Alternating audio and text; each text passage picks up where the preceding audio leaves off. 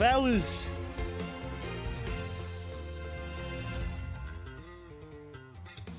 Hi, hello, fellas. I appreciate the lurk, Razzie. Thank you, homie. Hope y'all doing well, man. Stanley Otaku, Wamey, Big Me.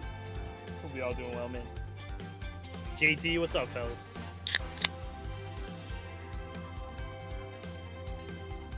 All right. We are back. We are back.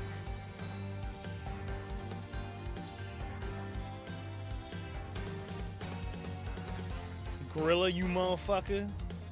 Welcome back, detective. Alright. Let's do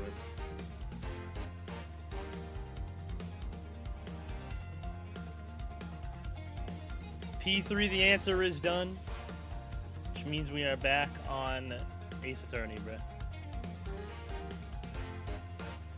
Which I am all for. Alright. Yeah, hopefully y'all doing well, man. Saw there was something. There's like a sale. There's like a big sale going on right now. I still want to try the Trail series at some point. I don't know when, but at some point I'm gonna eventually try the Trail series. But hope y'all had a good Friday. Good. What's today? Saturday. We officially got Pirate Majima for people that weren't there this yesterday morning, which I don't blame you. It was like 6 in the morning, but we got Pirate Majima. My chat is not working again today. Whatever. I'll live with it. Alright. Make sure everything's good. I think we're all good to go.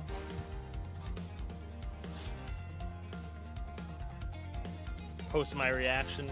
I mean, those reaction videos always get like good views, but I post my reaction video on YouTube. This shit's at like 3K right now.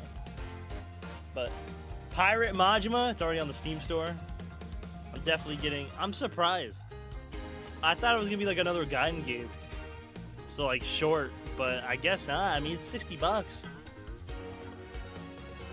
It's a fucking $60 game, bro. I'm so stoked for it, bro. I'm definitely getting the Digital Deluxe, too. Definitely gonna get the Digital Deluxe. Hell yeah, Pirate Majima. Yeah, it's at the end of February, so we gotta wait a little bit, but it's okay. What's up, Bacon?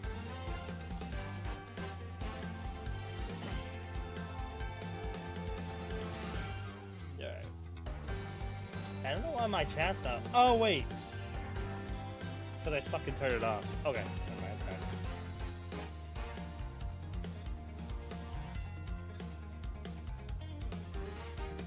There we go.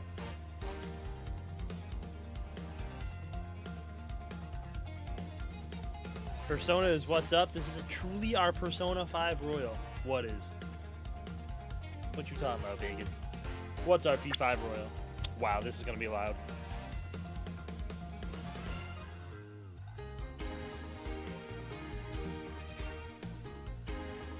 Alright, bro. It's time to get right back into this game, bro. I've been wanting to play this. I didn't think the answer was gonna take 7 streams. So I thought I was gonna be able to beat it in like 3 or 4, but I did Heartless and yeah, so.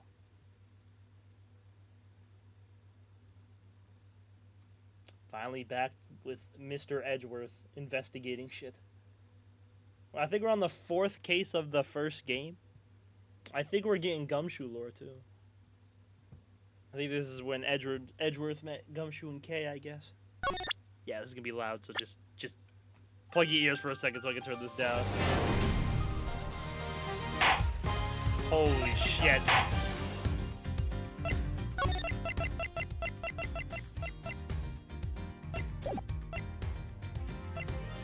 Because this is the first time playing on my new PC, too, so.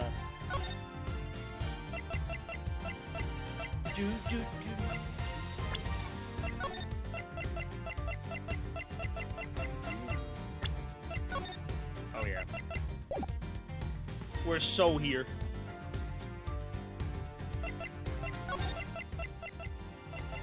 Dude, like...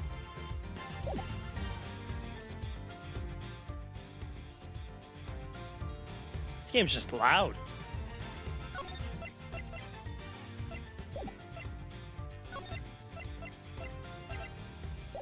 I think that's good, right? Y'all can still hear me okay? Is the game good or bad? Just let me know.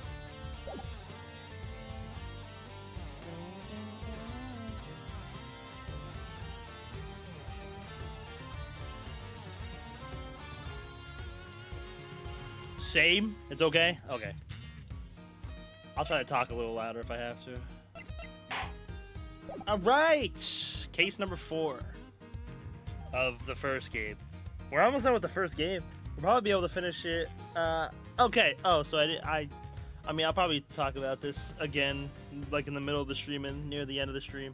I won't be streaming tomorrow because I have a family party after I get out of work at like 6 o'clock. So I won't be able to stream tomorrow. So it'll be today, and then I'll just have Sunday, Monday off, and then I'll be back Tuesday. But we should be able to beat the first game on Wednesday. So I even say objection yet. What are you overruling? I'm sorry. I have a family thing tomorrow.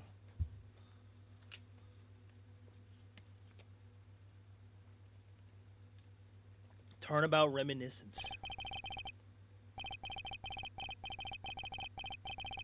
Kay Faraday, the young lady who calls herself the second Yatagarasu. The piece of cloth that she conjured up has taken me back to many years ago. Start early Tuesday? Probably not. I'm gonna be fucking tired. 7 years earlier. Oh, it's the judge! Oh my gosh, the fucking judge! Hold on, I'll get to y'all's comments in a second. Especially yours, Snake. Yeah, that's right. I did it. I killed the guy. Who are these two? Was that Gumshoe? But it was the great thief Yatagarasu that told me to do it. I asked the defendant, just what exactly are you trying to say? That's not Gumshoe. Don't you get it? I know the true identity of the Yatagarasu. Who are these two lawyer and prosecutor bums? The Yatagarasu is the man standing over there at the prosecutor's bench. Are you saying that I'm the Yatagarasu? Don't you dare deny it. You told me to kill him when you snuck into the embassy. Are you claiming that Mr. Faraday is the Yatagarasu? Oh, that's Kay's dad. Mr. Rel, I think we've heard just about enough of you. Your Honor, please listen to me. I'm telling the truth. You've gotta believe me. Oh shit, what is that? What the fuck is going on? Oh, well, she did say she was the second. That makes sense. In accordance with the defendant's accusation, a new prosecutor shall be called to replace Mr. Faraday. This court will be in recess until the new prosecutor is ready. Is this Miles? This has got to be Miles. There it is. Just watched your Refantazo reaction video. Kind of weird. A certain comment that, yeah, I don't, bro. He's a, I don't know what that guy's problem was. He's a metaphor meat rider, and the game's not even out yet. That was weird. I'm just like, okay, guy. Calm down. I believe him. It's almost time for me to enter the courtroom. So it is that my first assignment as a prosecutor will be as a replacement for a prosecutor who has been accused by the defendant. Edgeworth? Metaphor haters? No, it was actually the complete opposite. It was metaphor lovers. He was meat riding the game already and it hasn't even come out. Because I gave some criticisms on the game, but yeah, he didn't want to hear them. Majima like a One Piece. Bandy. Pirate Majima. Oh, it's Manfred. Sir. Oh, it's the song.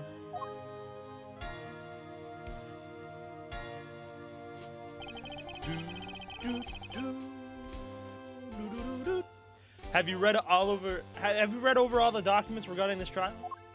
Yes, sir. I memorized everything there is to know. Very good. There's paperwork for the prosecutor's substitution. It's just about complete. Edgeworth, always bear in mind that as your mentor, I, Manfred von Karma, the Snap will accept nothing short of perfection. I'm gonna call it the Scallywag style. W Scallywag. Nah, yeah. I wish there was more announced, because having a whole summit for one game was kind of crazy. I thought they made it like tease something, but I mean, even so, Pirate Majima, awesome. I'm so excited for that game. I posted my reaction yesterday, bro. And like I said, this shit already has like 3K views right now. It's kind of crazy. Yeah, the comment, it was like a paragraph. I mean, like I said, if you want to go look at it, it's my metaphor video. I understand, sir. To have the chance to stand in court at such an early stage in my career, I am honored and proud. As I have watched over your studies, I am giving you this very rare chance. Prove yourself. Crush the defendant's pathetic lies into oblivion. Yes, sir. Wow.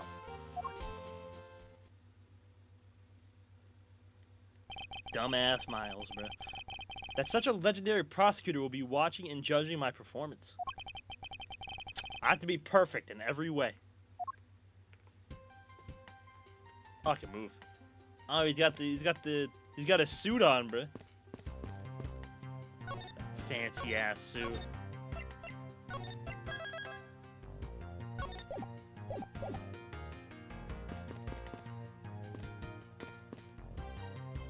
Is this the dude at the theme park?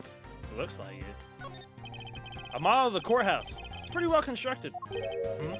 Hand to the face. Don't tell me this thing transforms. Yeah, I wonder for what other purpose could they have been made. Aren't these great? Daddy made all these. Awesome. But didn't you get fired right after you made them? Ah, yeah, I did. I spent the same amount of money on this model as it cost to build the real thing. Wow. And my boss wasn't very happy with me. Hey, Daddy, didn't you build a secret mechanism inside of it? I'll tell you about it someday when you're older. A secret mechanism? Maybe he installed his payback for getting fired? Could be trouble. Now I'm curious. Me too. I'm talking about some secret mechanism.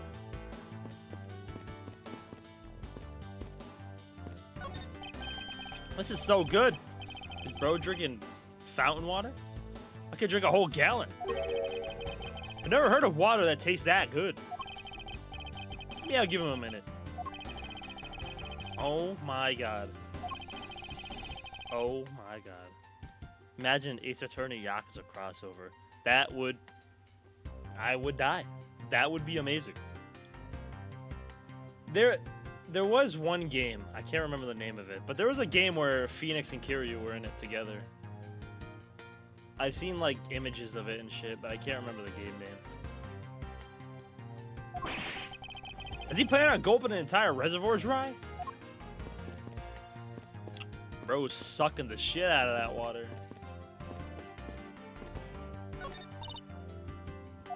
Excuse me, madam, but is something the matter? I just thought someone would have brought hors d'oeuvres by now. But this is a courthouse. It'd be quite atypical to provide hors d'oeuvres here. Are you sure? Someone poured me a fresh cup of coffee last night when I was here. What the heck does she think a courthouse for?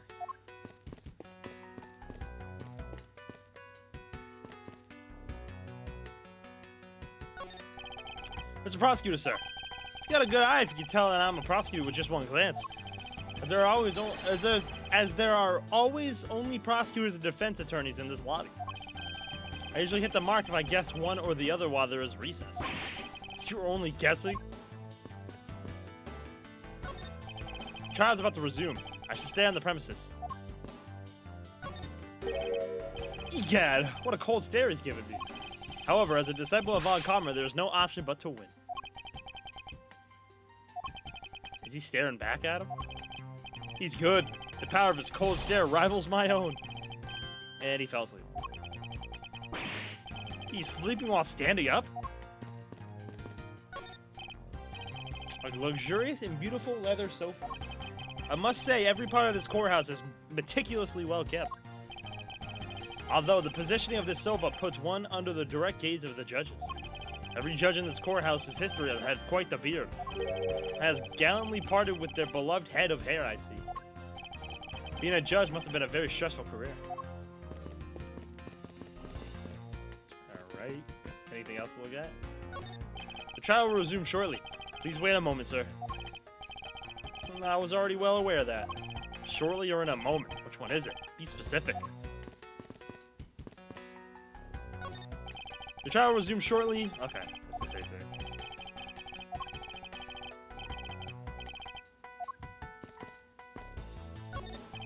A bookshelf, huh? Compendium of laws for beginners. I don't have the time to read this and second guess myself now.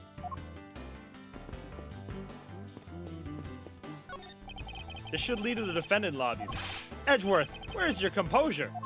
If you wish to take a look at your enemy, do so in the courtroom as you crush him. Indeed. Thank you. You're a man of wisdom and experience, sir. Blech. And the guy who kills your father. Spoilers, sorry. A bulletin board. There are trial schedules posted on it. Trials scheduled for this week, huh? There's only today's trial listed. This must be a mistake or this country's judicial system is not working as it should.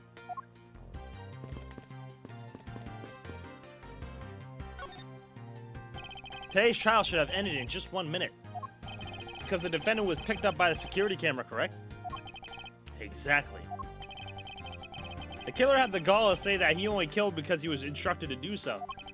Even more outrageous is his claim that the case prosecutor, Byrne?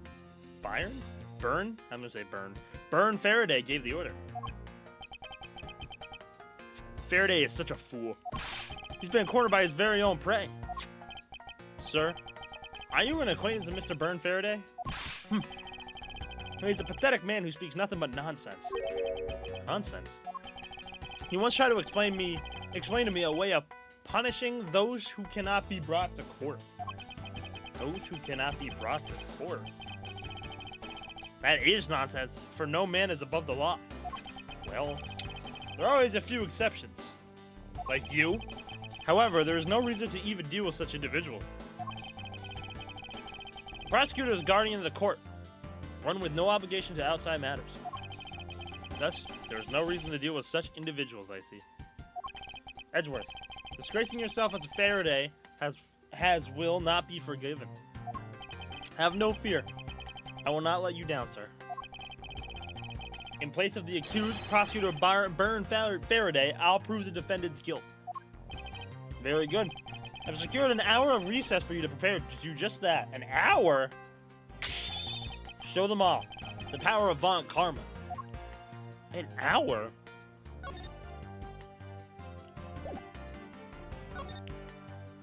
How's my badge, Von Karma? It is thanks to you that I have finally become a prosecutor, sir. It's amusing that you wanted to become a defense attorney, yet became my student. It is a strange path you have traveled. It's true that I had wanted to become a defense attorney, but now I am honored and proud to be a prosecutor. I see. Then as a student of mine, I suggest you remember this well. The prosecutor's badge is not to be flaunted. The dignity of a prosecutor lies in the man himself, not in this badge. I understand. I'll keep that in mind. Besides, why put holes in your fine garments? It's simply preposterous. Prosecutors must also take pride in their appearance. I'll keep this in mind as well. I'm constantly having to remind the others at the prosecutor's office of this. It's more fashionable to keep your prosecutor's badge in your pocket. So that's why he keeps it in his pocket. In other words, I was shooting prosecutor's badge with care and hope. Honor? I understand, sir. Now I know why he keeps it in his pocket. So have you achieved a firm understanding of the case? Yes, sir. I memorized everything that is written down in the case files. Well then, explain the case to me. I want to see if you really know what you are talking about. Understood. A murder was committed on September 8th in front of the Kodopian Embassy. The victim, Mr. Deadman? Oh my god. It's just Deadman. Deadman was a staff member at the embassy. The defendant in this case, Mr. Mackerel, that's Mackerel, was held for questioning the night of the incident as he was deemed suspicious. He was quickly placed under arrest for possession of the murder weapon, a gun. Furthermore, at the time of the murder, the great thief Yatagarasu had successfully infiltrated the Kodopian embassy as well. At first, Rel claimed that he himself was the Yatagarasu, but that he did not kill Deadman. I wonder what he expected to gain from such a desperate lie. It's possible that he wants to go down while in the spotlight if he is found guilty. There truly is no limit to people's inanity. But I digress. Continue, Edgeworth. Yes, sir. During the trial, the prosecution presented the security footage that captured the murder. Damn. The footage clearly showed Mr. Rel as the murderer. The act of Mr. Rel firing the gun could be clearly seen from the visitors' gallery. Upon seeing that, the defendant retracted his statement and admitted to the murder. I did it because I was told to. By the real Yatagarasu, Byrne Faraday. That sounds about right. However, you've forgotten one thing. While this may appear to simply be the murder of a Kodopian embassy staff member, people are actually referring to it as the second KG-8 incident. The second KG-8 incident? I'm very sorry, sir. I fear I've failed to study hard enough. Well, even among the police, it's information that only a select few are privy to. Could you please enlighten me, sir? KG-8. That's what was stolen in the first case. Are you dancing over there, Gorilla?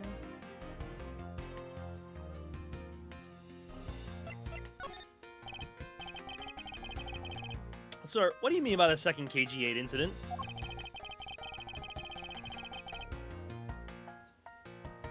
In order for me to tell you that, you must first learn about the original case. Take a look at these documents. Rockin' a Legion music. The Legion music is fire. This is a 3-year-old newspaper. Reference materials regarding the KG-8 incident. I received them from my mentor. Have you heard of the Amano Group scandal before, correct? Ernesto Amano. Yes, I have. The secretary of Ernest Amano, the Amano Group's director, was arrested under suspicion of smuggling. Correct. CCU was an employee of the Amano Group and the sole witness to the smuggling operation. It was she who brought the crime to light. However, Miss Yu was silenced before she could testify in court. Wasn't a Kodopian embassy staff member arrested for the murder? CCU. Yes, a Kodopian by the name of Manny Cochin was the suspect. Manny Cochin found not guilty. However, due to the lack of evidence, the case went unresolved. Lack of evidence. If only I was in charge of the case, I would have done everything in my power to prove his guilt. To make sure that all criminals are found guilty, my mentor really is dedicated. Faraday was the prosecutor on the case then, and he was as pathetic as ever. Mr. Faraday was in charge of the KG-8 incident as well? That's right. And now, once again, the victim of the case you are currently assigned to was someone who was scheduled to testify against that smuggling organization. And just like that last time, the victim was murdered right before he was to testify. You're catching on? The victim was murdered just before his day in court against the smuggling organization. Events are occurring almost exactly the same way as they did in the KG-8 incident. So that's why it's being called the second KG-8 incident. Yes. Yep, there was one difference between the two incidents. What would that be? The so-called noble thief that is sending everyone into an uproar. The great thief Yatagarasu. Yatagarasu? I better find out more. If it's true that the Yatagarasu showed up at the Kodopian embassy, what could he or she have been after?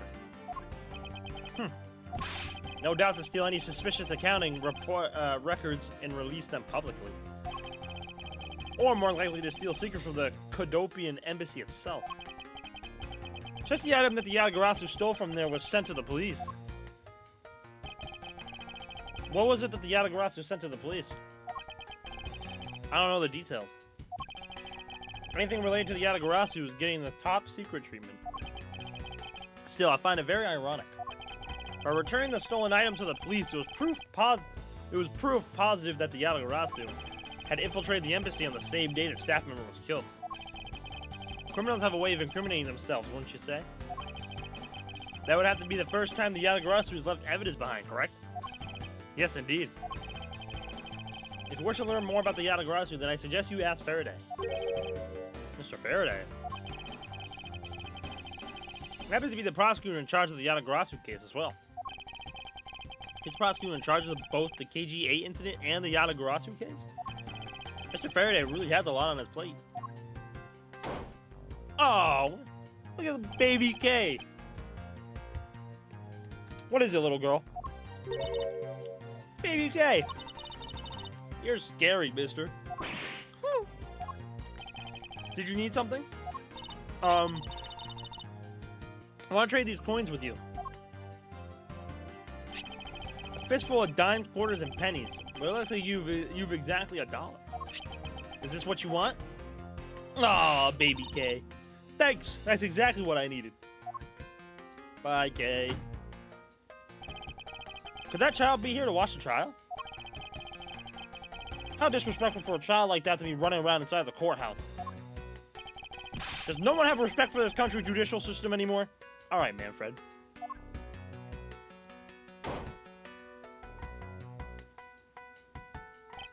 The paperwork for the prosecutor substitution is complete. Why, you? Do you even know how much time there is left before the trial resumes? I'm so sorry. I can have you mopping up this courthouse instead of protecting it in an instant. Why are you such an asshole? It's no bother, sir. Not being completely prepared could prove to be a perfect handicap for me. A proud one you are.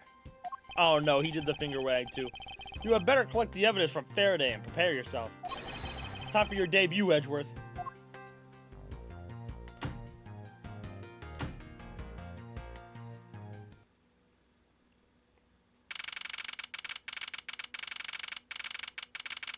So we like actually doing like court stuff?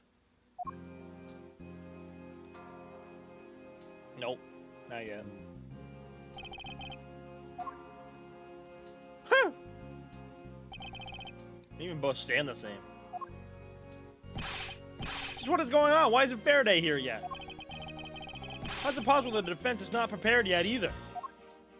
Bailiff? Where's Mr. Faraday? I'm not sure. I wasn't really paying attention.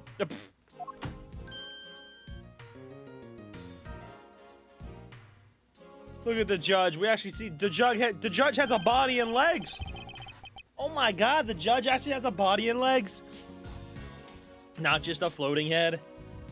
You must be the one Mr. Von Karma recommended. Oh my god, look at the judge. He a big boy. It's the first time we're seeing the judge like this. I hear this will be your first trial. Look forward to seeing how you perform.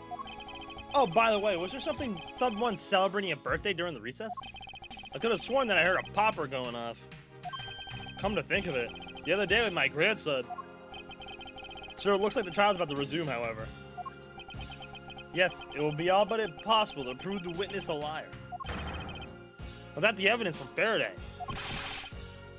What's that blasted buffoon up to? It's an emergency, sir. Sirs. Gumshoe! Silence! There shall be no yelling in this sacred hall of law. Bailiff, remove that man from this courtroom at once. Oh. But please, wait. You have to listen to me. There's an emergency. Defendant lobby number 2, Mr. Faraday and the defendant. No way, they were both killed. The two of them, they're both dead, Your Honor. Oh my god. What? What? Oh my god.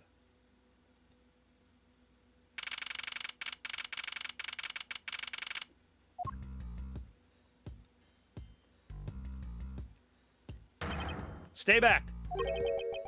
Oops. Demonic.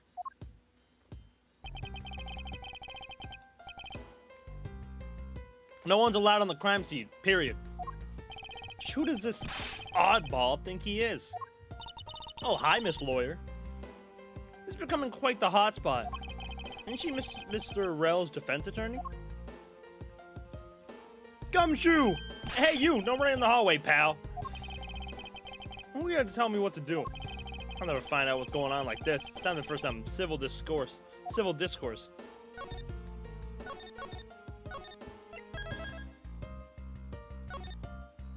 Two bodies discovered. What was ants? This sofa looks like it's seen its fair share of use. And it looks like another part of the courthouse is visible from the window. My eyes have locked with my reflection's eyes in the barred windows. As student of Von Karma, I refuse to back down. Oh my god, he's staring at himself. I won. Okay, bro.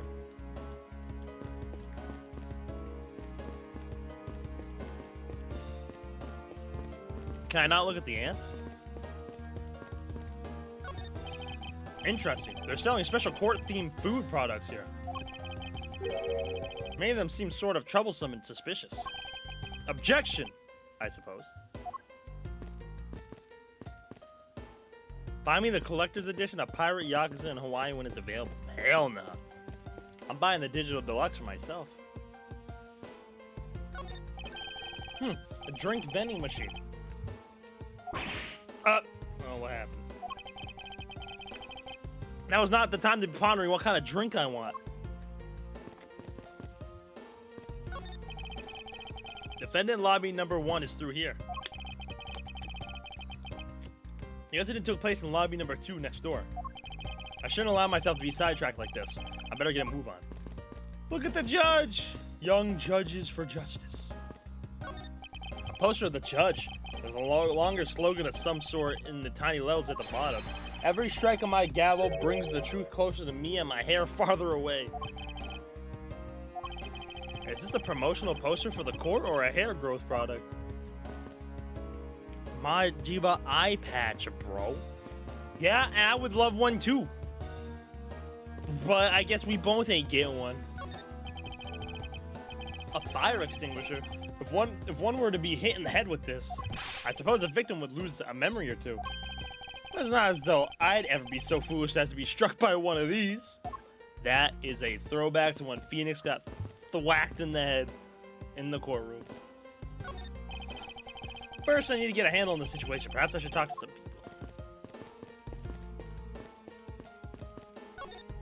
people. And you are?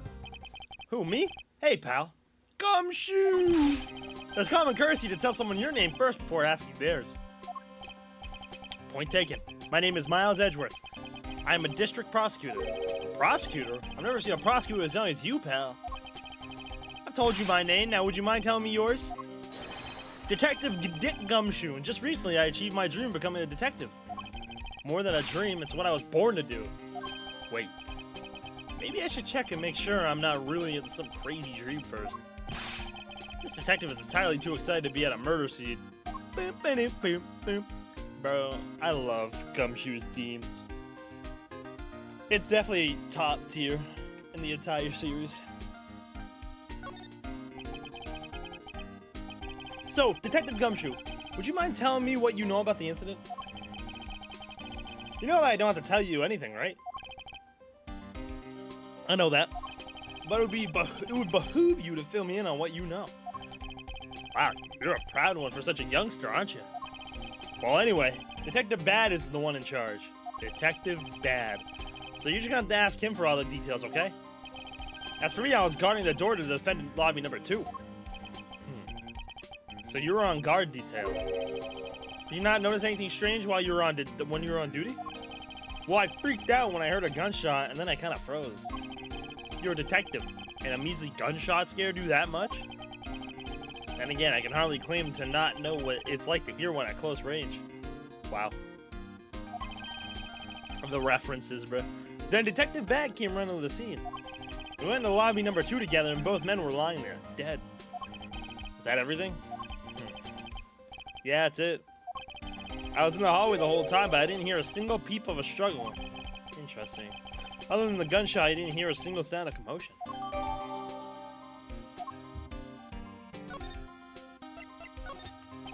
You mentioned that you've only recently become a detective, did you not? Got it. I'm a brand spanking new detective. So that means you've probably never seen a real prosecutor's badge. If you so desire to see one, I just might be able to make your day. You have to go through the trouble, pal, because a real man has a police badge. And someday I'm going to be an ace detective, just like Detective Bad. Did I say something wrong, pal? Forget it, detective. Alright. You just hurt Miles' feelings. Dead man. Like, come on, bro. A girl with a balloon. During the recess, she asked me to change some coins for her. Well, we got the judge in our profile, too. You judge. Alright, who's the lady, bro? Who's the lady? Do you have a minute? You know, I'm not really into talking to people I don't know. Especially at a time like this. I apologize for not introducing myself before bothering you. My name is Miles Edgeworth. I was to take Mr. Faraday's place in court. Edgeworth, huh? Never heard of you. So Faraday's substitute is a newbie, huh? I'll have you know, madam, that I studied under Manfred von Karma. Do not take me for some naive novice. Yo, she's laughing at him. Do not take me for some naive novice.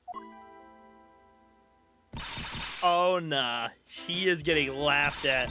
So you're a student of Von Karma? I should have... Those clothes are a dead giveaway. Stop right there. These are the garments of one who gallantly presents the facts. Wait, hold on. This sounds kind of okay. Thanks for the great laugh, but try not to make me laugh so much, okay? Chill, I wasn't trying to do anything of the sort. Just kidding, I was just goofing around. By the way, you.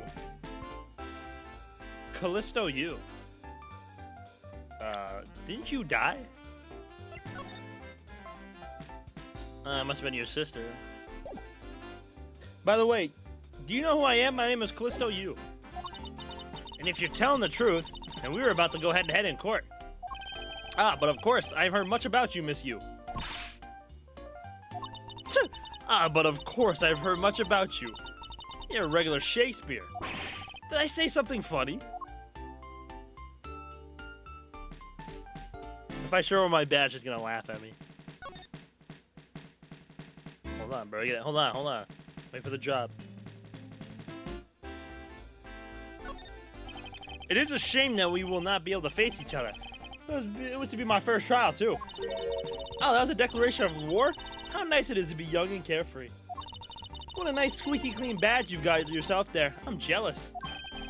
I'm sure its gleam will dull over time with experience. Yo, stop. Are you saying your reputation will also tarnish over time with it? That's not what I meant. Well, you just can't avoid some things in life. I'll never allow my badge or my reputation to become tarnished. 22. Oh, she's young too.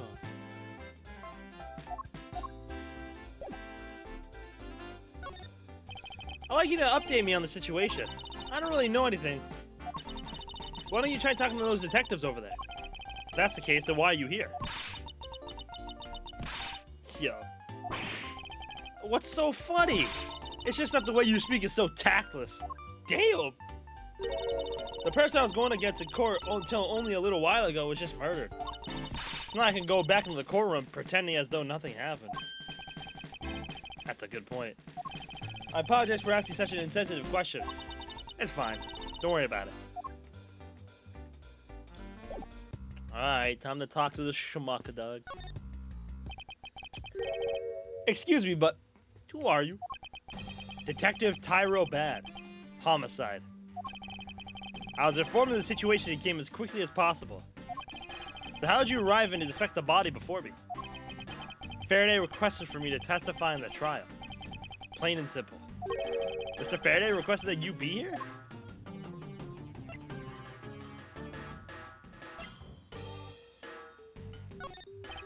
This seems okay. I've already contacted HQ about the situation. I've got nothing to say to you, kid. Kid?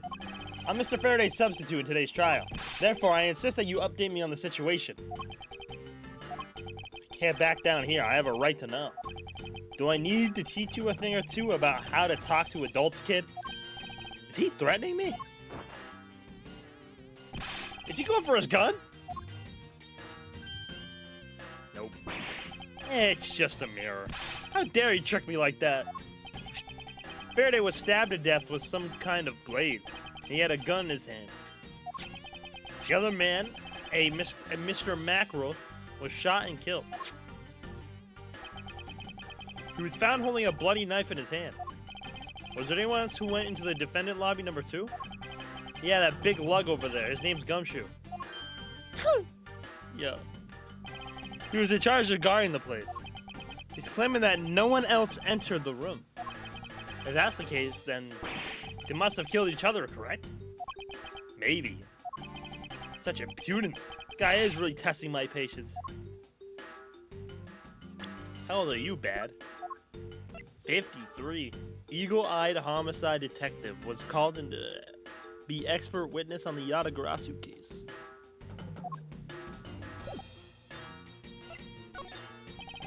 Why was I not informed that you were going to testify in court? Homicides aren't my only gig. The Yatagarasu case is also one of my assignments.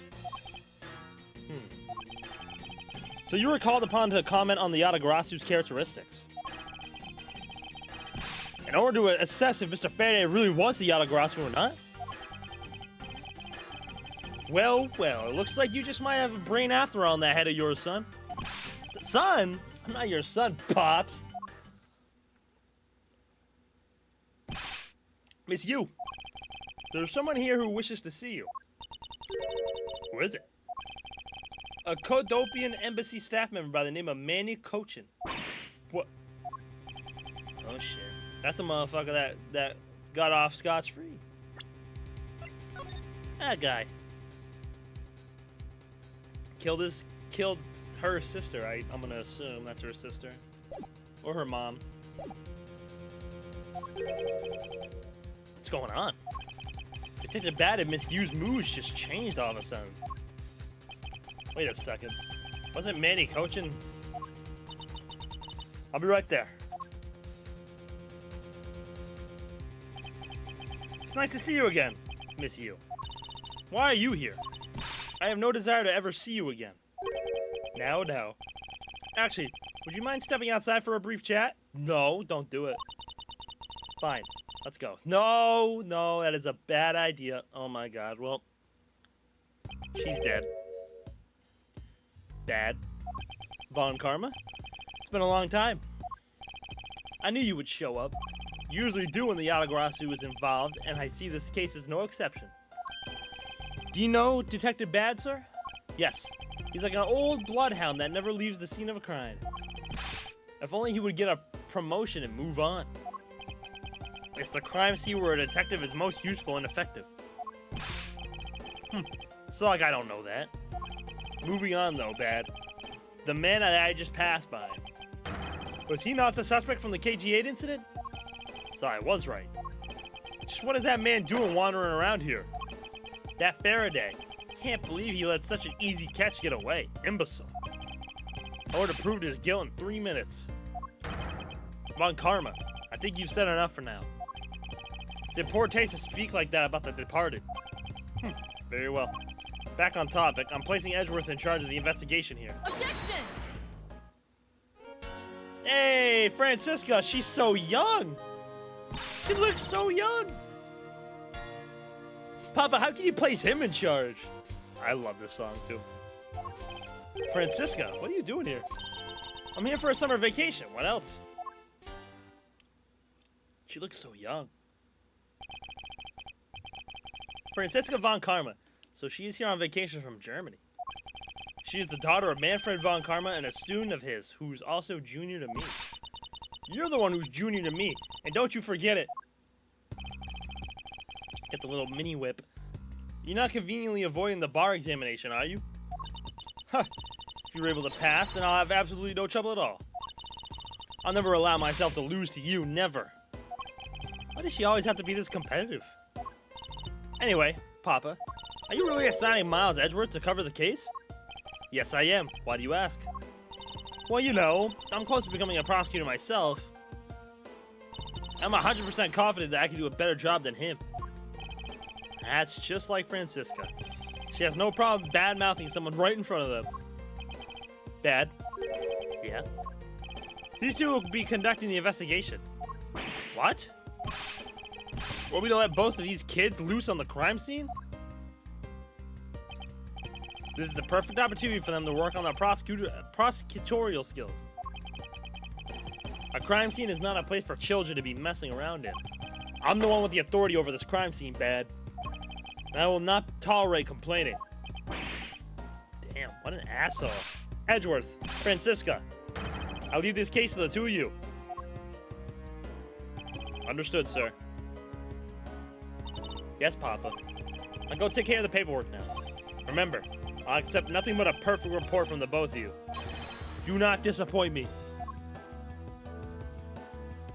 Poor Gumshoe. Hold on, Von Karma. I still haven't agreed to this. What's Gumshoe doing? Miles Edgeworth. It's been quite some time, Franziska. This will be the perfect chance for us to see which one of us is truly worth the Von Karma name. Would it kill you to at least say hello? Long time no see. Very good. Just because you became a prosecutor first doesn't mean you can act all proud. Yeah, she hasn't changed a bit. Miles Edgeworth.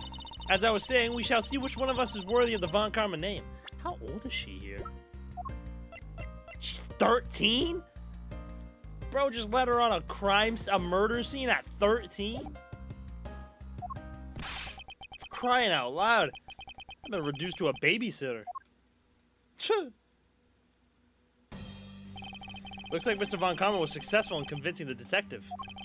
That's just like him, he never fails. Now I'd appreciate if you could quickly run me through the facts, Detective Bad. You're better off checking things out on your own. Very well. Jiro would be proud, he would. Cause like, fucking 13 years old isn't crazy? Seems like getting help from Detective Bad will be a most arduous task. Damn, right on top of one another? Yo, not Jiro 3. Damn. It's the only real explanation that they killed each other simultaneously? Miles Edgeworth, you should listen to someone until they are finished talking. What are you talking about? I'll only say it one more time. This is a competition to see who's truly worthy of the Von Karma name. She's 13 now, Jiro. Bridge. I don't even remember who we were talking about. Do you even remember? Because I don't remember.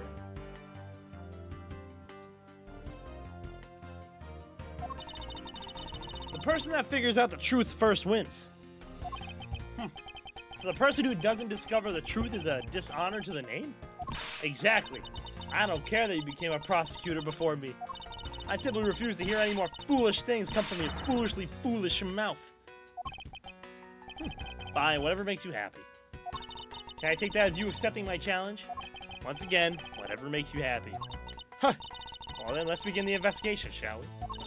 I'm going to find the perfect evidence and prettily present it like the professional I am.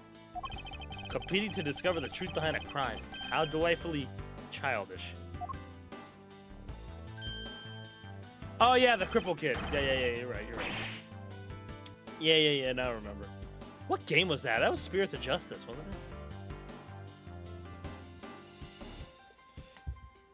it? Kid. Ha, serves you right, Miles. He just called you a kid. I said kids, kid. How dare you call me a kid as well?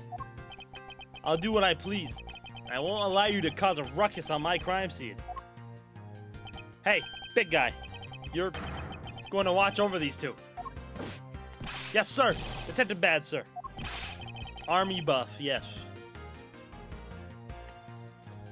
Now I remember. Now, do what I say from now on, kids, okay? You better not get in our way, Scruffy. Wow, that's the first time she's ever called him Scruffy. You'll feel the bite of my whip if you do. Then you, prosecutor boy. Let's get your investigation started already, alright? Great. Now even that detective is treating me like a child. Alright, it's time to get investigating. Get a move on, prosecutor boy. My name is Miles Edgeworth. And if you were to call me prosecutor boy one more time, it will be my duty as a prosecutor to look into your monthly salary. What? What would you do with my salary after you saw how much it was? That's up to you now, isn't it? Really? Sounds good, pal. He's so naive. Yeah, I remember. I remember now.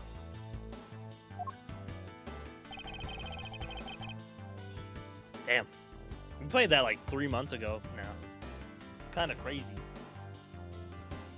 Detective Bad, may I have a word with you? What is it? It appears that both a knife and a gun were used as murder weapons. Yeah, it does. That leads us to our first question of the investigation. Where did the men acquire the weapons? The gun was inside of Faraday's bag. It was a piece of evidence that was presented in the trial earlier today. It was used to kill the Cadopian embassy staff member. But I never heard anything about the knife. Mr. Rell was being held by the police. There's no way he could have brought it in. Magic, you fucked it up. Hey, man. Could have been a piece of evidence that had yet to be presented? But then why doesn't Detective Bad know about it? Wait, what if? It's possible that Mr. Faraday brought the knife in under the guise of prosecutorial evidence. He could have then brought it out and attacked Mr. Rell with it. Maybe you got a brain there after all, kid. Is he going to treat me like a child forever? Looks like Mr. Faraday attacked Mr. Rell first, who then counterattacked. That's the only logical conclusion you can draw from a scene like this. Not yet. I feel like it's much too early to be drawing conclusions already. I must first find conclusive evidence so as to protect the honor of the Von Karman name. Nah, Yacht, Yakuza, Phaeton, and Jorgen. Bro, it's like a... it's like a movie theater, bro.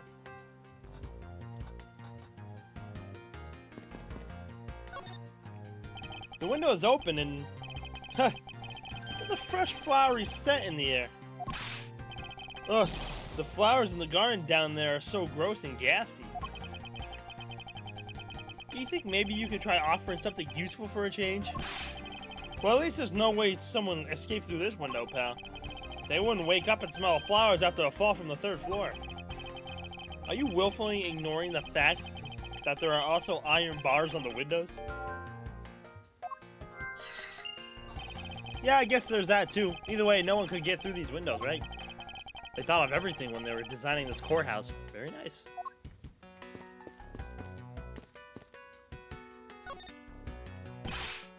Whoa. What is it, Detective Gumshoe? My TV at home is so tiny compared to this one, pal. Now perhaps you should purchase a more normal-sized television like this one. Wow, that being normal is crazy, Edgeworth. Oh, let me see here. Wow, this thing's huge. What? And way too noisy. You're the noisy one, Scruffy. Don't touch it. You get your fingerprints all over it. But I didn't touch it. Preservation of the crime scene is the foundation of detective work. Foundation, huh? Sounds like something the rookie here needs to shore up on. You said you didn't touch it. TV has been left on. Why are you looking at me like that? It wasn't me. I didn't touch anything. Gumshoe, you do know what will happen to you if you touch something again. Right? I won't touch anything. Don't even go anywhere near the TV, sir. And you, get back to your investigation, alright? I was planning to do so anyway.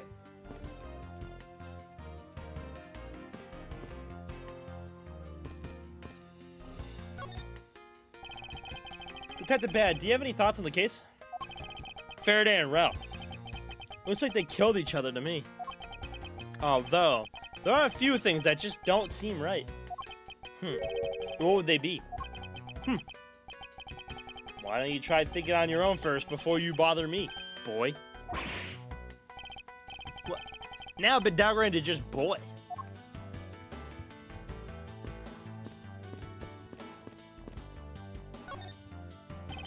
There are some plastic bags stacked up on the table. There's a tea set too. There doesn't seem to be any sign of a disturbance. Yeah, the table's all neat and tidy. Maybe they were super quiet in their scruffle? After all, I didn't hear anything from the outside of the hallway, you know. Maybe the plastic bags scattered on the floor are throwing us off?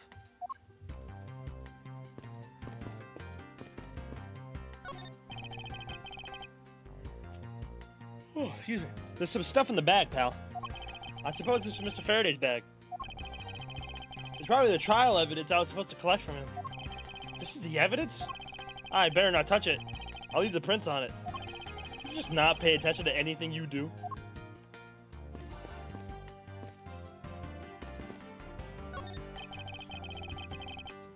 This decorated plant's foliage is quite nice. It's actually soothing to be around it. Perhaps I should purchase one for my room. Shit.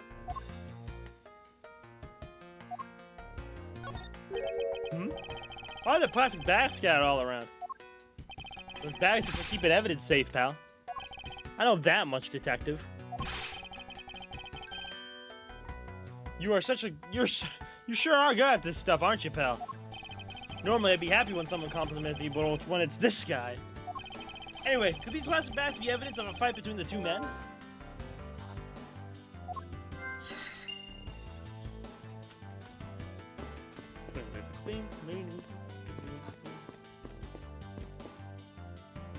Can't take a picture. I can't talk to that guy.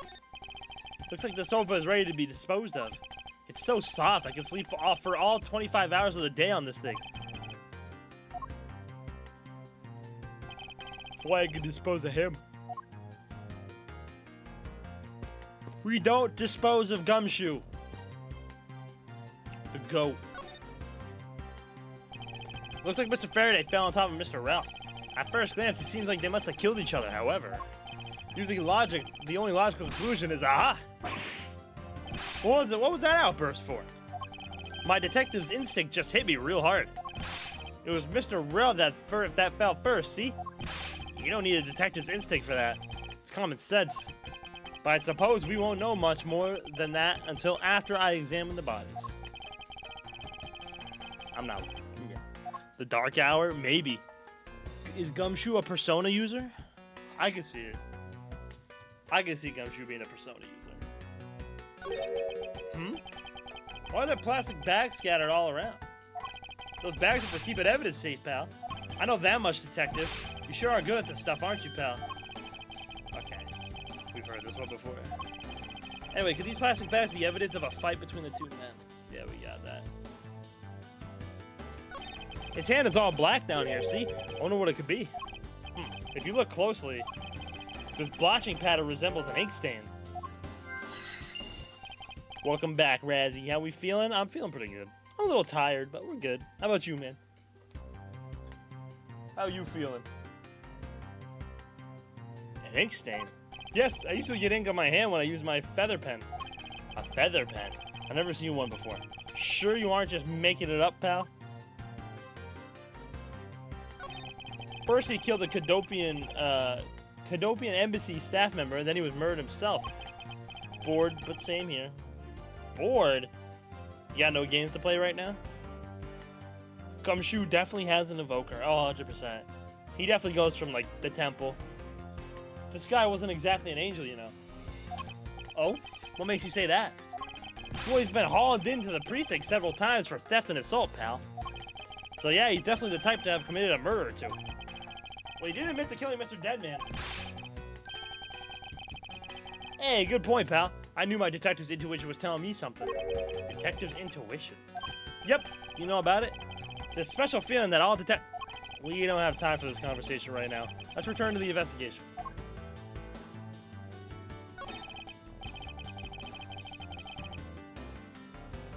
Mr. Faraday, how ironic is it for him to lose his life at a courthouse? Yeah. Why did it have to be like this? I don't know what to say. I can't believe this happened while I was on watch, pal. Rather than beating yourself up, you should spend your time continuing the investigation. Didn't you become a detective in order to solve crimes? Yeah. Then get back to work. Find out the cause of his murder. Right. I'm on it, pal. Gotta get that Spider-Man back. Don't mess with the amazing Spider-Man. No Honkai, bruh. Looks like Mr. Rel died with a knife in his hand. There's some blood stuck on it. Then he must have used this as a weapon. Yep, no doubt about it. Was Mr. Faraday carrying this on his personage? Did he bring this piece as evidence for the trial? Or did he bring it with a very different intention in mind? I should jot down some notes about it. I believe Faraday brought this as evidence. It was found in Rel's hand.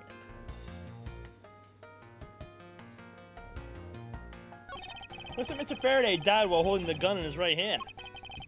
So he shot Mr. Rel and then fell on top of him while still gripping onto the gun? I guess that does seem kind of strange, huh? I mean, why would Mr. Faraday... Oh, shit. Why would Mr. Faraday know how to fire a gun? It's not exactly rocket science. Even I know how to pull a trigger. Although I doubt I'll ever need to use one. I hope I never have to fire a gun either, pal. But it sure does look cool to hold a gun in your hands.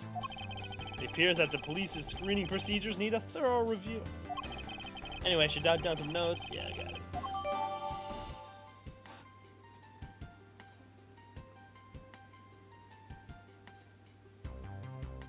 W Deadlock.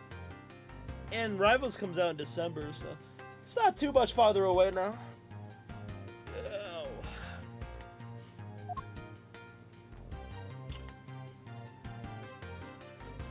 Mr. Rel's cause of death was from being shot, correct? That's what we think, but it's hard to tell with him lying face down. Death is bad enough, but it's truly lamentable that someone would try to hide the truth. Are you sure they were trying to hide something? I can't confirm Mr. Rel's cause of death with his body positioned like that. It's not bad. I like to examine the bodies in further detail if possible. What's this? You're not able to form a theory with the way they are right now?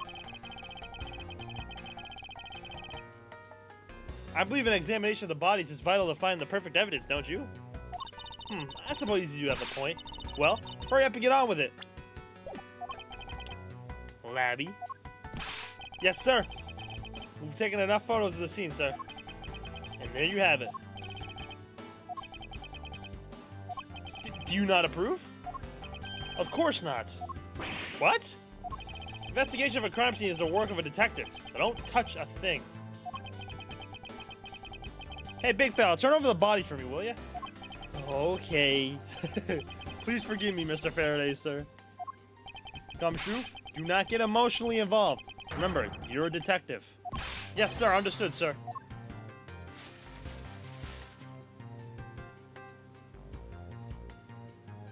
You fuck. I won't rest until I've inspected every suspicious-looking nook and cranny. Mr. Faraday is holding a gun in his right hand. That's the one Mr. Rel got blown away by, right? Labby, your answer? Yes, sir. We found out the ballistic markings do match that gun. Oh, ballistic markings are the figurative fingerprints a gun leaves on a bullet when fired.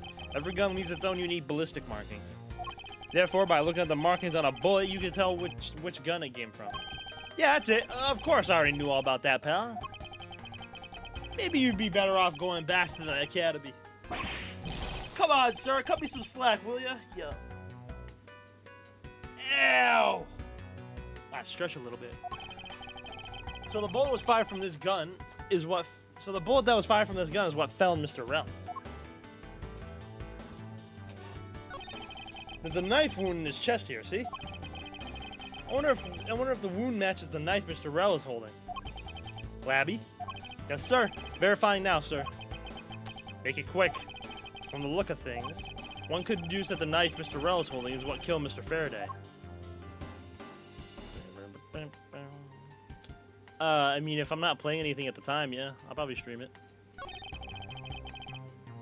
There's something in his breast pocket. It's a fountain pen. Hey, you know, I always keep a pencil behind my ear. It's because Detective Bad is always telling me. You should always write your name on everything you own.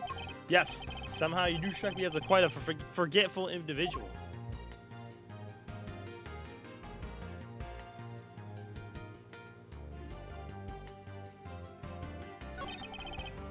Shot in the chest.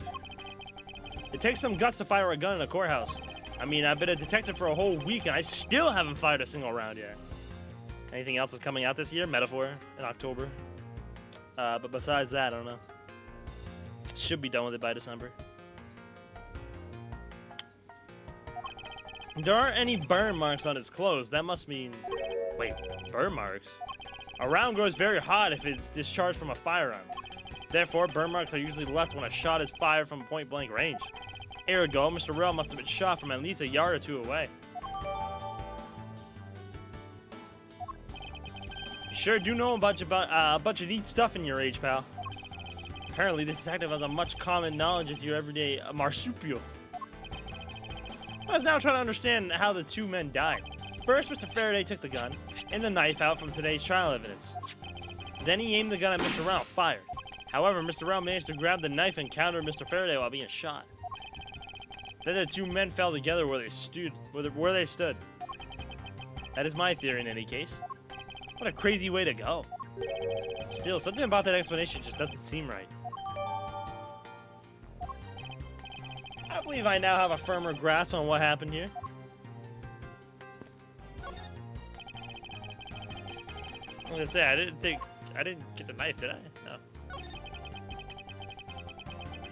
Mr. Faraday was stabbed with this knife that Mr. Rell's holding. Ouch! What's wrong, detective? My stomach's starting to hurt from just thinking about being stabbed. Just keep your mind on the case, alright? Alright.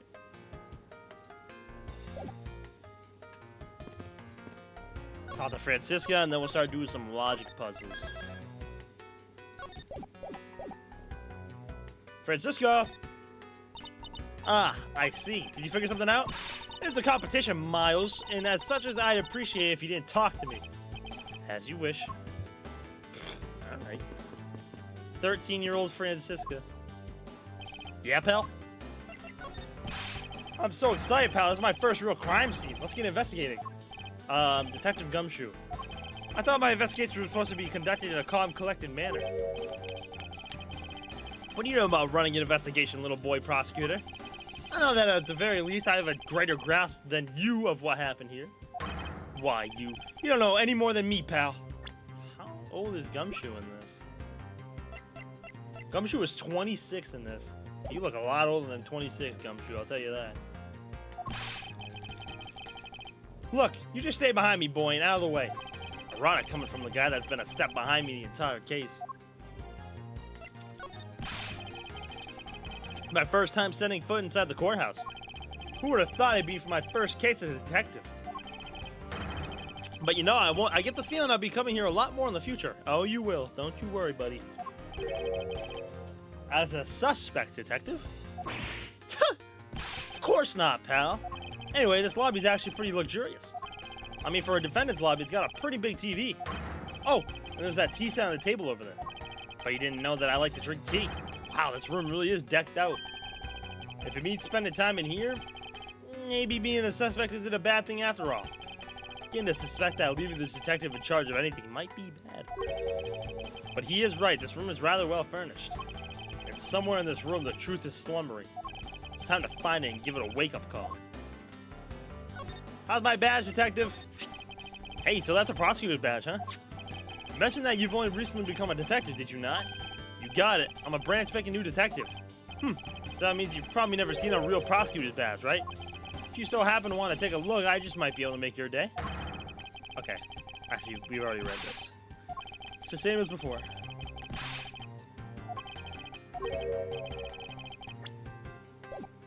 Miles got his feelings hurt, bruh.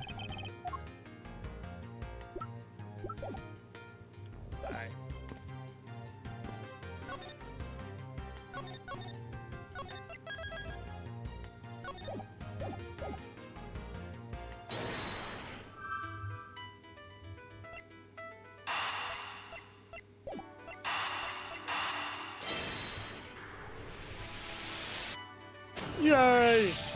That splotch on Mr. Faraday's hand. I wonder if it might be the ink from his fountain pen.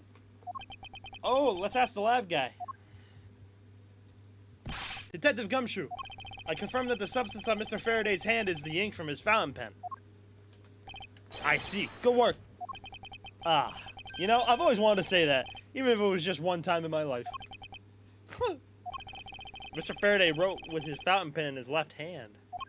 I think it's fair to assume that he was left-handed. It appears that Mr. Faraday's pen is very important to our case as well.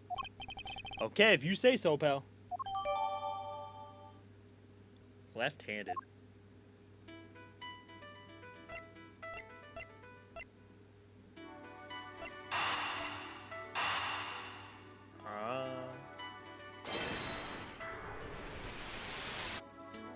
Nope.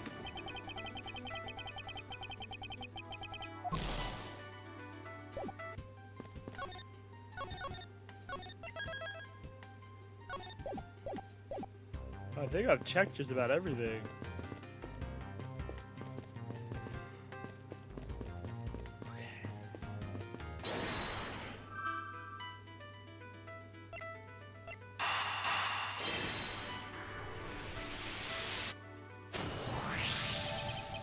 There's a very tiny pile of plastic bags on the table.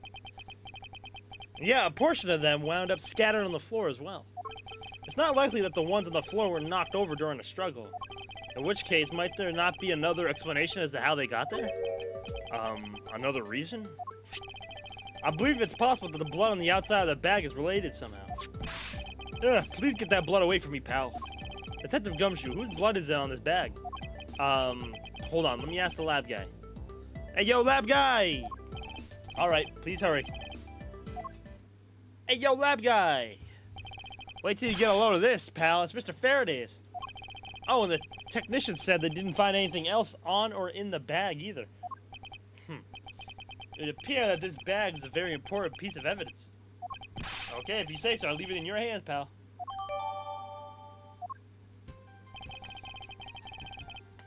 I guess there's not much left to investigate, huh? They really did kill each other. No, we can't conclude that quite yet. There's still something I find very peculiar here. The theory that simply kill one another is too simplistic in this case. In fact, there's actually a contradiction that shows there's another possibility. No way, pal, really? I suppose I'll just have to show you the contradiction in this crime scene.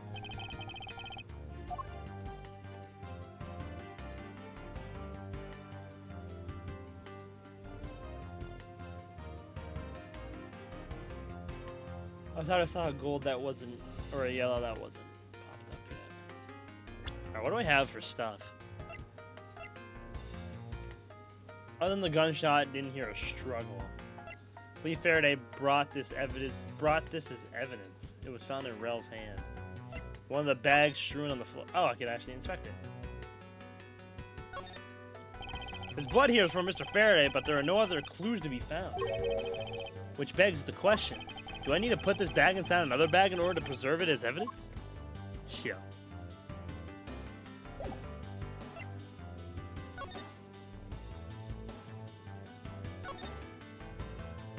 Whoa. It seems Mr. Faraday was in the habit of using very nice fountain pens. That's the total opposite of me. I don't get these things at all. Well, I think the pencil behind your ear suits you just fine. Really? You think so, pal? Man, I knew it was worth something. That wasn't exactly a compliment, detective.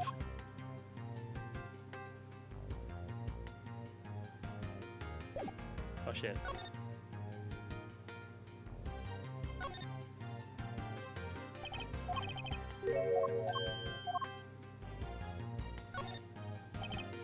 This looks like a quality nib.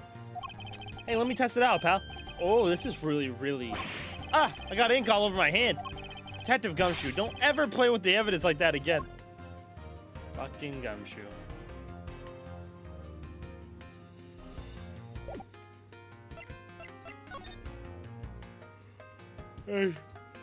4:32, September 10th, 4 p.m. Discovered immediately after a gunshot was heard.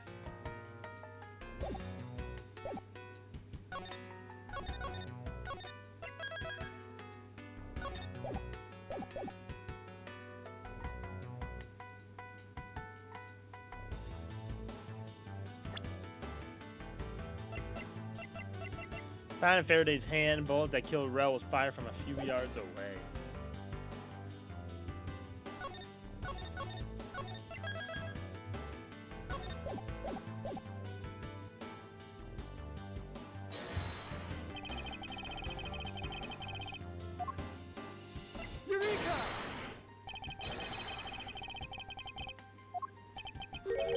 Really, pal? Because I don't see anything wrong there. Huh, I was merely testing you. Hey, pal, don't make me arrest you for lying. I guess I was mistaken. Alright, it's not that.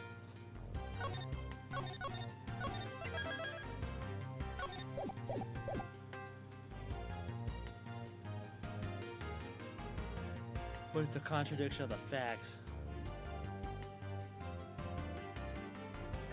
I only have so much stuff.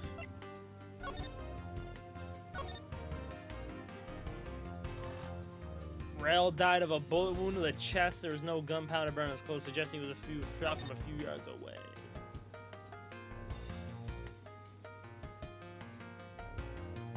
Huh.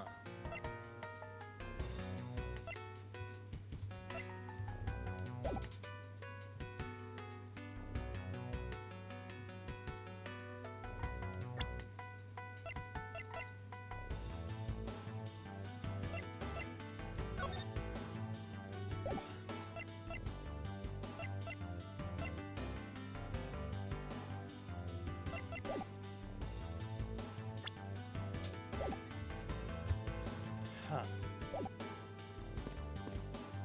Eureka!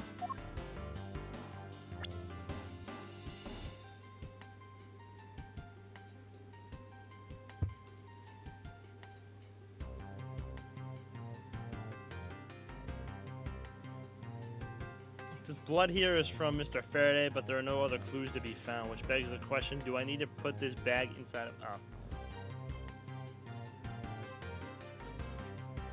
Somehow, man, it was worse than that wasn't exactly.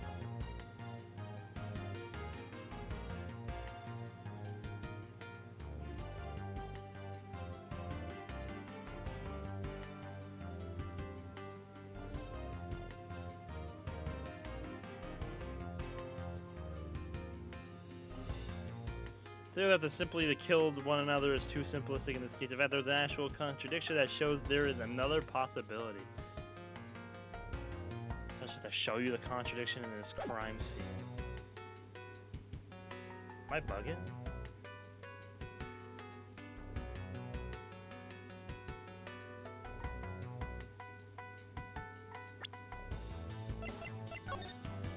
You go on DVD, man. You enjoy it.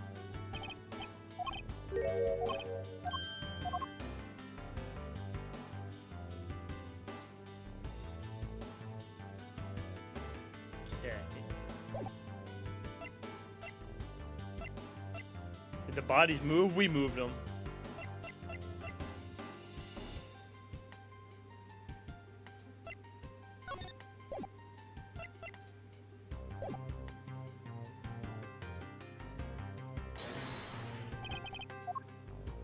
Eureka! Okay.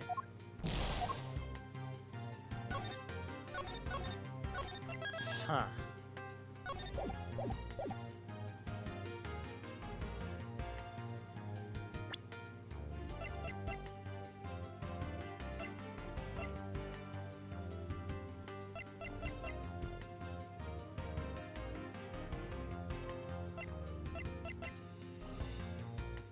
On Rel's hand. So what's... I don't get it.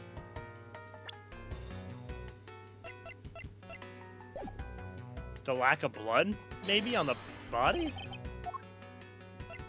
Eureka!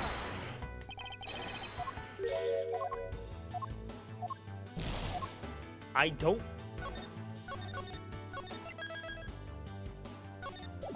Maybe the lack of blood on his body? Eureka! Eureka! 'Tis confusion. Squire!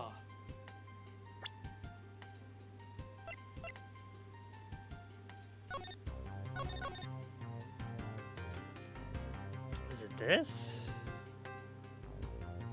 I don't know.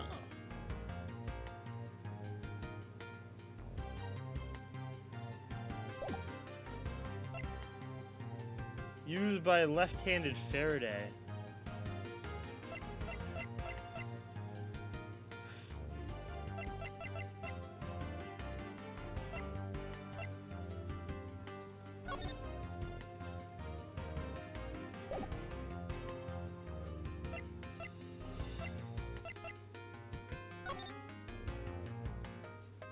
It's not gonna do anything.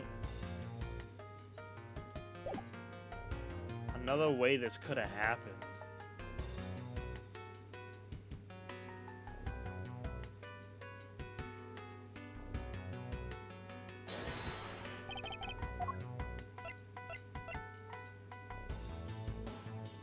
Eureka!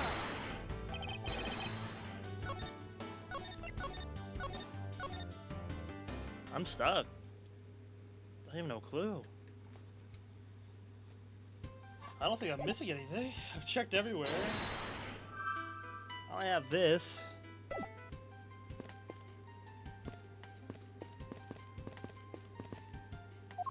Got anything, Gumshoe?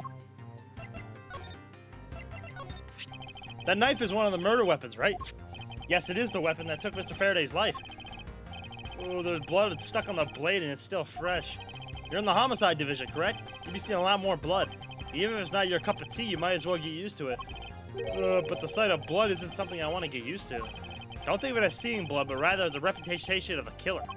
If viewed in that sense, you begin to see how the killer operates. You're right, pal. Thanks for the fresh perspective. I feel so much better now. Glad someone does. Nope. That's actually related to the case, pal. Yeah. So that's what Mr. Faraday used to write with. It's in a completely different league from my 10 for $9.95 ballpoint pens. Looks to be well used. Yeah, he probably used it a lot at work. I heard he was really passionate about his job. I just can't believe he died like this, poor guy. As for why he died, I suppose I'll find that out once we solve this case. Nope. Eesh! Hey, pal, I'd appreciate it if you didn't point that thing at me, okay? Don't get cheeky with me, detective. I simply wish to show it to you. And you got a point in showing it to me? Because I don't have a single penny on me, so you're out of luck, pal. That was an unusual reaction to be showed a piece of evidence. That's the whole truth there, pal, I swear. So you were guarding the door to lobby number 2 at the time of the crime, correct? Yeah, that's right. I'll have you know, not even a single ant got by me. Really? Are you sure that not even a single ant slipped in? Well, guess if we're talking about slipped in, then maybe a frog or something did. It appears that my point is also completely slipped by you, detective. No, nothing new from Detective Gumshoe. Francisca doesn't want to talk. You don't want to talk either.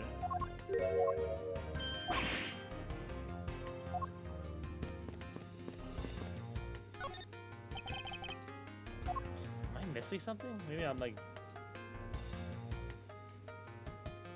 Is he holding something? No.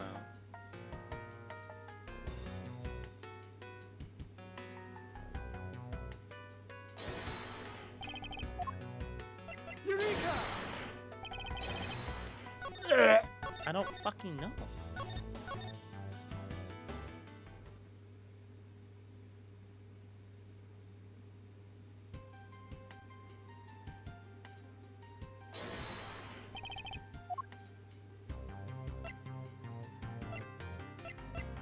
Slow down, I'm speeding up.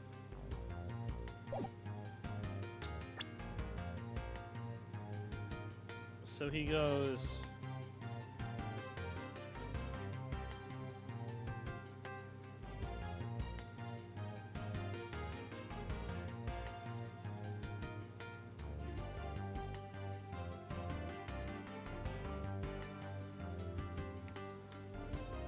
I suppose I have to just show you. I won't rest. This blood here is from Mr. Faraday, but there are no other clues to be found.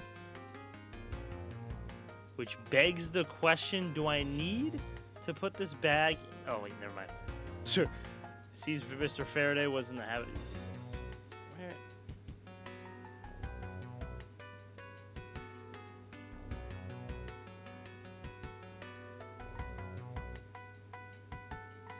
Oh, I lost it.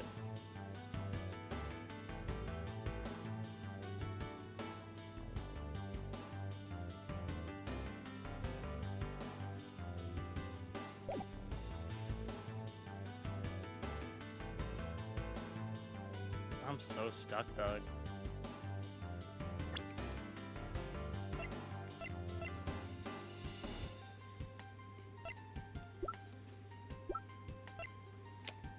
Found in Faraday's hand, a bullet that killed Rel was fired from a few yards away. I mean, it has to be the gun at some point. Eureka!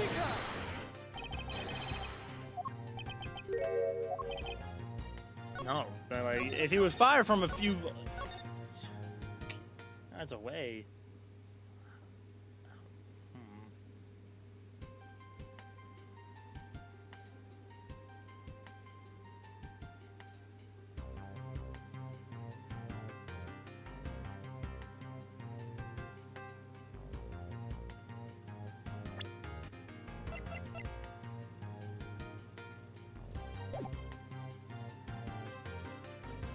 Is it because the gun's in the right hand? I mean, that doesn't really make any sense.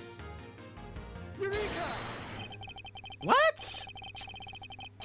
Okay, that's dumb. Because you know why? Because I'm right-handed. Okay, so I'm right-handed, right? But I shoot left-handed. But, like, I guess, man. I mean, like, you can be ambidextrous, that shit. Now we come face to face with this contradiction I spoke of, and it is this. Mr. Faraday uses left hand to write with his fountain pen.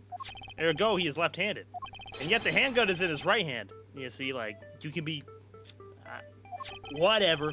Don't you find it odd that the left-handed Mr. Faraday would hold the gun in his right hand? If you would have given me 30 seconds, I gave you like 5 minutes. I was on this for 5 minutes, gorilla. Fuck. That, ladies and gentlemen, is the great contradiction haunting this crime scene. Hey, you're right, pal. It does seem kind of strange. Not really. But how could something like that happen? The facts add up to one conclusion and one alone. Someone else put the gun in Mr. Faraday's hand after he died. For 10 seconds, though, and whose fault is that? Not mine. That's your fault. Plastic bags scattered on the floor and a gun in the wrong hand. I sense the presence of a shadowy figure behind this case. A person of vile intent who is serious about keeping the truth from us. Yeah, no. You can still... Man. I don't like that, bro. You could still be left-handed, right-handed shooting and left-handed writing, bro. That's kind of weird. Alright, I'm confiscating your lungs, pal. Hey! Don't touch my lungs. Here's the autopsy report. I'm taking your hands. Give me your hands.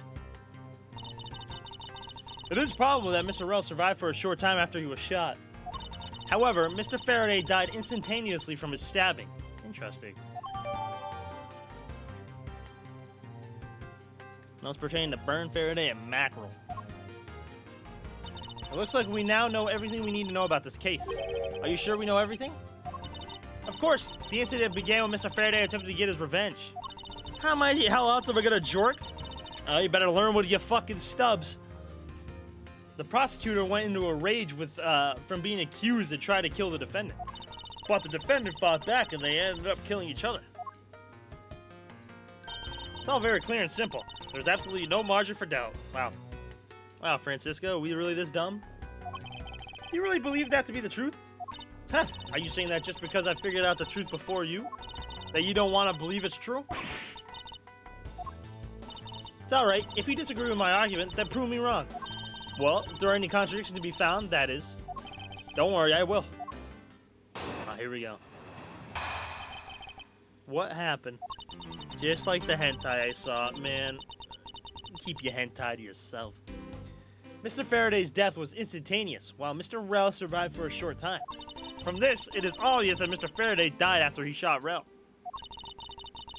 Mr. Rel, while on the brink of death, stole Mr. Faraday's knife and stabbed him. Those are the facts of this case. Mr. Faraday's death was instantaneous, therefore he must have attacked first.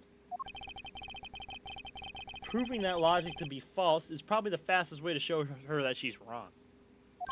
In that case, it's a first look at any holes in her theory. Rebuttal.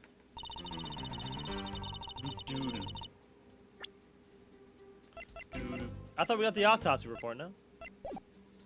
Hold it! Take him away? No, you can keep your hands, bro. Nope, you can keep your hands. Do you truly believe that Mr. Faraday died instantaneously? I have the murder report right here. Mr. Faraday died instantaneously of shock due to being stabbed in the chest. There, you see? It's been documented clear as day. Ah, son of a bitch. Hold it! Mr. Faraday shot Mr. Rel before he died? Do you have any basis for that statement? Your foolishness has no end, does it? Now, I hate to repeat myself, however. Mr. Faraday died instantaneously. That's all the basis I need. Alright, so if Mr. Faraday died instantaneously, then he must have attacked Mr. Rel before being stabbed. You're finally beginning to catch on, I see. Hold it! So you believe that the dying Mr. Rel stole the knife from Mr. Faraday? Mr. Rel became desperate as he did not want to die. Human beings can do amazing things when they are put to the test. So the two men struggled. And in the end, Mr. Rel was able to grab the knife and stab Mr. Faraday. The messy condition of this room is a testament to their struggle. Yes, my logic is perfectly sound. Alright, 13-year-old. Can you really say that it's perfect? What are you insinuating? Nothing. However, I can't let what you said slide by without further inquiry. What must be clear and precise, so if you could append that statement to your testimony. Fine. Hold it! Mr. Rel is on the bottom. So, yeah, Mr. Rel would have had to die before Faraday, and Faraday was killed instantly. About this statement. Mr. Rel used all of his remaining strength to take the knife and defend himself. One can easily see that they had a violent struggle. Of course, it's nothing compared to what my riding crop can do. What? Wait, what? How does one compare the damage her crop can do to the state of this room? Is that the thing that she's holding? Furthermore, all the plastic bags on the floor in this room were scattered there due to the fight. Is there anything else that I can explain for you? No, that will be fine. Hold it! Oh yeah, claiming speculation as fact already? Don't you feel that the evidence is a bit lacking? You'll find all the evidence you need just by looking around this room. Mr. Faraday collapsed on top of Mr. Rel. In addition, Mr. Faraday died instantly, making a counterattack impossible. Furthermore, the room is a total mess from their fight. I dare say that there's more evidence here than you could whip a whip at. Looks like she's becoming more and more confident. And looking at this place, she might have a right to be.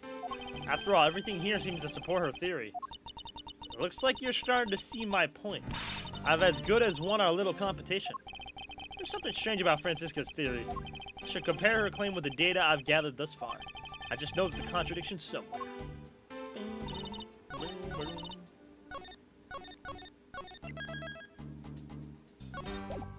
Alright. They struggled. Objection! Objection! Let's go. Oh, wait, also. Wait, where is it? Hold on, give it a second. Hold. Objection! I got everybody's objections now. So I got Phoenix. Objection! I got Apollo. Objection! I got Athena. Objection! I got Blackwell. Objection! I got Payne. I got Gaspin Payne. Objection! I actually like his objection a lot. Sid Mahi. Objection! Dirk. Objection! And that's it. At least right now. I need to get Godot's. I gotta get Godot's. I got Blackwell's to silence. Silence! I got mostly everybody's. If the two men were fighting, the struggle would have surely caused quite a bit of noise. However, Detective Gumshoe testified that he heard absolutely nothing. Huh, you placed too much faith in that detective's testimony. And I forgot Francisca's. Shit. But for the sake of the argument, let's say there wasn't a fight. How then did Mr. Rell get his hands on the knife? What? Where you going, bruh? Gaspman Payne, I actually like his objection a lot. Objection! Mr. Faraday's bag was sitting right here in lobby number 2. It's not hard to imagine that perhaps Mr. Rell saw a chance and took it out at some point. Lightspeed, how you doing, homie? So, what you're saying is this. Mr. Rell took a chance when he saw the opportunity and took the knife from the bag. And then Mr. Faraday shot Mr. Rell after being stabbed? Isn't there something strange in Francisca's statement just now? Wait, something doesn't add up. Oh, really? It's simply not possible for Mr. Faraday to have shot Mr. Rell after being stabbed.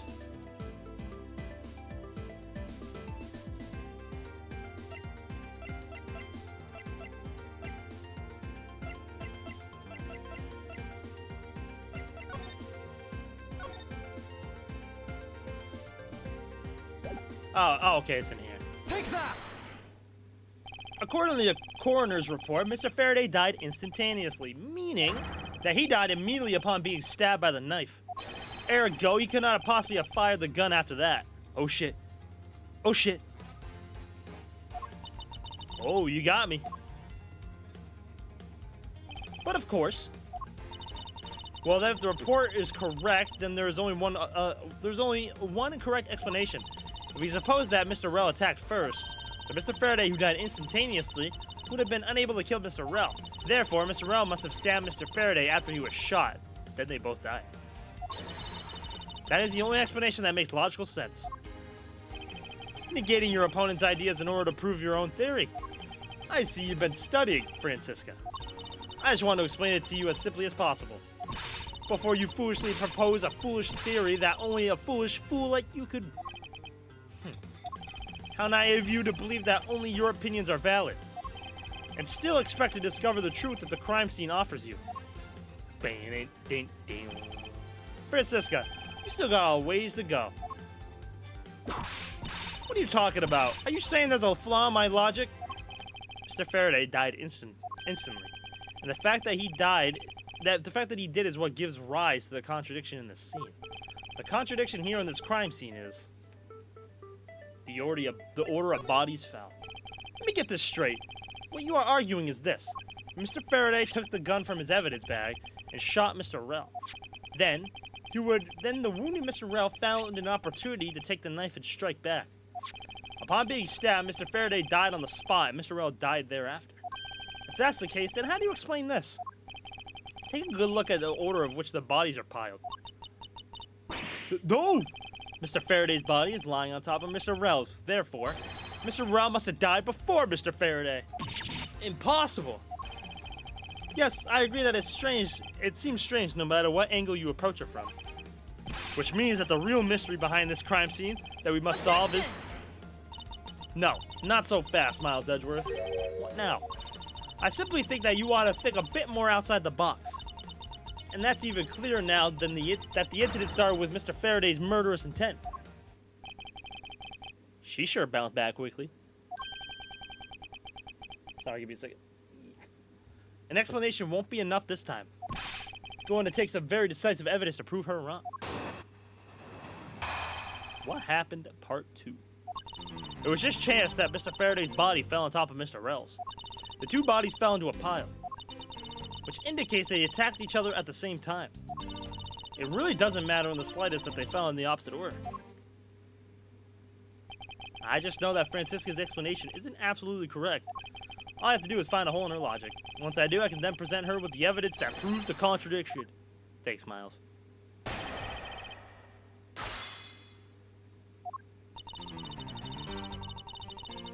Hold it! About that. Damn! Pressing someone's testimony in order to gain some time to think. You're a real one-trick pony, aren't you? It's too bad your only trick works on fools. That wasn't my intent. I simply wish for more details as to how Mr. Faraday ended up on top of Mr. Rell. Someone's impatient. I was just about to explain everything to you. So do you think you could hold on for a minute? Ow! Francisca, I'll make you a deal. I'll hold on if you hold on to that whip of yours. Oh, I'll hold on to it alright as I whip you. Ow! Yo. Well, now that you've quieted down a bit, I'd like to continue if you don't mind. So can I not press anything? Is she just gonna hit me?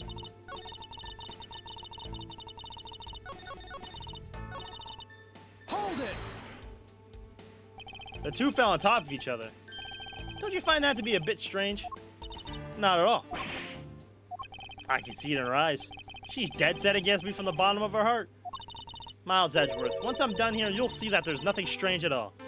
Now then, the two men fell into a pile. Hold it! What do you mean by they attacked each other at the same time? I assume Mr. Faraday had the two different weapons in his hand.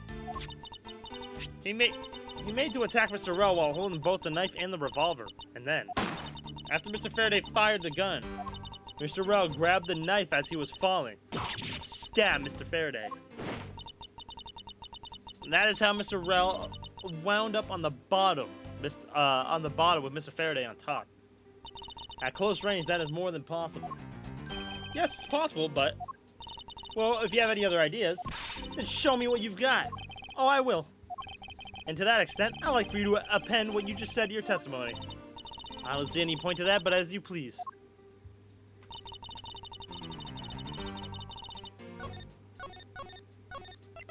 From close range.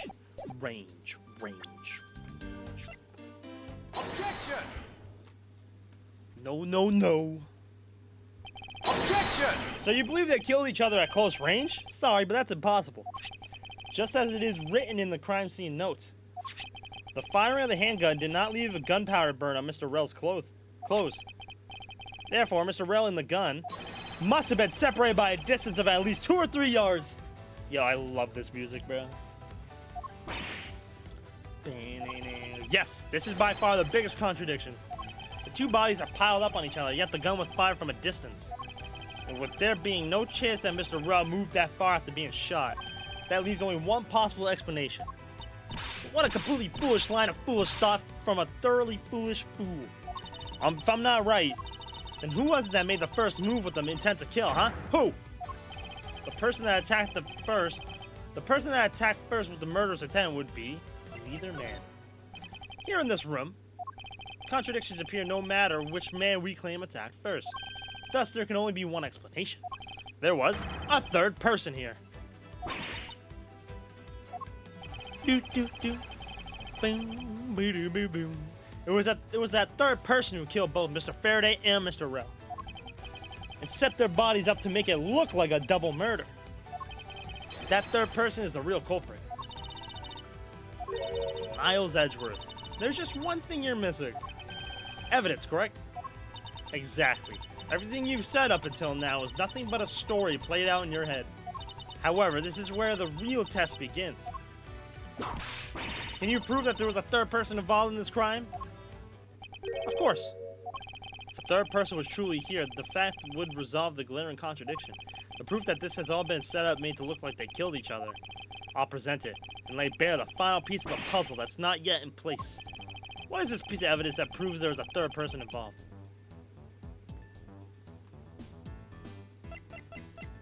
Take that! The gun in Mr. Faraday's hand and the plastic bag with his blood on it. These two items point to the presence of a third person. How so? Recall Detective Gumshoe's testimony. I was in the hallway the whole time, but I didn't hear a single peep of a struggle. If there wasn't a struggle in this room, and there shouldn't be any plastic bags on the ground. Meaning that someone else must have deliberately scattered them around. Oh, you pissed her off now, Miles. Do you not see the possibility in this? Disregarding the gun from the moment, there's a high probability of blood splatter when a knife is used on a person. If the culprit held the knife with a plastic bag around it, they could use the bag to catch any blood spatter from when they withdrew the knife. Then, by spreading a few more plastic bags around, mixing the bloody one in with them, and arranging the room to make it look like there was a struggle between the two. They were able to conceal their presence. You go, Miles. Let's go. This is first. Yo, even Bad's writing it down. Looks like we still got a long way to go in this investigation. Yes. Objection! Who was that? Was that you? Oh shit! It's the judge! I liked her objection. Hey, what's up, Lightspeed? How you doing, homie? The judge literally has a body and legs, bro. He's so weird to look at, bro. What the heck's up with you, pal? Mr. Bad, I advise you to place Detective Gumshoe under arrest. No, they're gonna. I had a feeling it was gonna be a Gumshoe. What? What? What's the meaning of this? Huh? Looks like you're not man enough to discipline your own subordinates. Don't you dare. That detective claims he was there, standing in front of the door the entire time. But I have it on good authority that it was all a giant lie. Miss you. I ask that you please explain the last statement. I'll let His Honor explain it himself. I saw it with my own eyes, I tell you. Judge, what are you doing? During the recess, there was a period of time when there was no one in the hallway. What? See, Mr. Bad? So I ask you, why would a detective who was supposedly doing his job the whole time want to fabricate such a lie? I just keep looking at the judge, bro. Just seeing the judge. Gumshoe, did you kill Faraday? No! Of course not, sir. It would appear that the one who set this whole crime up is that detective. Which is basically renders his testimony a complete lie and wholly invalid. Looks like your perfect logic has come tumbling down, Miles. I don't... I mean, obviously he didn't do it, but... Was that statement really a lie? Detective Gumshoe, you're now a suspect in the murder of 2 men. Now spit out the truth, or so help me. I haven't lied to anyone, sir, honest. I really was there. I was in the hallway the whole time. Hold it! Detective Bad, I ask that you please do not act without my permission. After all, I am the one that is heading up this investigation, am I not? Don't talk like you know what's going on, boy.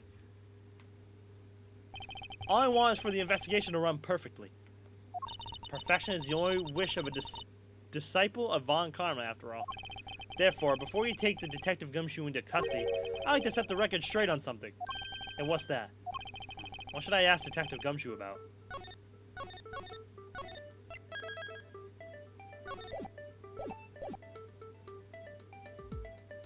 Why he wasn't in the hallway. Detective Gumshoe, why were you missing from the hallway for a span of time? Look, pal, like I said, I was there the whole time, okay? But there is a testimony against you that... Objection!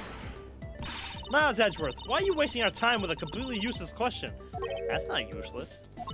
The only logical reason as to why he was absent is that he was busy committing the crime.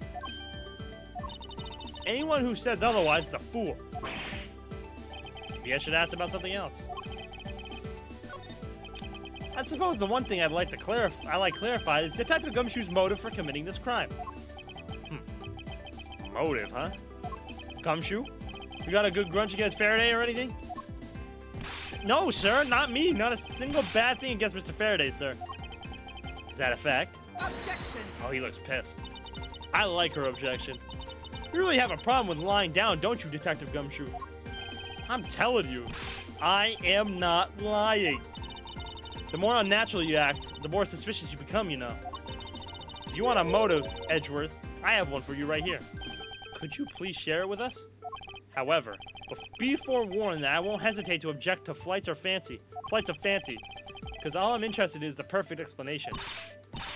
Yo, you're serious, aren't you? Fine. You amuse me, so I'll humor you with a little courtroom practice. Gumshoe's motive. It was about a week ago. I saw the detective get chewed out by a livid Faraday in front of the precinct. He stood there super pale as Mr. Faraday yelled, "That's a salary cut for you, you nitwit." A brand new detective suddenly getting his salary cut. That's reason enough for a grudge. Well, how's that for the perfect explanation? totally misunderstand me, pal. No matter how mad I get, I can never hold a grudge. Quiet. Can't trust anything you say. Sir. There's nothing wrong with the motive she proposed per se, but there are some gaps in her logic that need to be filled in. Miss Yu's perfect explanation may not be so perfect at all. Nah, Gumshoe, man.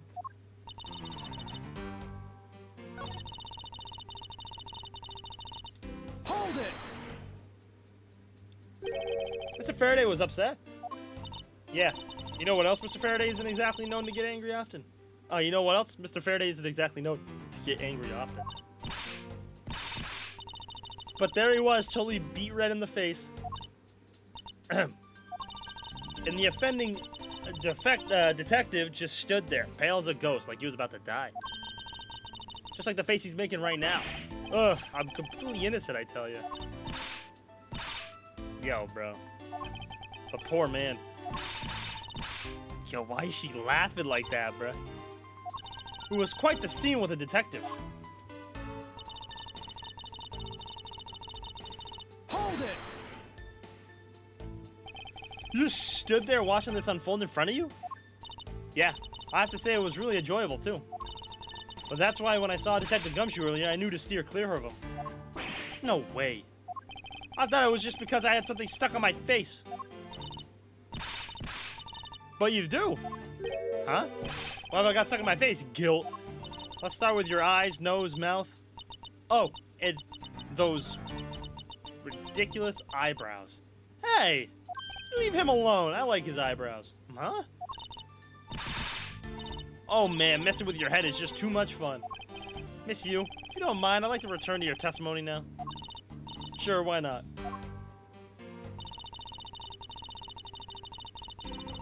Hold it. To cut a new detective's salary right off the bat like that? I'm not really familiar with the way you guys relate, but is that a common practice? Speaking of cutting my salary, didn't you threaten to do that to me earlier too? I suppose I did. It's only natural to cut a worthless detective's salary down to their actual worth.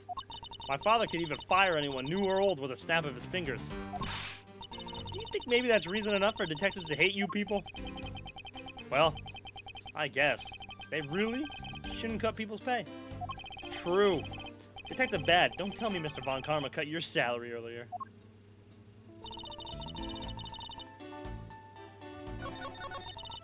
Hold it. A week ago? About a week ago. Then you and Detective Gumshoe are acquaintances? No way. I only met him in person today. Then how'd you know about Detective Gumshoe? Oh, I've seen him around before. Okay. Hold it. Call your explanation perfect. Is it not to your liking? Unfortunately for you, it's just not up to my standards. Oh? Is there something you want me to clarify in that case? What should I do? Should I raise an objection? Yeah, I got you, Miles. Objection. Alright, if you could clear this one thing up for me.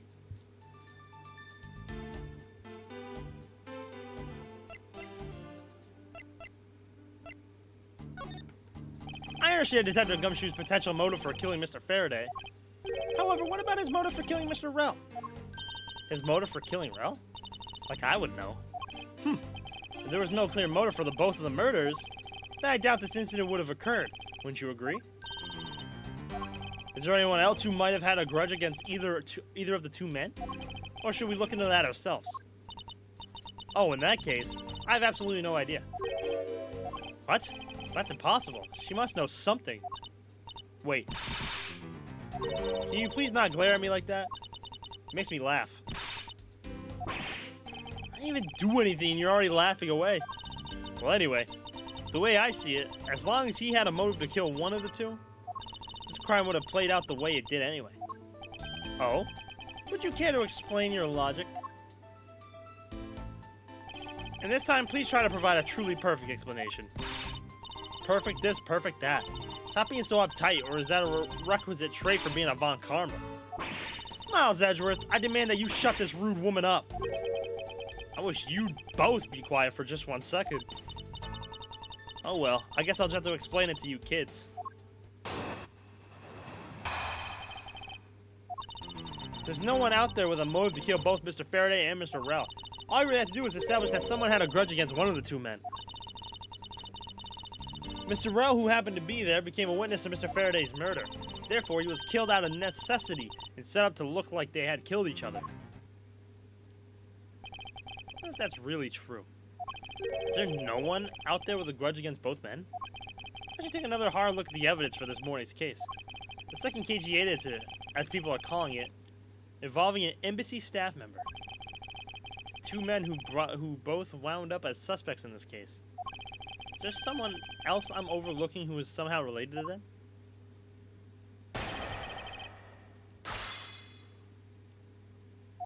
You're being blackmailed, you. You're being blackmailed by this guy.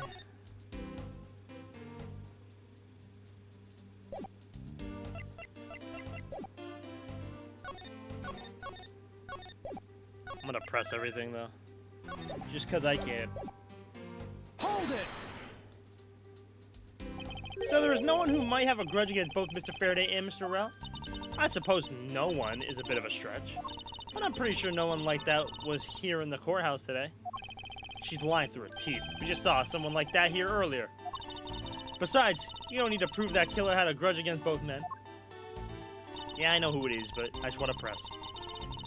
Hold it! Someone with a grudge against one of the men. In that case, aren't there plenty of other people who fit the bill? Sure. After all, who doesn't garner scorn from another simply by being alive? But the only one who had held a grudge and acted upon it was Detective Gumshoe. Furthermore... Hold it! Hold it. So you're saying that he was basically silenced?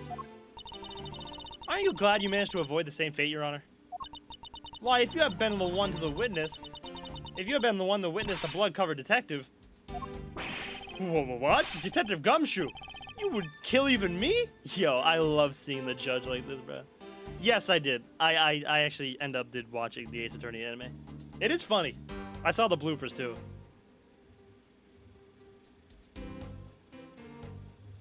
It was a funny anime. I wish they would do one for Apollo, like Apollo Justice, and like that trilogy. I hope they eventually do one. What's you supposed to sound like? She has an objection. I mean, you'll hear it when she objects, but yeah, there's an objection. What? I could never do something as terrible as that, Your Honor. There's no need for even a second of deliberation. I will hand down my verdict here. Yo, Your Honor, take a look around. We are not in a court right now. It would be greatly appreciated if you would stay here with us in reality. Please forgive me. I know not what I do. And you there, Miss Yu, hurry up and continue with your testimony. If you fail to do so, I will whip you into shape. That's nice. Sounds kind of like fun, actually.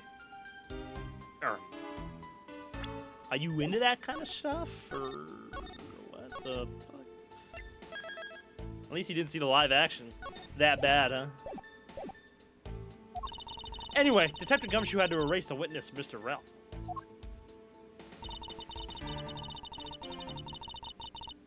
Hold it!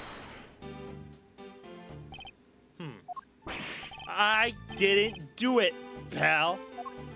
No hard feelings, but I don't think we can take the word of a criminal seriously. But I can even begin to think of ways to set up a crime scene.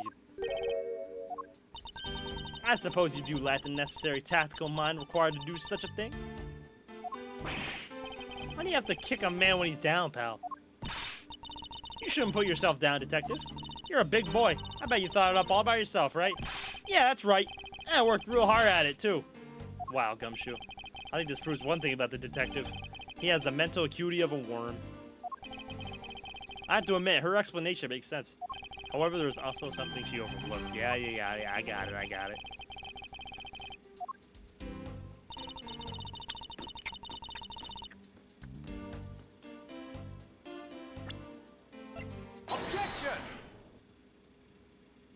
Miss Yu, I believe there is someone you overlooked in making your statement. Or rather, is it because you'd rather not bring this person up? What do you mean? We are looking for someone with a reason to kill both Mr. Faraday and Mr. Rel. I can think of at least one person that fits the bill. He was a suspect in the original KG-8 incident, and a member of the Cadopian Embassy staff, Mr. Manny Cochin. That's right, the very man who came to visit you earlier out in the hallway. The man who killed a member of the Cadopian Embassy staff, Mr. Rel. And the man who was the lead prosecutor of the KG-8 incident, Mr. Faraday. Are you telling me that Mr. Cochin has no reason at all to kill both of these men? Well, I suppose he might have a reason or two. You cover for me, pal. Maybe you're not such a bad guy after all. Aw, don't get ahead of yourself. You're still a suspect, make no mistake about that.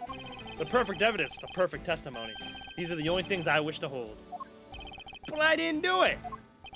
You will stay under my authority and go investigate Mr. Manny Cochin for me. Remember, I will not be very forgiving should any of these leak out. You want to investigate Cochin? You'd just be wasting your time. And why is that? I like Detective Bad Steve. Cochin was up in the viewing gallery watching the trial, or so I was told. Every cop at this place has been keeping an eye on the guy since he arrived. That's the only real suspect we have is still Detective Gumshoe. I suppose so. No way, come on, Detective Bad. You gotta believe me, sir. I really was in that hallway the whole time, sir. I never took a single step into this room, sir. Okay. Then are you saying there was someone else who passed through the hallway? No. There was no one else, sir. Then why should I believe you didn't do it? There's one incredibly foolish detective, standing right in front of a crime scene all by himself. It's as good as confessing of guilt. I have to admit, it's a bit strange. Most criminals will fabricate some sort of lie to escape their crimes. If that detective really wanted to prove that he is innocent, you'd think he would, at the very least, offer up "I spaced out while on duty" or the like. Come on, Gumshoe, time for your interrogation. Aww. Detective Bad. No, don't bring him. Hold it. Hold it, Miles. No. Miles Edgeworth. I will go on ahead and report this to Papa. And that, as they say, is that. Right, everyone? Bye, Judge. Well, I suppose we should both be getting back to our real jobs now, huh? Before we do, Miss Yu, there's something I'd like to speak with you about. What is it? Yo, why is she laughing? Why is she laughing already, dog? I ain't even say nothing yet. Callisto Yu joins the fray. She's like already laughing at me. I ain't even said nothing yet, bro. Alright, hold on. I gotta grab another water real quick. I will be right back, fellas.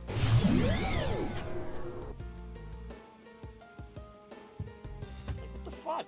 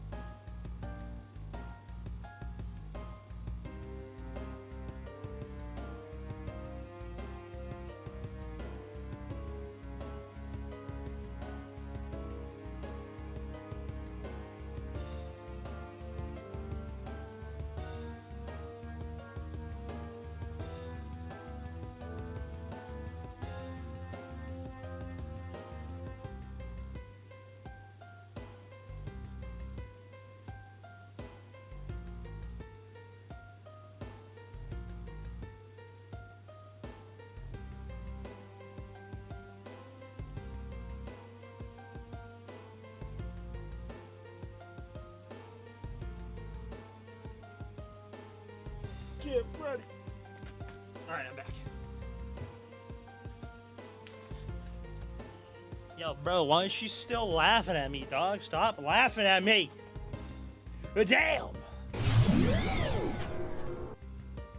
Shit's so rude. Alright.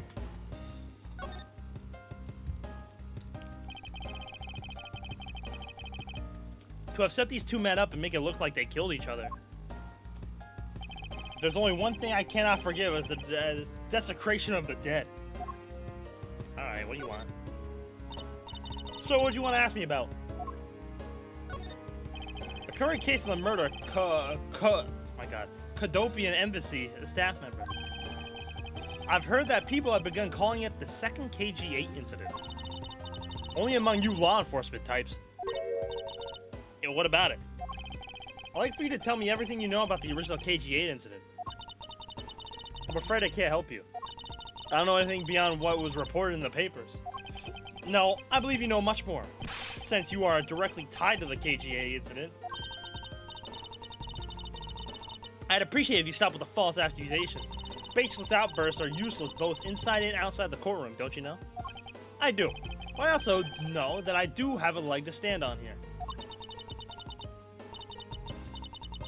Yo, think you can stop making that ultra-serious face in front of me? God, if you could please stop laughing for just 1 second. I'm not going to make any headway like this. You got to show her exactly how related to the KG-8 incident she is. Look at my badge. Laugh at my badge. It's a shame that we will not be able to face each other. Which would be my first tryout, too. Oh, was it? Okay, never mind. Never mind. I've seen this.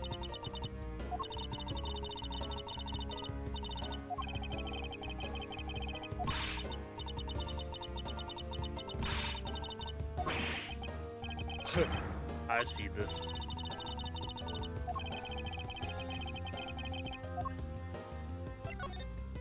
Miss Yu, I believe that I have proof of your connection to the KG-8 incident. That file is your proof? Very well then. Why don't you tell me exactly how I'm related to the KG-8 incident? Oh shit. You linked to this case through the former suspect, Manny Cochin. Yes, and that sheds light on your discussion. How? What? Looks like I jumped the gun on this one. Oops. Weren't you the one who mentioned it earlier? About how Mr. Cochin came to see me? Obviously that makes us acquaintances, right? I suppose so.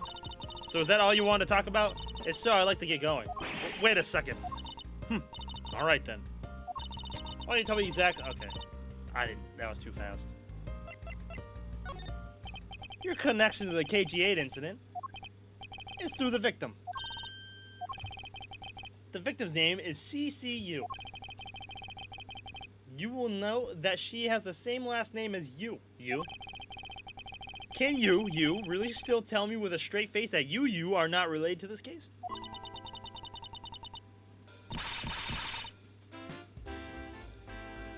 Yo.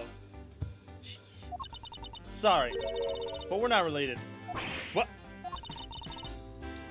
Just kidding. Yo. You asked that question with such a serious look on your face, so that I couldn't help but... Yo, did she do this in court too? Miss Yu, I ask that you please tell me the truth. Alright, I'll tell you everything I know. Oh, music got serious. Stop laughing, Yumi, it's not... Lumi, it's not funny.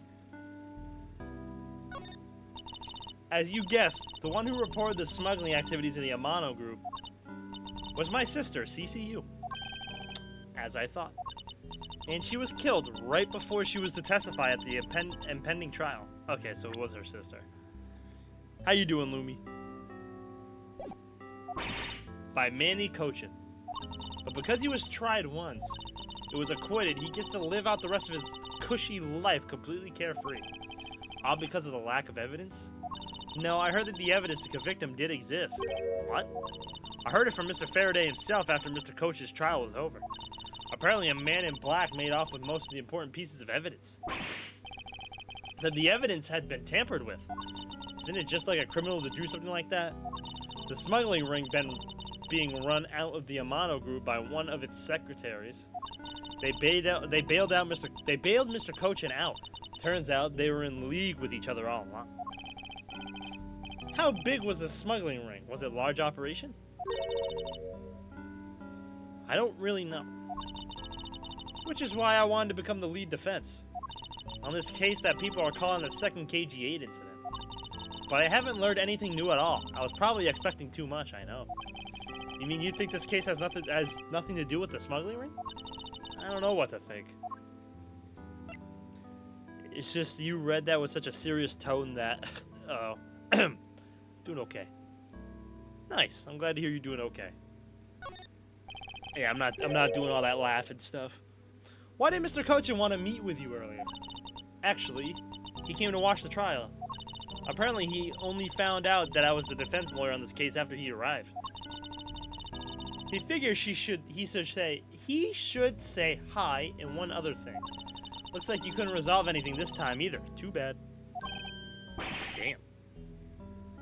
What's that supposed to mean? Oh boy, stop it with that scary face already. I'm fine, really. I gave him a good slap across the face. The way she talks about slapping him as she laughs away is kind of creepy. That was a bot. The people that get banned instantly are bots. Okay. I have a bot moderator that gets rid of bots and stuff. But it's just as Mr. Bad said. He's not related to the double murder. I asked around, people in the gallery claimed that he was in the seat the entire time. Talk about cruel fate. Well, this is about all I know. Huh, sorry. Guess I wasn't much help, huh? That's not true. I'm sorry I made you recall such a painful time in your life. Yo, could you stop laughing, bruh? Edgeworth, you really are too serious for your own good. You really need to learn to relax. We wouldn't want you to die of stress, would we? Thank you for the advice, but there's no need to worry. I work in my own way, and I will catch this criminal in my own way as well, you'll see. Look at you with your game face on, ready to go.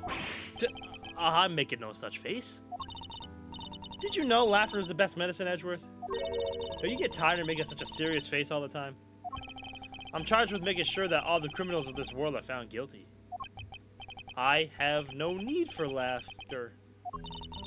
There you go, making that face again. Oh well. I've got to get going. I still have a few loose ends I need to tie up. Fucking Edgeworth. Or you. The KG8 incident in this murder investigation. It is my belief that these two cases are related to each other somehow. Plus, that Detective Gumshoe. It's obvious he's lying, even though the lie is hurting his chances. Clearly, this case is far from over. But whether or not that detective is the murderer can only be determined once I've completed my perfect investigation. Mr. Von Karma, I swear to uphold your honorable name, or my name isn't Miles Edgeworth. Objection! W. Edgeworth. I'm on DVD. Onward towards the truth.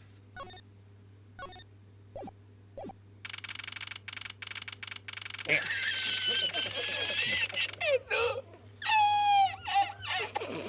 There's a lot of stuff going on in this picture, Doug.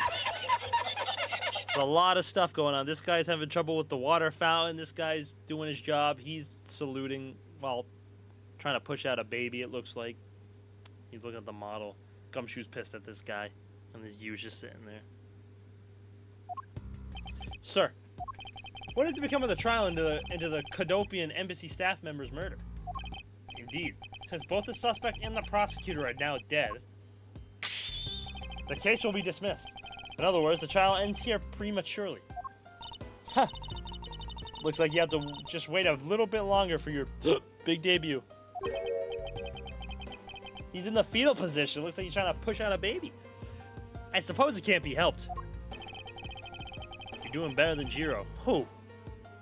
The evidence for this trial will be transferred to you in a little while. Sir, what do you think about the murder of the Cadopian embassy staff member? And the murders of Mr. Faraday and Mr. Rell? What an outrageous circus it has all become. that Faraday brought it all upon himself with his naivety. An outrageous circus. Right, sir. I grow weary of this topic, Edgeworth. I will have you assigned to a different case. Papa, you'll come and watch my courtroom debut next, won't you?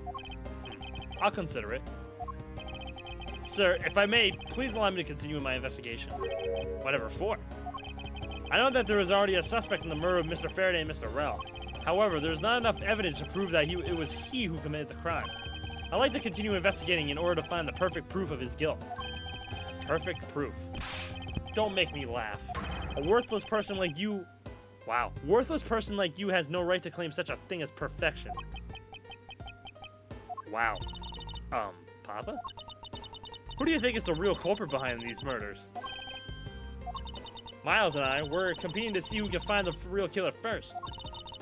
Plus, being able to investigate a real crime scene is a really rare opportunity. It would give us some real-life experience, wouldn't you agree? If you want to investigate this case that much, then do as you wish. Then you're allowing us to continue? In court, your top priority is to win, and a solid investigation is one of the keys to winning. We have to make sure you become recognized as a first-rate prosecutor, don't we? Wouldn't be very interesting otherwise. Huh. Wouldn't be very interesting otherwise. Why do you say that, Von Karma? What wouldn't be very interesting? I'm returning home now. Edgeworth, Francisca, see to it that I'm not disturbed, save for the results of your competition. Yes, sir.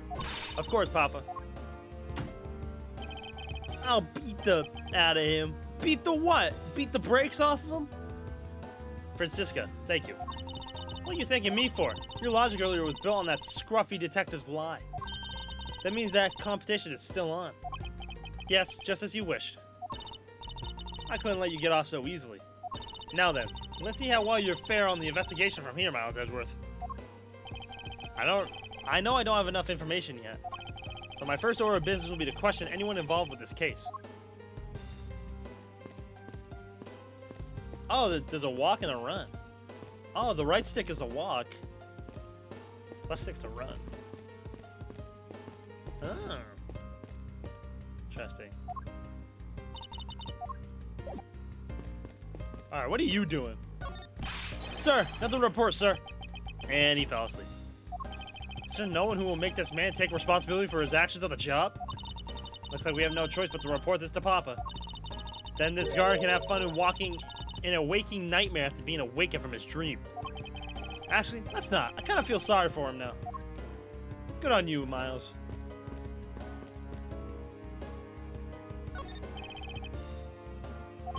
What's the matter, officer? I've been standing here forever, sir, and I really need to go to the bathroom. Why don't you just make a quick trip then? The nearest one isn't that far, is it? But no, it's a short way down the hall beyond these doors, but I don't want to be blamed for anything that might happen while I'm gone. Someone to hold it.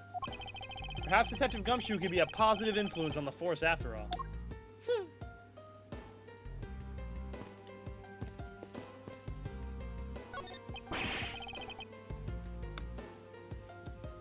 Can't stop the water, sir. Seems that the man who was here earlier broke it by drinking from it too much. Dang it. Bunch of fools who pretend to not see the foolishly foolish actions of a foolish fool. Well then, why don't you lend the officer a hand? As if I should have anything to do with this. Besides, that water-drinking fool's mouth is the thing that officer should be covering. Let's give that officer a description of the water guzzler later. She seems to have quite the grudge. Sounds to me like someone wanted a drink.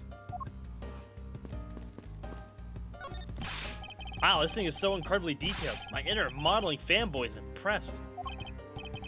I'm not exactly a fan of plastic models per se, but even I can see the superb quality of this model. I simply cannot comprehend how that man can feel so much love for such a trifle. Oh, I see. You're a disciple of my father, so you would do well to guard yourself against an interest in such unproductive things. Yes, perhaps I should take up whipping people like the young lady over here.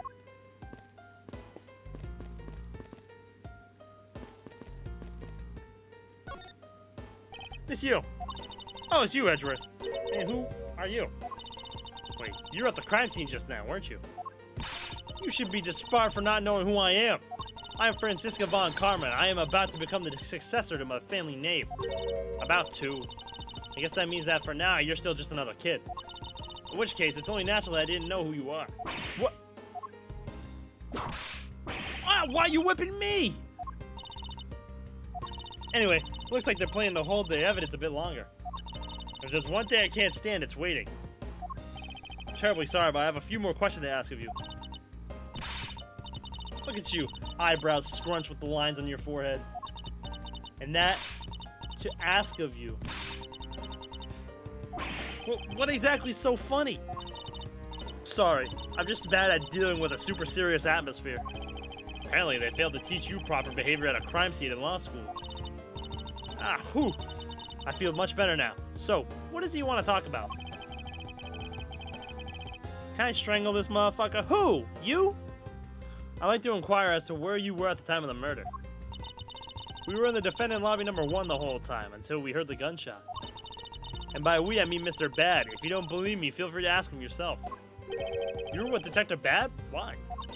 We had a little something to discuss, that's all. A little something to discuss, huh? Edgeworth and whipping. Edgeworth whipping people. I can definitely see it. It's an incredibly detailed model, isn't it? I heard that it costs as much to make it as it costs to build the courthouse itself. What was the point of making such an expensive model? I felt the exact same way upon hearing it. Ugh, it's so hard to understand such foolishness. Agreed. The foolishly fools of foolhardily foolish fools.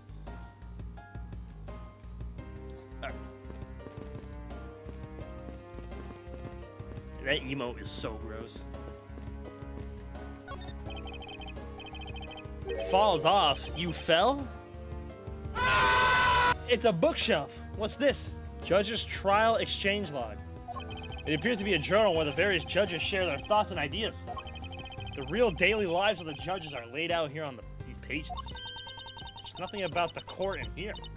It's just page after page of unrelated drivel. Judging by the content, they are very enthusiastic about the courthouse's daily menu. And it would appear that the fried oysters are a favorite. I have no use for such foolishly foolish words from that foolishly foolish crowd. Someone please assure me that this is not the true state of this country's judiciary. Oh, I can go in the courtroom. Whoa, look at the courtroom. Objection! Objection. This must be the judge's desk. You can tell by the gavel sitting on top. I had a dream once that I was being squashed from above by this gavel. You're such a weakling, Miles Edgeworth. You have no idea how frightening it was. Yeah. This is where we always are. Witness stand. Prosecution, defense. Any day now, I'll be taking my rightful place behind this bench. By that time, I should already be standing here. It'd be downright disgraceful if I beat you to it, wouldn't it?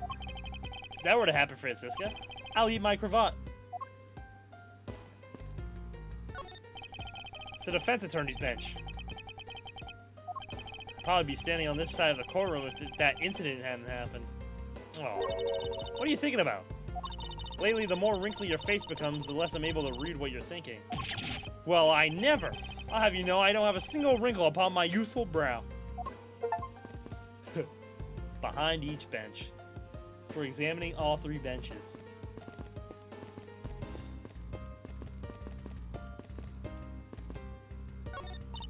It's a viewing gallery. This is where the riffraffs sit when they come to watch. It's situated the same height as the judge's bench. I wonder if that's to represent the intense scrutiny of each and every case from all sides. Miles Edgeworth, are you or are you not man enough to stand up to all those eyes?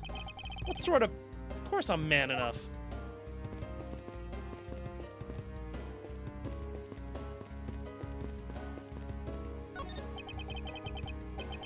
The judge's chair. Might be wonderful to be able to sit the whole time. Yes, as opposed to us prosecutors and the defense attorneys who have to stand. I think it'd only be fair if the judge had to stand the whole time, too.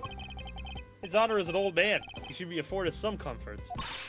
Fine, he enjoys chair, but he'll share in our pain through my lashes.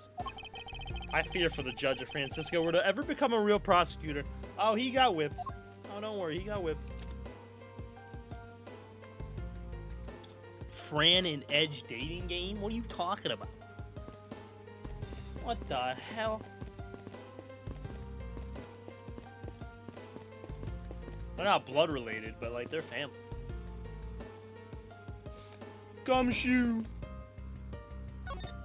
It wasn't me, I tell you. I didn't do anything wrong. Yes, I understand, so let's just calm down, okay, buddy? I doubt I'll get anything useful from the detective while he's this agitated.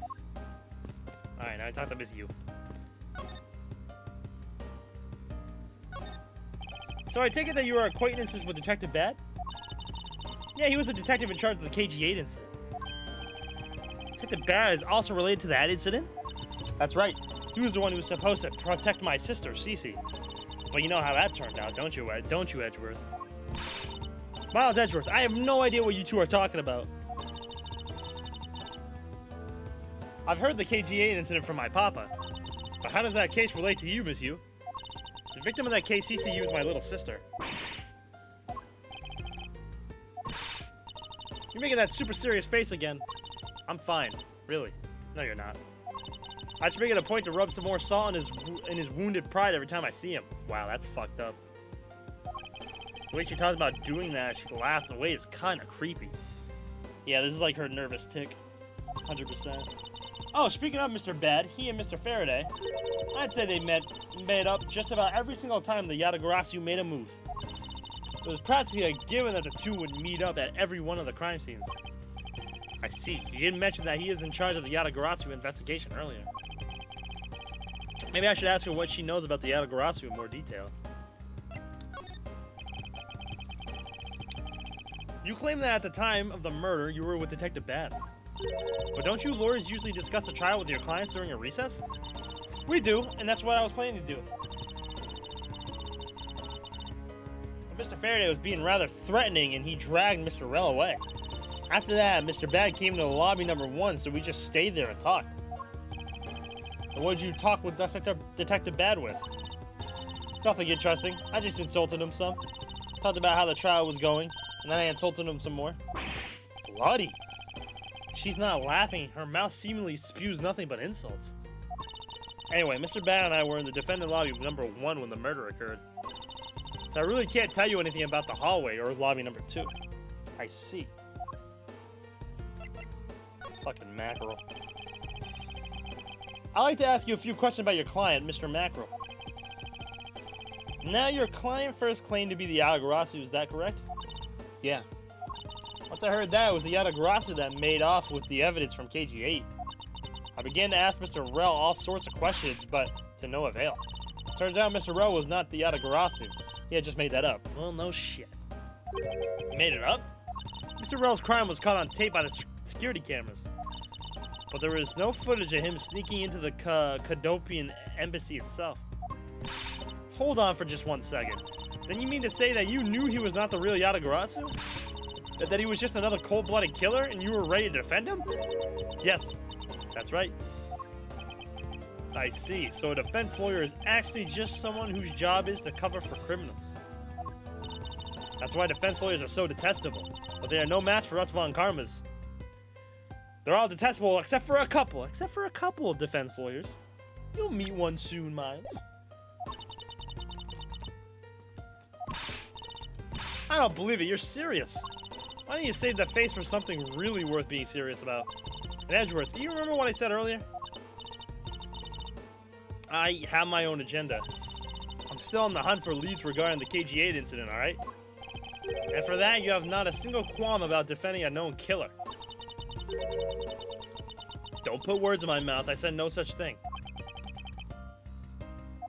The only way I had to get close to Mr. Rowe was to be to his lawyer. I had no intention of covering for him, ever.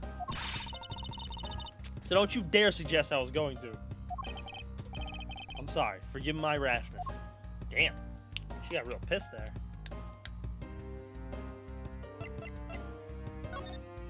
Miss you. Yo. I was wondering if you could tell me about the Yatagarasu. Yatagarasu, huh? I don't really know much about that character myself. But I do get a lot of consultation requests from companies to defend them. Requests from companies? Yatagarasu was in some petty thief out for money, you know. Alright then, perhaps the Yatagarasu is in the business of stealing people's lives?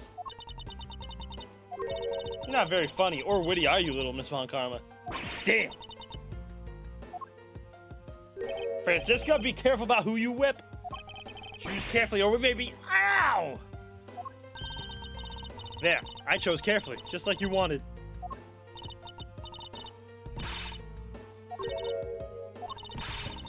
Yo, that just now was hilarious, little missy. Of course it was. Yo, what is wrong with these two women? Why does my pain give them delight? And, so in the end, what is the Yatagarasu? I have to say, I had never even heard of this thief when I was in Germany. The Yatagarasu deals in information, namely in digging out dirt about backroom dealings and the likes of companies. The Yatagarasu is a vigilante who steals such info and then makes it public for all to see. Vigilante or not, this person sounds like just another criminal to me. I suppose you can put it that way too. But either way, I get a lot more clients now thanks to that thief.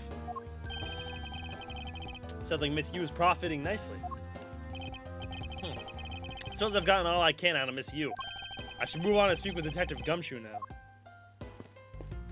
Oh, Mr. Gumshoe.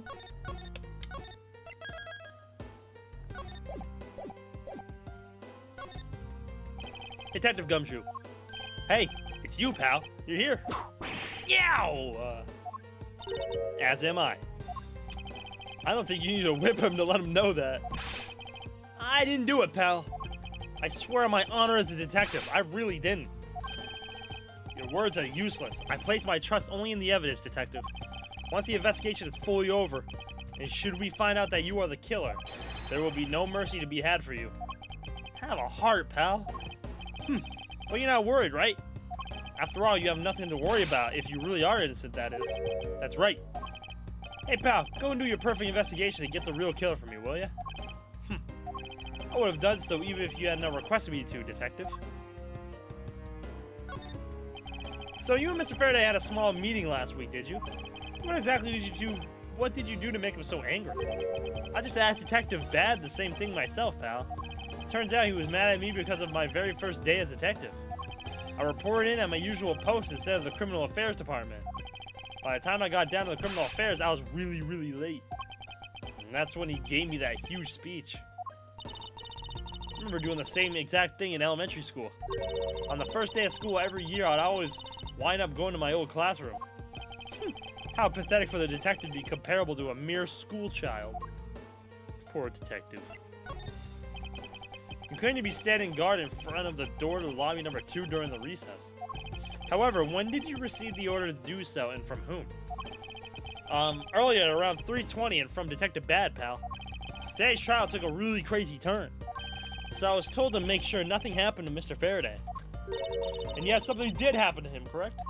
It looks like it was a total waste of manpower to assign you to guard duty. Ow.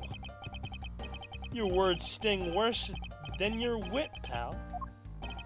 So it was Detective Bad who ordered him to stand guard, huh? Detective Bad's looking a little bad. Now then, Detective Gumshoe. Is there anything else you'd like to tell me? Nope. Not a thing, pal. In that case, allow us to take a look at what you are carrying on your personage. Ah! Wait! You can't do that!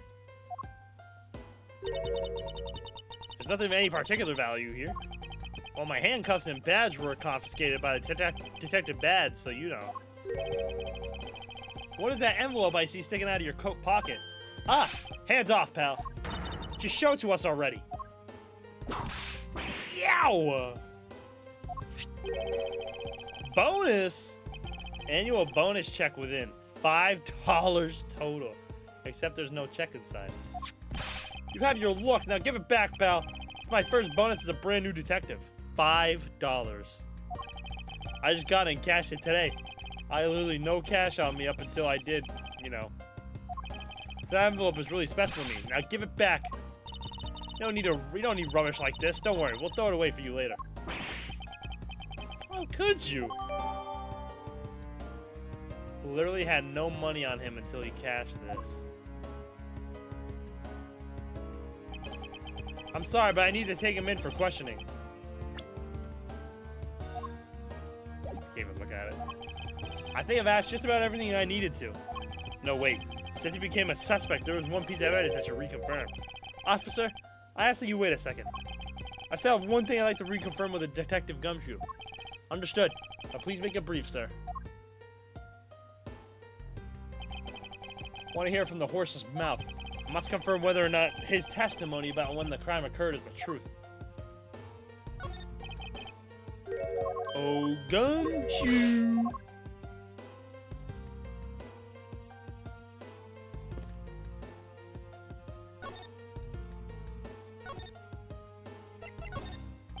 You told me earlier that you heard no sound other than the gunshot out in that hallway. Is that correct? No mistake about it, pal. And you're also claiming that no one passed through the hallway either? Is that also correct? Yep, not a single ant passed through that hall while I was on duty. You realize that that lie you're telling is only making life more difficult for yourself? Huh? Oh. But it's true. I didn't see anyone go through the hallway, and I didn't hear anything else, pal. I bet the killer found a way to kill the two guys that's beyond what I can even imagine. So he intends to continue telling this ridiculous lie. Gumshoe, why are you doing this, bruh? Just tell the truth, man. But why would he do so, given the situation he's in? I believe a thorough investigation of the hallway in front of the defendant's lobby is in order. Kay! Ah, you! Damn! Yo! What was that? Yo! Just kicked the fuck out of him.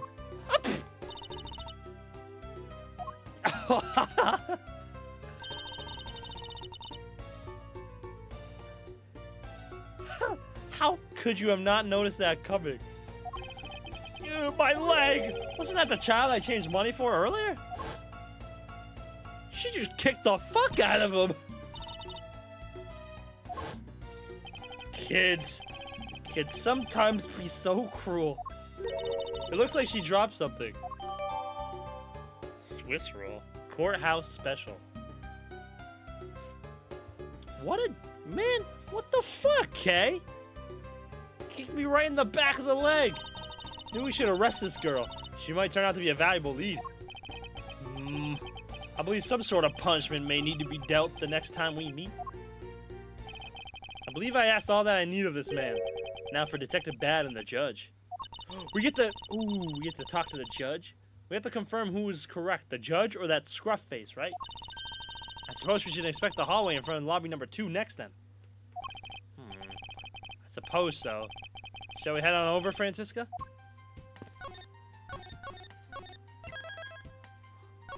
I gotta see if the judge is in the court. Bro, she kicked the fuck out of Miles. Holy smokes.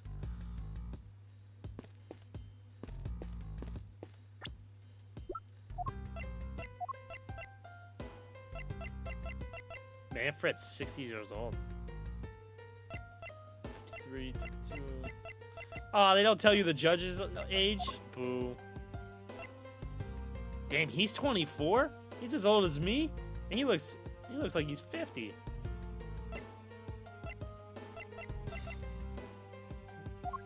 What is wrong with me? What is wrong with you, Lumi? Judge! So, did you see anything else? No, I don't think so. I see. Well, thanks for your cooperation. I wish nothing. Just doing my duty as a defender of the law. That'll be all for now. I'll ask again if I have any other questions. Anytime, Detective. Now, if you'll excuse me, I have a few loose ends I have to tie up. Judge, wait a second. Oh, you're that new prosecutor Mr. Von Karma recommended, right? My name is Miles Edgeworth, Your Honor. And I'm Manfred Von Karma's daughter, Francisca Von Karma. I'm set to become the successor to my genius father any day now, Your Honor.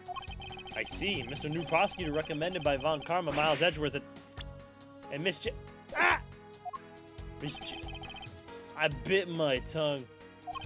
Are you alright, Your Honor? Please feel free to refer to me as Miss Von Karma, Your Honor. As for him, just Edgeworth is fine. Apparently somebody doesn't feel that I'm worthy of a proper title. Very well then. I shall call you Miss Von Karma and Mr. Prosecutor Edgeworth. Your Honor, Mr. Edgeworth is fine. Sir. Now, about your earlier testimony. Yes? What about it, Mr. Edgeworth? I'd like to ask you a few questions about what exactly you saw. Alright, after all, it's my duty to clarify my testimony as a defender of the law.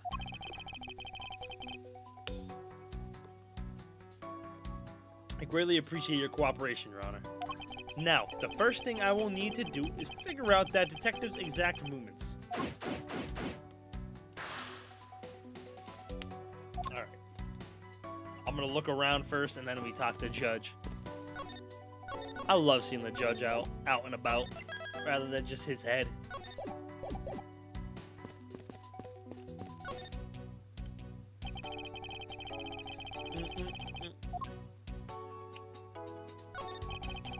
To look outside. However, I doubt the killer could have escaped through here.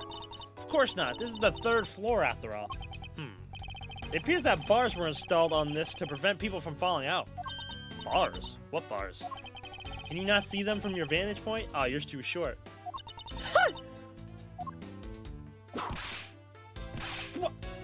I must remember not to bring up that taboo subject again. She called her short. Boom, boom, boom, boom. Boom, boom. The ants are hard at work carrying their food home. It's a marvel that they can pick up such comparatively large objects to their size. Well, if you want to carry the mighty Von Karma name and not be squished under it, you better work extra hard, just like these ants. The same goes for you, Franziska. The same goes for you. What is this? It's a pink-colored piece of trash made of rubber. Pink piece of trash found on the windowsill of the hallway window made of rubber. I feel like I've seen something like this before. Well, all I see is a piece of garbage. Well, you know, the fact that there is a litter running loose inside this courthouse, it's simply unforgivable. Ah! It's not like it was I who littered. Rubbish belongs in the rubbish bin. God. Yo, why does she keep... Yo, poor Miles. Did bro just touch a cactus? What's the matter? I pricked myself on one of these cactus needles. I didn't think the needles on this thing would be so sharp. Well, what'd you expect? Can you imagine how bad it would be if you were hit on the head by one of these? Anyway, this cactus seems to be unrelated to our case. Do you really think so? Because I believe this cactus sitting on this windowsill is completely related. Is it? Oh? Well then, I look forward to your explanation on how exactly it is related. Even I'm a little confused about that one, Miles. Alright.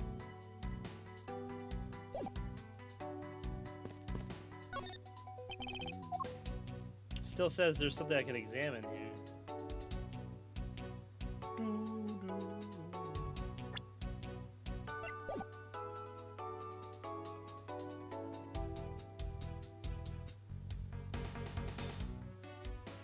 Well, I don't see nothing. I don't see nothing.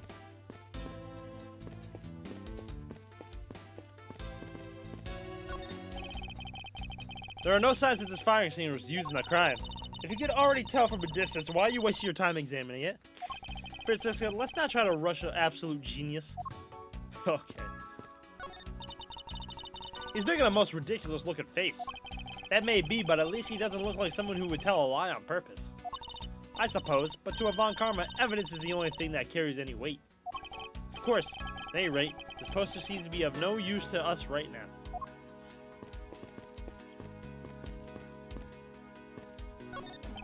Have you found any suspicious fingerprints, officer? Nope. Just the fingerprints of those involved with the case, sir. I guess we know all the players in this case then, huh? It would appear that way, but I have the nagging feeling that we're missing something. I suspect that we're missing is hiding right here in this crime scene somewhere. Eureka!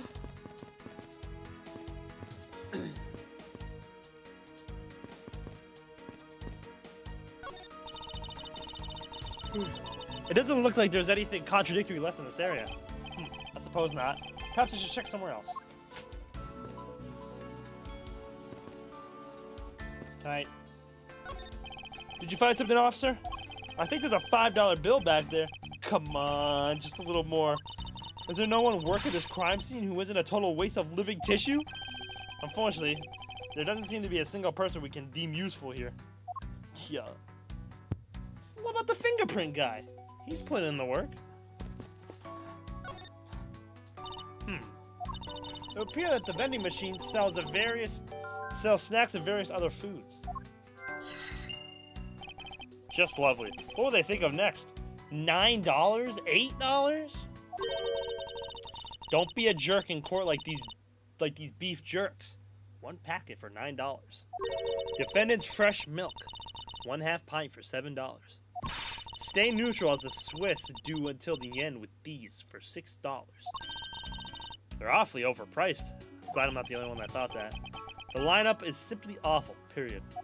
Speaking of snacks, I wonder if that Swiss roll that little girl dropped is from this machine.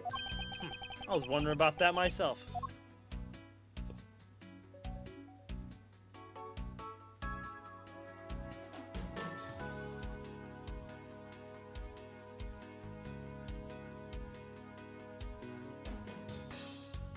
No, yeah, the beef jerky's realistic, but like $7 for a wiener? Come on, bro. $8 for a ham sammy? $7 for a small carton of milk? Nah. This court's a fucking ripoff, dog. Where does it even come out of? Hello? Oh, down there.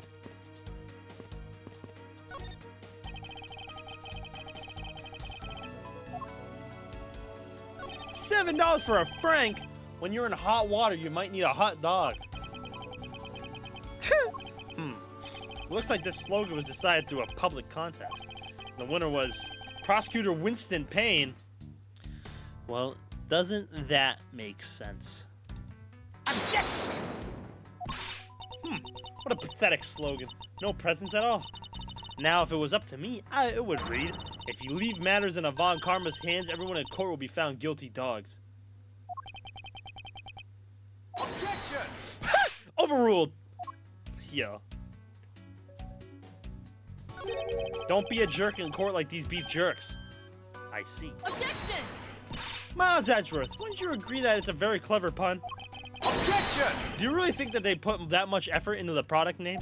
Even a foolish fool could understand the foolishly thinking of the fool who made it up. You acted so foolishly that I got so thoroughly mad and am now utterly famished. If you wanted a pack of these, all you had to do was ask like a normal person.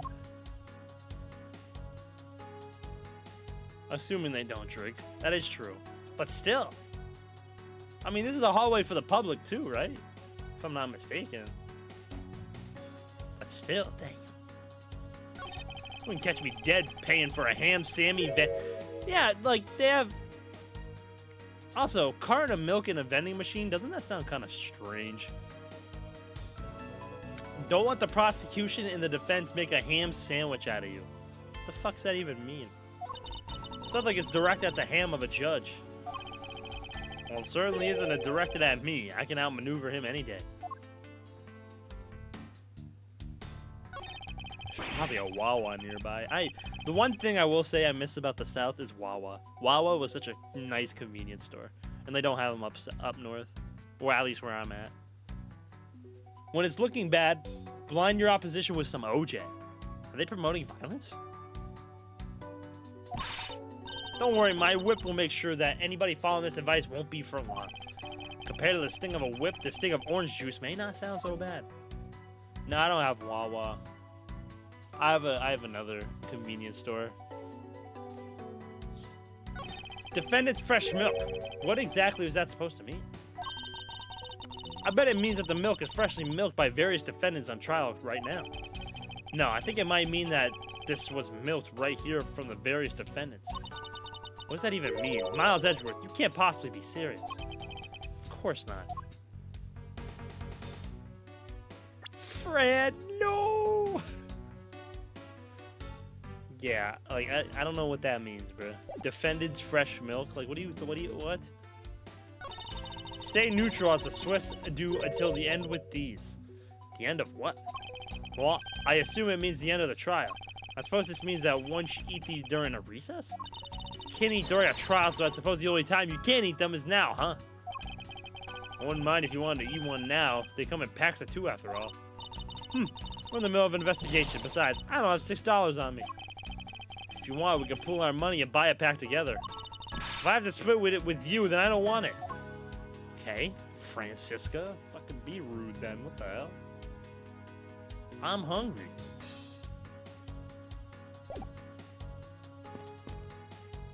Alright, Judge, what do you gotta say? Can I look at anything else? No. Like milking them for info? I guess. Even still, that's crazy wording.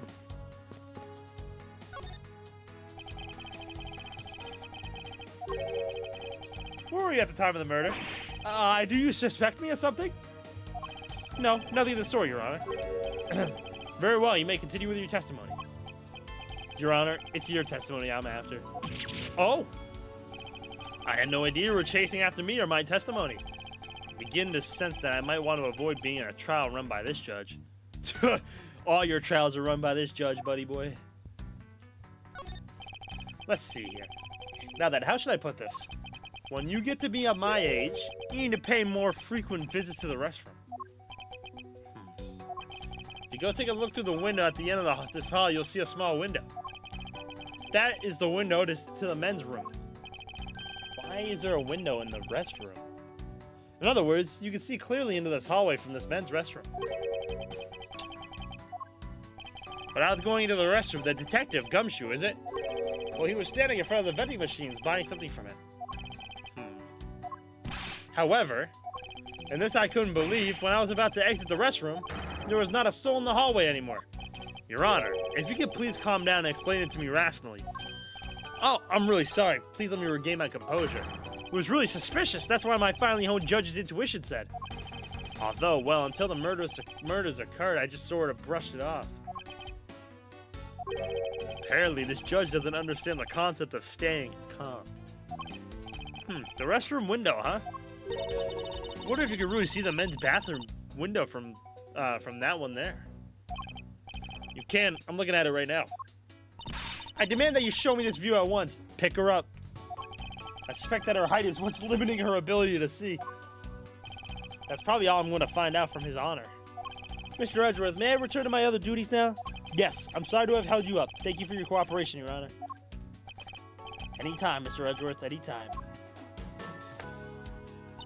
So this motherfucker Gumshoe got his $5 bonus to go buy a drink, and his $5 bill fell under the drink. Oh my God, Gumshoe, we're in shambles. Gumshoe, we are in shambles, buddy. The judges in this country seem rather friendly. Yes, if not a little wishy-washy. However, I hear that they are known to hand down very fair verdicts. That is true. We love our judge. Detective Bat, I have something I wish to inquire about.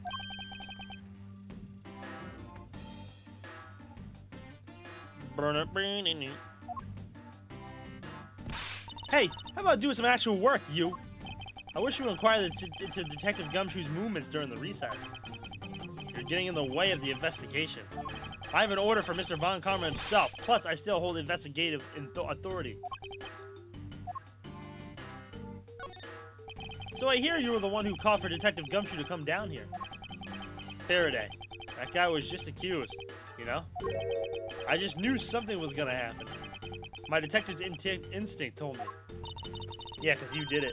A lot of good it did you. Couldn't even protect one lone prosecutor with it. Damn. Oh! Francisca actually scared of someone? Francisca, I think you need to apologize. I'm sorry.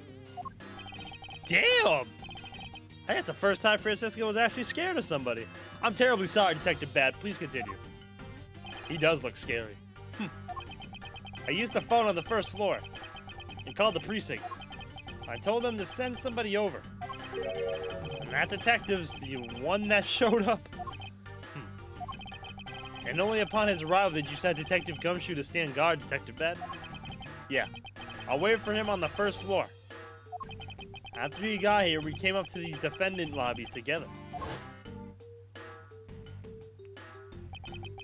As we entered this hallway, we ran into you, who started laughing immediately. She told us that Faraday was really mad, and that he dragged Rel off to lobby number 2 to have a word or something. And that Faraday had said to not let anybody interrupt them. So what choice did I have? All I could do was tell the big lug to stand guard outside. And around what time did all of that take place? Let's see. I think it was about 30 minutes before I heard the gunshot. After giving the big lug his assignment, he never left the hallway, not once. Oh, and how could he make sure of such a claim? One of the guards out in this floor's main lobby swore to me he didn't. The detective never left the hallway, then where did he disappear off to? That's simple. He must have gone into lobby number 2 just as I suspected. You and I, we were in lobby number 1 next door. The only one without an alibi is Gumshoe. It would seem that I'm still missing some key pieces of information. Detective Bad, you also heard the gunshot, did you not? Yeah. I heard it when I was in defendant lobby number 1. That's why I came running towards lobby number 2 together with you. How much time elapsed between you hearing the gunshot and your arrival on the scene? Less than a minute. What were your movements upon hearing the gunshot? I grabbed the big lug who was just walking around in the hall and raced into lobby number 2. And that's where we discovered the bodies. In that order. That makes you the discoverer of the crime scene, right? Yeah, I guess it does, little miss. I'm about to become a prosecutor very soon. You will treat me with the dignity I deserve or else. Damn! You wave that thing around anymore. And I'll have you arrested for obstruction, little miss. You wouldn't dare. Just joking. Yeah. Detective Bad is really something if he can make Francisca behave. Are we about done? Is there anything else I should ask him about?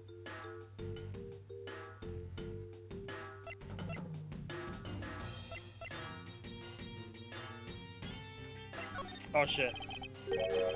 Where were you headed? Where were you when you heard the gunshot? I didn't mean to click that. Defendant lobby 1. I got it. I didn't mean to click it. Now get out of here. You're getting in the way. Hold it! I'm not through questioning you yet. I'd like to know a little more about the circumstances under which you heard the gunshot. Like as I said, I was in lobby number 1 with you. I have nothing else to add. Well, his testimony clearly corroborates with what Miss Yu said. Miles, you already asked him about that, remember? I suppose I should ask about something else. Why are you even to tell me the exact time you heard the gunshot? It was around the end of the recess, and the trial was about to start again. I think. He was supposed to make time for himself to transfer the evidence he was holding. But I got the sense he wasn't going to show for the handout, so I figured I should go get him, or he'd be late. And just as I thought that, bang! The sound of a gunshot hit my eardrums. So I heard the gunshot right before the trial was about to restart, huh? Are we done here? I don't have any time to waste. Oh, come on. All you're doing is standing in front of this door doing nothing.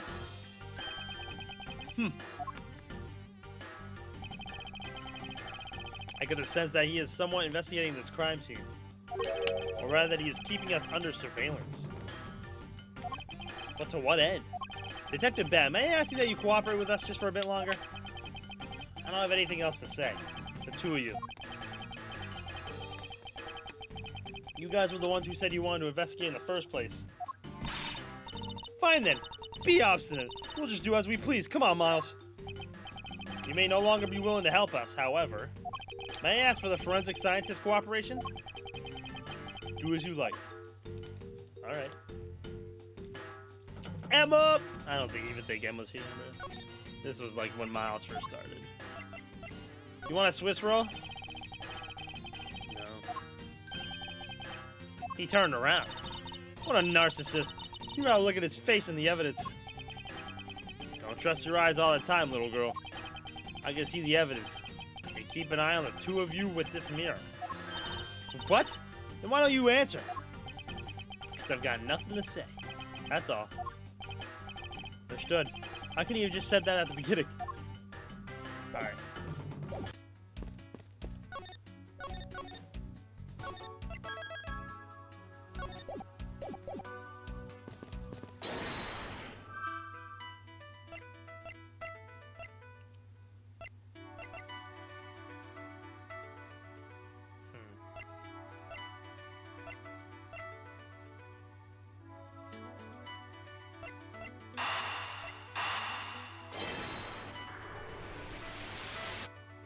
Boo! Alright, hold on. Stop staring at me like that, Miles. No human can climb through these barred windows, is that? Scent of flowers is in the air? Maybe this in the cactus? He's not a flower, per se, but...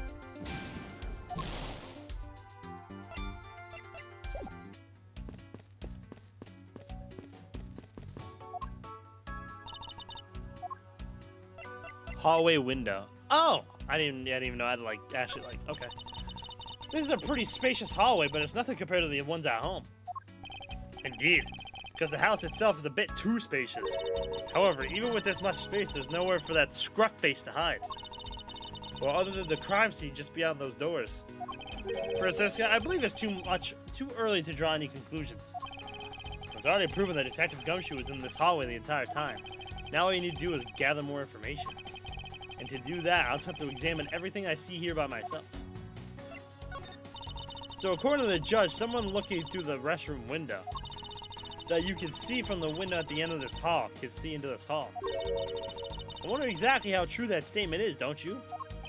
Well, it is possible to get a pretty clear view of the hallway from that restroom. Is there really a men's bathroom window through the window at the end of this hall? Of course. Can you not see it? Ow! I demand that you show me this view at once. I suppose I should examine that window again once. Anyways.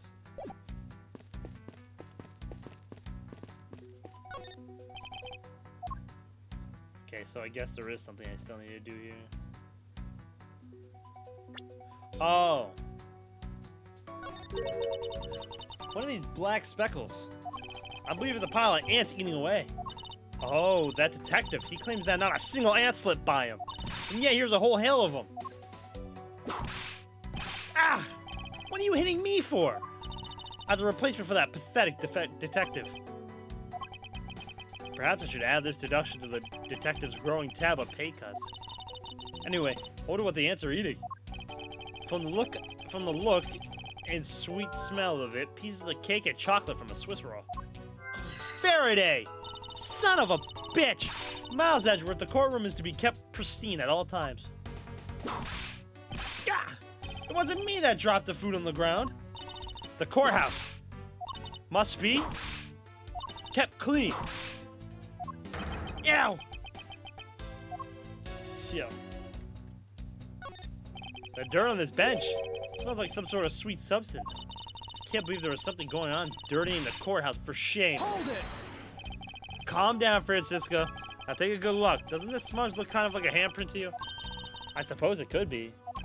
Which means, perhaps we can lift the prints of the person who sullied this bench. I see. And then we'll know the identity of our mystery slob. You there, the lab technician. Could you please find out who this handprint belongs to? Sir. Yes, sir.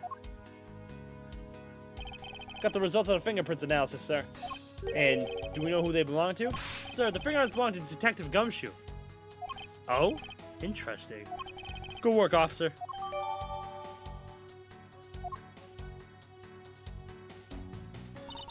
And there you have it. Yes, I suppose so. Now I know the identity of the person who dirtied the bench. I sense that you and I will be using this information in very different ways. Ants are pouring out of the hole in this bench as well. I wonder if the inside of this bench consists of nothing but ants. Don't you dare continue with that gross line of thought. Oh, I'm sorry. Sorry, Francisca. Alright. I think I got it now. We're good? Alright.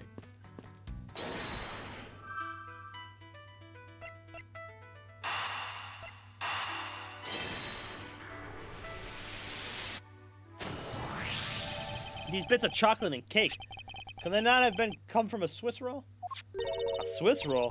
Why would a courthouse sell a thing like that? Didn't we just go over the vending machine? It may not seem like the right venue. However, it is being sold right over there. Like, come on, Francisca, we just did this. The vending machine. Ah, I see. Stay neutral as the Swiss do until the end with these. 2 for $6. Talk about expensive. Leaving the fact that it's on the expensive side aside. The fact that the cake crumbs and chocolate bits were found in this hallway suggests that they came from a Swiss roll that was purchased from this machine. I think I have a pretty clear picture of what happened here now. Naturally. After all, I'm here, aren't I? Detective Gumshoe must have sat on this bench as he ate a Swiss roll. Oh my god, Gumshoe. What are we doing? Gumshoe's just a freaking mess.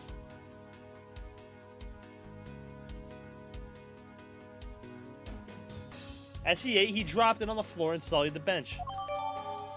God damn it, Gumshoe. Can't have nothing nice, Doug.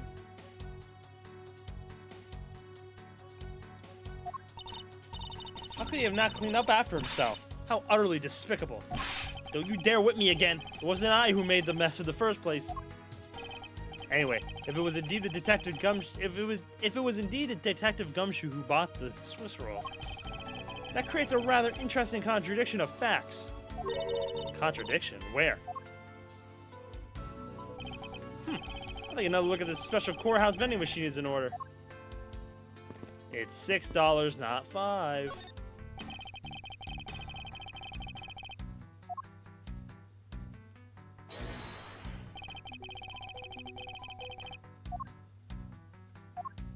Eureka! Eureka! About Detective Gumshoe's finances, he said that until this morning, he didn't have even a single penny on his personage. Just how poor is that guy? If his bonus really was only $5, then he should not have been able to purchase a pack of Swiss rolls. However, facts being as they are, we found cake crumbs on the floor. Meaning Scruffy must have bought a pack somehow. Indeed. That detective should not have been able to purchase a pack, yet he did. The question is how?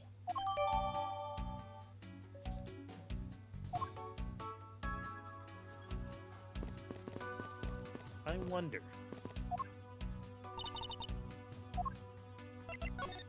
We've gathered so much information, but they feel like just random fragments to me. I wonder what really happened here. Random fragments. Huh.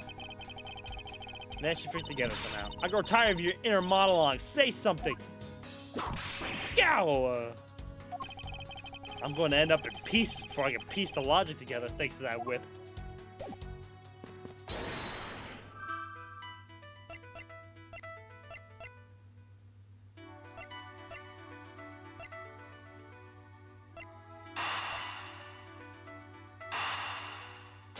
These definitely don't match. Oh, what? They do? This pink rubbery substance. I saw this in a different form earlier today.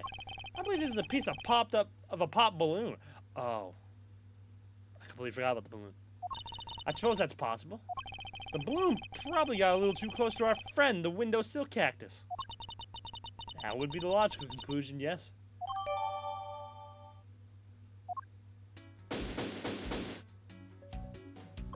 Yay. I believe I now have a very firm grasp on what happened here. Well, I do too. Alright, Francisco, would you care to share what conclusions you've come to? Why should I do that? We're still in the middle of a competition, you know. We should be checking to see if your conclusions are wrong first, so you go ahead. It's almost cute that she's going this far to ensure that she wins. Almost. Very well, but first we need to pay his honorary visit to correct his testimony. Judge!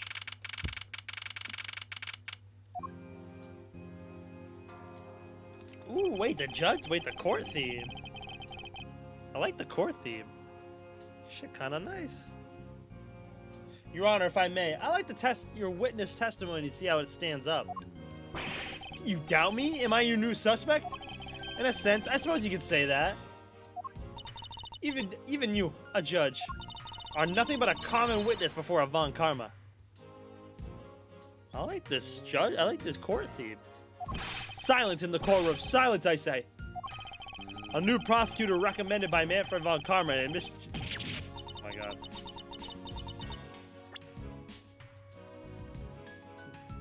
By Manfred Miles Edgeworth. Francisca. You bit your tongue again, didn't you? Ahem. As a defender of the law, I could never give false testimony. You can't even place me under oath if you want. Very well then. Your testimony, if you please. Let's go! Oh my god. Let's go. You're so cooked, Judge. During the recess, I went to the restroom.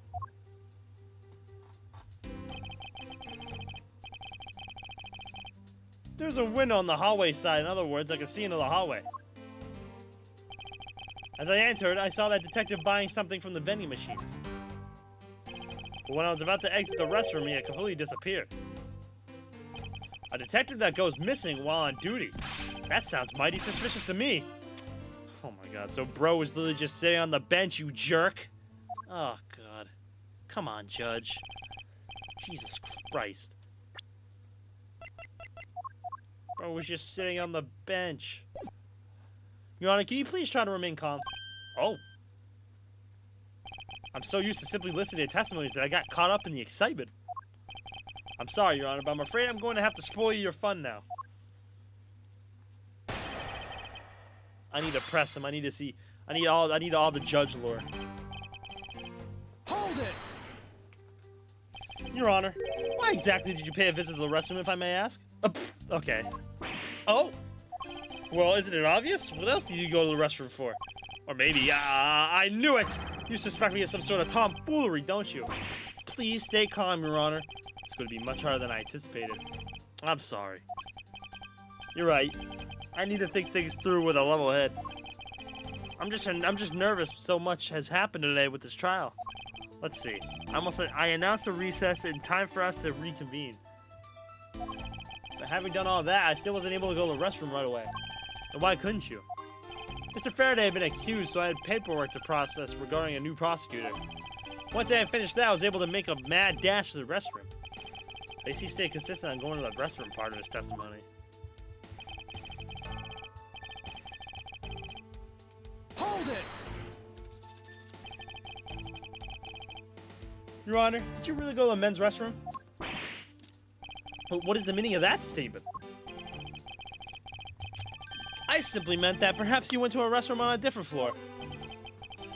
I had to go for such a long time. Yeah. It was all I could do to dash to the closest one in the courtroom. I suppose that's the only natural. I think that's the only natural, given his circumstances. I ran from the courtroom through this floor's main lobby down the hallway. Once you enter, you see there's a window just above the urinals. And it was through that window that you witnessed Detective Gumshoe, Your Honor? Yes, exactly. Your Honor, there's no need to yell. I can hear you just fine. Oh, I guess I put a little too much into that last answer. Now then, let's continue with the testimony. Hold it! Are you sure the person you witnessed was Detective Gumshoe, Your Honor? Yes, I'm absolutely sure. It's hard to miss someone of his stature, even from far away as the restroom. Damn, just called him fat. Because I can't think of anyone with that kind of hairstyle. In big beige coat. Oh, okay, that too. Well, I was simply wondering if you were mistaken in what you saw. What? Preposterous. My eyes are as sharp as can be, ready to see through lies to the truth. Although, recently, things do seem to be a bit fuzzier than they used to be. Clearly his eyes are not the only thing that have gone fuzzy. Allow me to say this with all honor and dignity of a judge. I am not mistaken in what I saw. Hold it! He disappeared? Oh, Your Honor, didn't you just say I saw that detective buying something from the vending machines? Why, yes, I did. The restroom window looks over the courtyard and right into the hallway. But just as I was about to exit, I took another look and there was no one in sight. That led me to the only solution to this mystery.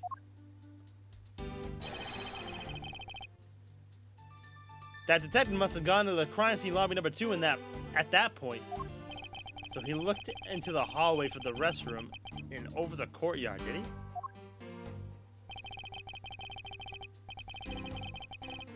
Hold it!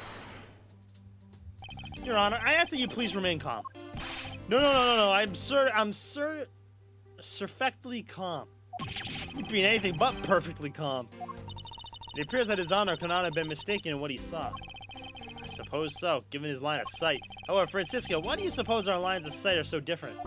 If you're referring to my height, can't you hold that whip still for just a second? Now, about His Honor's testimony. I believe his line of sight to be an important factor. If it's that important, then why don't you hurry up and tell him already? I will, but there is one more thing I need to do if I am to correct His Honor's testimony. I'm going to need to retrace Detective Gumshoe's movements.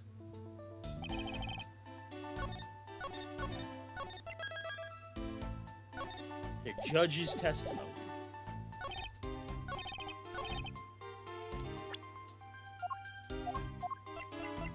Objection! No, Judge. What's with that finger wag for, Mr. Edgeworth? And don't you know it's rude to shout objection while someone is giving a testimony? Objection! Huh. If you truly are a man of the law, then you must always be vigilant. For example, I never let an opportunity to shout objection pass me by. Objection! Miles Edgeworth, it's one thing to be passionate about your job, but this is real life. This is what some people may say is the pot calling the kettle black. What? Never heard of that before. Your Honor, I wonder if you might take a look at this for me. What is that filth? How dare someone dirty the hallway bench like that? Who is the culprit? That party is hereby found guilty of uncleanliness. If you must know, the uncouth bench Solier has already been placed under arrest thanks to your earlier testimony, Your Honor. Oh? Well, that's good, but who was it? We were able to discover something from that smudge on the bench, namely Detective Gumshoe's fingerprints. Not happy with committing just murder, he had to go and dirty the courthouse too? Guilty. Your Honor, please calm down. While it's true that the detective is the one who made the mess on the bench, we have not yet established that his actions is related to the double murder. What do you mean? I believe that the detective bought a pack of Swiss rolls from the vending machine, and then promptly sat down on the bench to eat one.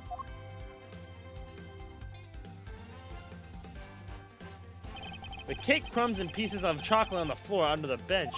Detective Gumshoe's fingerprints prove my conclusions to be true. Oh, but I still don't understand. Is this the whole related to how I couldn't see him as I was leaving the restroom? It is indeed. The window in the hallway was built rather high into the wall, at around a grown adult's chest height. As evidence, I submit that Francisca herself was able to see out that window.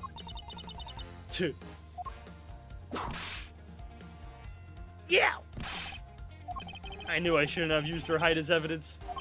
Basically, what this means is that the area directly under the hallway window is a blind spot where the hallway is being viewed from the men's restroom. But then,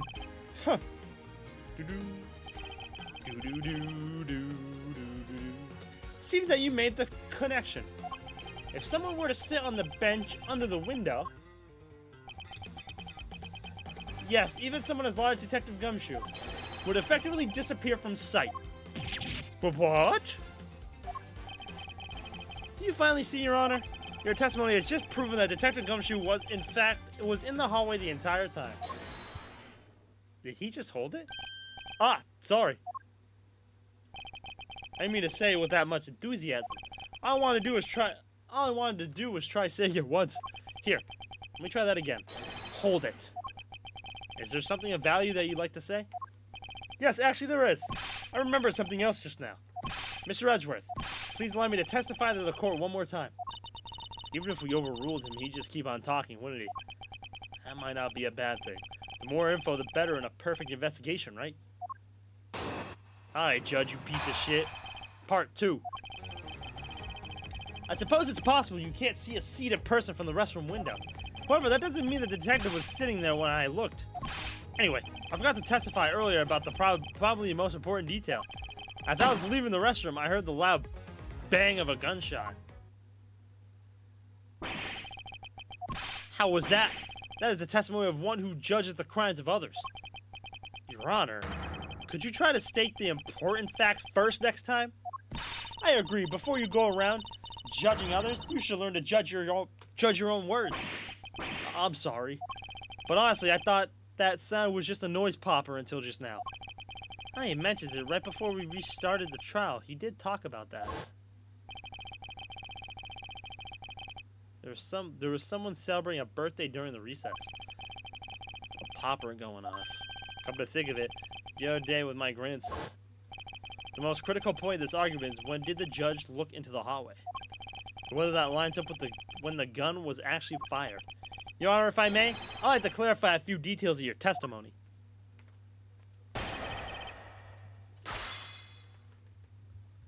Come on. Burn him, burn him. Hold it! In that case, you can see that you were overconfident in your last testimony? Now hold on there. I just said that it's possible you can't see a seated person from the restroom this time. But you know something? I don't think you know when the prints you referenced were left on that bench, do you? Chill. While you have proven that it's possible the detective was sitting, I still have a problem with just when those fingerprints were left. He's right. I have yet to prove when the fingerprints were left on the bench. While he feigns ignorance, his honor has seen a lot of life. This judge, I mustn't underestimate him. Hold it! Yes, you can. You can underestimate this judge. As we established, you went to the restroom during the recess. However, at what point in the recess did you look into that hallway? After I called for a recess to handle the charge of prosecutor paperwork. Change. Maybe about 20 minutes until we reconvene? Yes, that sounds about right. Just as I expected. What were you expecting? And I demand to know what that all-knowing smile is for. Your Honor, that statement you made just now is very important. I'd like for you to append it into your testimony. All right, if you insist. Hold it! 20 minutes before we reconvened. Very well. What did you do after that? Let's see. I had to make some preparations, so I rushed straight back to the courtroom. I also had to track down a few pieces of paperwork for the various bailiffs. So you rushed back to the courtroom despite having just heard a gunshot? Well, at the time, I thought it was just the sound of a noise popper. I really couldn't think of any other explanation than someone having a birthday party. But now that this has happened, I see. Thinking back, the judge did mention something to the effect when we reconvened. Hold it! If it's something that forgettable, I don't need to hear it.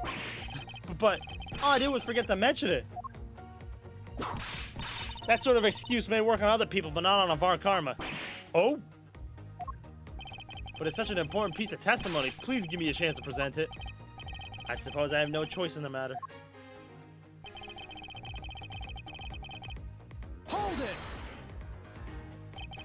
No, about what you just said. I know I couldn't believe it myself. Alright. Yes, just like this with a quick yeah. Your Honor, please remain calm when you're trying to explain yourself to me. Yes, sir. Sorry about that. Now then, I must gather myself, yes. When I heard the gunshot, there was no one in the room hall. I should know, I looked. There was no one there. The judge's emotion circuits appear to be stuck on overreact. I believe that we finally found the flaw in his Honor's testimony. Yet, sadly, he's completely oblivious to it. So I guess I can't really expect him to be aware of it. Well, what are you waiting for? Hurry up and fill him in. At least that thing finally came in handy. Indeed. Now let's see what happens when I present it to his honor.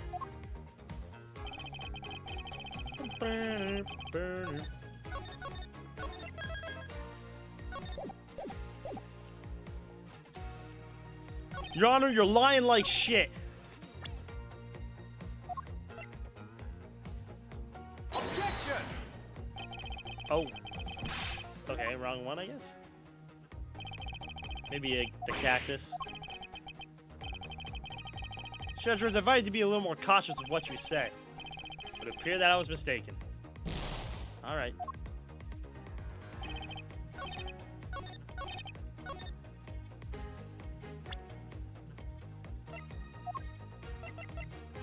Objection! Your Honor, I cannot allow you to make an objection. What? Your Honor, I'm really sorry, but I cannot allow you to not allow me to make an objection. I cannot allow you to not allow me to make an objection. Egads, I've been overruled? Your Honor, there are simply too many holes in your testimony for my taste. What do you mean by that? You claim that you heard the gunshot during the recess, but that simply is not possible. Mr. New Prosecutor recommended by Manfred von... Ah! Instead of biting your tongue, why don't you just... Oh, shit. Why don't you bite your tongue on those preposterous names? I see you have no mercy for the elderly either, Francisca. Don't talk back to me unless you want to be whipped in the back. With your height, you need a stepladder or 4 to accomplish that. Sheesh! Yeah, say that out loud. See what happens. Mr. Edgeworth, my ears are not that far gone yet. I'll have you know, I can still hear just fine. I heard the sound of a gunshot loud and clear in my own 2 ears. Your Honor, I have here an interesting bit of testimony. It's from Detective Bad. And according to him, he heard the gunshot right before the trial was about to start again. What did you just say? Your Honor, you just said that you heard the gunshot about 20 minutes before we were to reconvene. How do you explain this glaring contradiction? That can't be. Unfortunately, that is the truth. I love this song. But I heard it clear as day. Bang! The loud sound of a gunshot.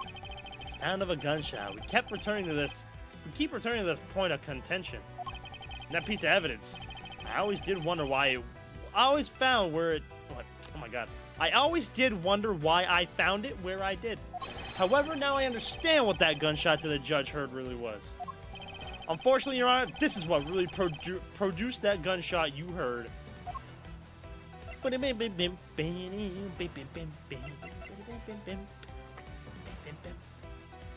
Take that! I have barely any idea about this case. Managed to see 2 things. 2 man's dead bodies by gunshot and knife. And Edgeworth getting kicked. Oh, not Edgeworth getting kicked by Kay Faraday. To put this simply, it looks like Kay's dad was killed. And this guy was killed. That's really, honestly, that's really all we know so far. This guy was... Hold on. Yeah, this guy was found not guilty for killing the defense lawyer's sister a while ago. And the defense lawyer was on this case to try and figure out what the fuck happened. And that's pretty much all we know right now. So we don't really know a whole lot. Who's Kay's dad? One of the victims. Bern Faraday. He was a prosecutor.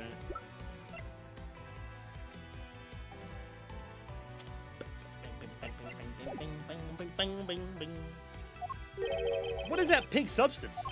It may not look it, but this is actually a piece of balloon. I see. And Gumshoe is the suspicious one right now. And I suppose you would like me to accept that pink balloon in the court record? Your Honor, I present this piece of evidence in order to overrule your testimony. What? Your Honor, your argument goes as follows. You saw no one in the hallway when you heard the gunshot. Now, there's no guarantee that the detective was sitting on the bench at that time. Therefore, you believe he must have been at the crime scene, defendant lobby number 2. Am I correct? Oh yeah, and the judge actually has legs and a body. Yes, that's exactly right. Let me ask you something. Do you think that the gunshot you heard was produced by a real gun? I think I've said enough that even you can figure out the rest on your own. Your Honor, you were fooled by the popping of this balloon into thinking it was a gunshot. What manner of trickery is this? That was a good effort you put forth, Miles Edgeworth. But if it was me, I'd have wrapped this thing up before the judge even testified. Care to elaborate on how one ends something before it even begins? Well, to be honest, I did think that the sound was a bit off from a real gunshot. But who could have guessed that someone would pop a balloon in a place like this? That's true.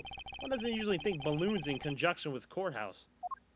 There's only one person with a balloon, Kay. I want to trade these coins with you. That's it? The balloon that girl was holding explains everything. Your Honor, if it makes you feel any better, you didn't lie once in your testimony. However, I can't really vouch for its accuracy. Aw, who knew? That giving testimony could be such a difficult thing to do. Aw, poor judge. What have I done? I owe Detective Gumshoe a very, very big apology. I will see to it myself that he is released. Wait. There are still a few things I have yet to resolve about what happened in the hallway. Your Honor, I request your permission to further question Detective Gumshoe. But why? I thought we just cleared his name. Whether we did just now or not, I still cannot say. The only thing I can do now is continue in my quest for the perfect explanation. And to that end... Oh yeah, and this is Miles' first ever case. So this was 7 years ago. And to that end, I must resolve the remaining issues pertaining to the events that occurred in the hallway. Very well. Bailiff, please bring Detective Gumshoe into the courthouse. I must fulfill my mission and find the perfect explanation of this case. To be continued. Oh, never mind. Gumshoe! Well, what is it now? Is it time for my trial already? I've already told you a gazillion times, pal, I didn't do it. I'll be the judge of that, Detective Gumshoe. No, you won't. I'll be the judge of that. No, no, no, no, no. I'm the judge around here. I'll be the judge of that. Why can't you guys be a little less judgmental? Yes, well, speaking of hasty judgments, Detective Gumshoe, I'm afraid I must apologize for an error in judgment on my part. Your Honor, I don't believe you should apologize just yet. You have yet to prove he is completely innocent of this crime. I guess so. What are you guys talking about? In any case, I would like you to testify about your actions while you were on guard duty. And please remember, you are not on trial. This is all just a part of the investigation. As such, you may still be found to be innocent. However, if you should give false testimony... Yow! My whoop will object loud and clear. If you are found to be lying, you will be held indefinitely. Understood? I got you, pal. Thinking back on the state of the crime scene and the judge's testimony, it's obvious that Detective Gumshoe was lying. And if I can't break his lie, then we may never get a break in this case.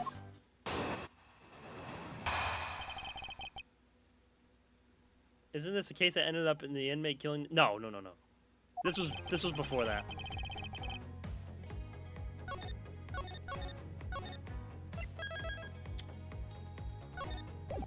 I guess that was technically his first. No? Yes? Maybe so? I don't know. He was supposed to substitute in for Kay's dad, because he was the prosecutor of the case that was going on right here. But then he died, and then the defendant died, so then they just dismissed the case, and now they're trying to figure out who killed those two. Alright, hold on. I got pissed so bad. Jorkin. Easy on the Jorkin, Nameless. Alright. I'm gonna leave it on this screen. I'll be right back. I gotta piss real quick.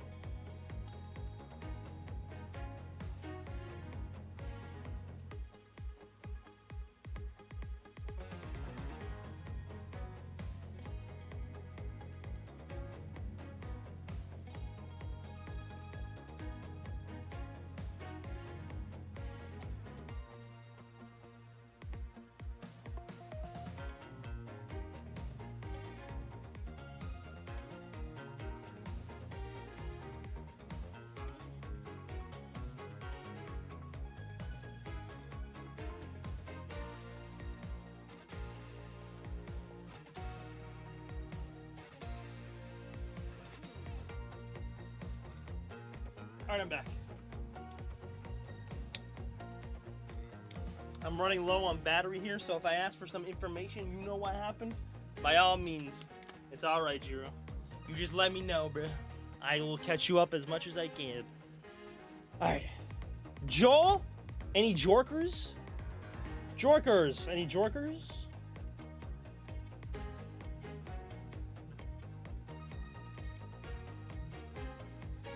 Alright. As soon as I got here, he ordered me to stand guard in front of lobby number 2. From that time on until I heard the gunshot, I was in that hallway the whole time. Mods check jorkers? On my honor as a detective, I swear it wasn't me, pal. Jorkers? He's still singing the same tired tune. In that case, I'll just have to change the melody. I know he's lying, and it's time I pulled the information I need out of him. Why are you lying, Gumshoe? Stop lying!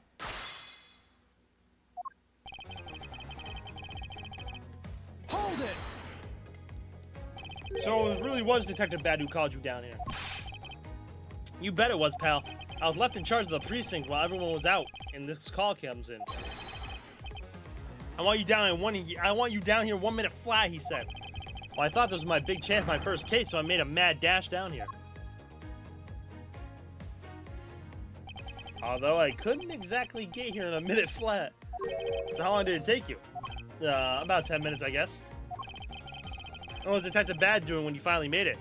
He was waiting for me down on the first floor in the entranceway, pal. Hold it! And by he, you mean Detective Bad, of course. And this being my first time at this courthouse, he also walked up with me to the 3rd floor hallway in front of the defendant's lobby. And did you meet anyone along the way? Well, just as we entered the hallway, we ran into Miss Yu. When he heard from Miss Yu that Mr. Faraday was not to be interrupted, that's when Detective Bad told me to stand guard in the hallway, pal.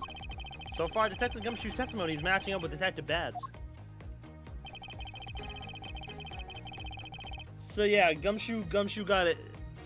He became a detective a week ago from this case. And this is the first time Edgeworth and Gumshoe have met.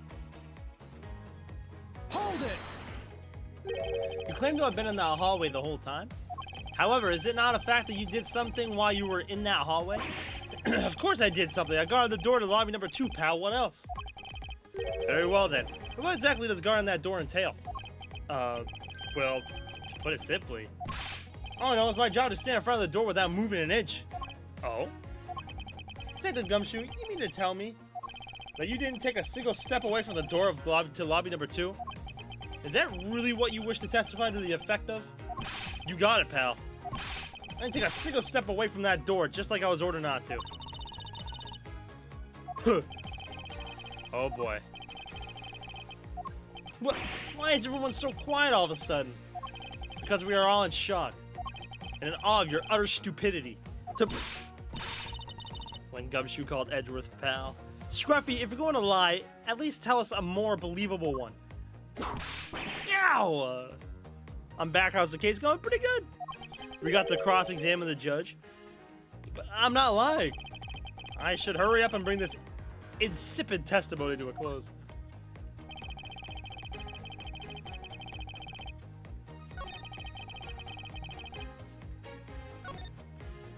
Bing, bing.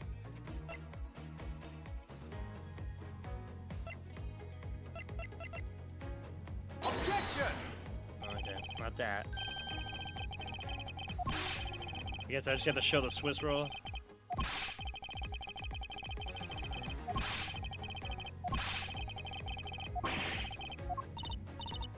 Miles, looks like the evidence will be of little use to you in breaking Scruffy's lie. Yes, I can see that. Alright, come on. Objection! I have an Objection! What? Whoa, what is it, pal? Detective Gumshoe, I wonder if you might recognize this from somewhere. Hey, it's one of those things. The courthouse special Swiss rolls, right, pal? Precisely. In that case, I suppose that you also recall the sullied hallway bench? Hey, you know what? I think it was probably me that did that. So redacted Francisca, she is 13 years old right now. You know, you can't go around dirtying up the courthouse like this. You would consider it slovenly pig? Gow! I promise to clean it up later, I swear. Now then, shall we get down to business? About the fact that you didn't move even a single step from in front of that door. If that were really the case, then how were you able to buy a pack of Swiss rolls? Yo. Furthermore, if you didn't move a single step from in front of that door, how did you manage to get that bench dirty with your grubby hands? Yow! Yo. It appears that Francisca's whip can do more damage than my words alone can. Alright, I confess, pal. I was so hungry, so I bought a pack for myself, okay? I thought I'd get chewed out again if anyone found out about me eating on the job. So I didn't want to say anything. So, Gumshoe, what you're telling me is that you'd rather get put in jail for a double murder than be found out that you were eating on the job. Holy smokes, Gumshoe. Well, unfortunately for you, I saw you do the whole dastardly deed. I clearly saw you buying a pack of Swiss rolls from the vending machine. Okay, I'm sorry for lying. Can't have myself a third Jiro commanded chat. Hey, Venezuela, it's the same thing. What? Wait, what's the same thing? Yeah, Gorilla already put a Jiro 3 down today. Joel probably will too. Joel, can I get a Jiro 3 in chat, please? Thank you. That last statement, it may sound like it makes sense. Oh, eating and going to jail? Really? However, there is something I don't quite believe about it. Are you sure you're not withholding further information from us? Huh? Of course not.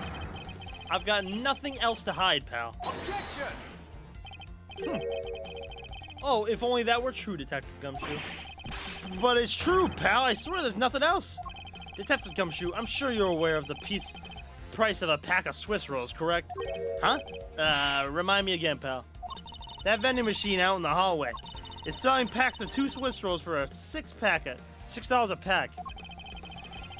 And yeah, according to you, you didn't have any cash on you until you cashed your $5 annual bonus check. Isn't that right?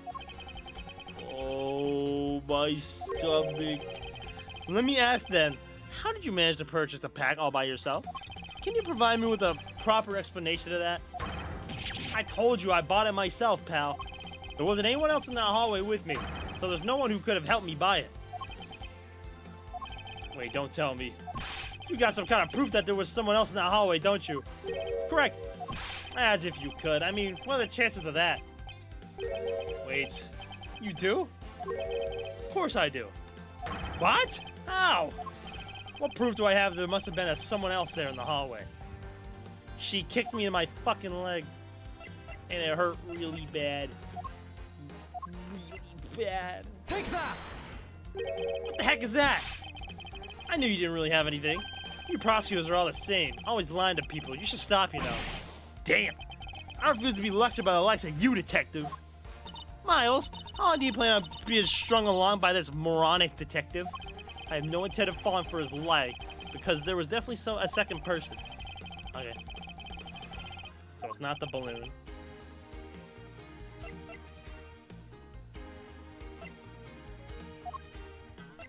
Oh, it's the Swiss roll again. Take that! Hey, you showed that to me 2 seconds ago, pal. Ah, I think you're under the mistaken impression that I bought this pack of rolls. Wait, if you didn't buy it, then that means you must have stolen it, you thief! I would never do such a thing. All you liars are the same. You start out as thieves. You're under arrest, pal. I believe you meant to assert that all thieves start out as liars. In that case, what does that say about you, detective? This particular Swiss roll is dropped by a certain someone. Oh. There were 2 rolls in this package. You ate one of them. But then you gave the other to a certain other person, didn't you? No way, pal. You got it all wrong. I ate both of them. Oh, shit. Oh, shit. It's a joke. They're one of the poorest countries, and if you complain, you go to jail in the best case scenario. Damn. She's gonna kick me in the leg! Oh! Oh, yeah. Ultra Instinct Miles. Ultra Instinct Miles. Yo. It would appear that we've caught you at last. Hey, don't you dare do anything bad to that girl. It would appear that they do know each other after all. So why do you continue to come and kick me? Have I wronged you somehow? I have a name and it's K.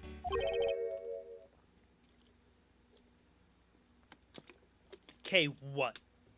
K Faraday. Faraday? Are you perhaps Mr. Faraday's daughter? It's not you. I'm not a U, I'm a K. K? You know? Good little girls don't kick other people. Especially not hard enough to leave big nasty bruises like the way you do. Poor Miles, bro. Well, then you shouldn't have put Gummy under arrest, mister. Gummy? My guess is that she's talking about Detective Gumshoe. What a cute nickname you've given him. Gummy didn't do anything wrong. Okay. It appears that I will need to speak with her in a bit more detail. Did she just growl at me?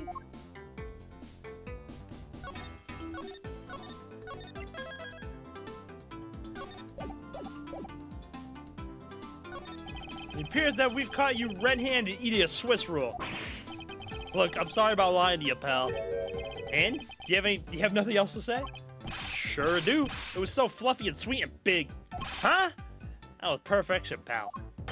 It's totally worth every penny of my bonus. I see. Well, good for you, detective. I can't believe it, but it's almost funny when a fool is this unbelievably foolish.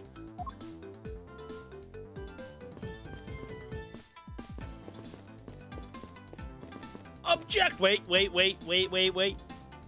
Objection! Nice.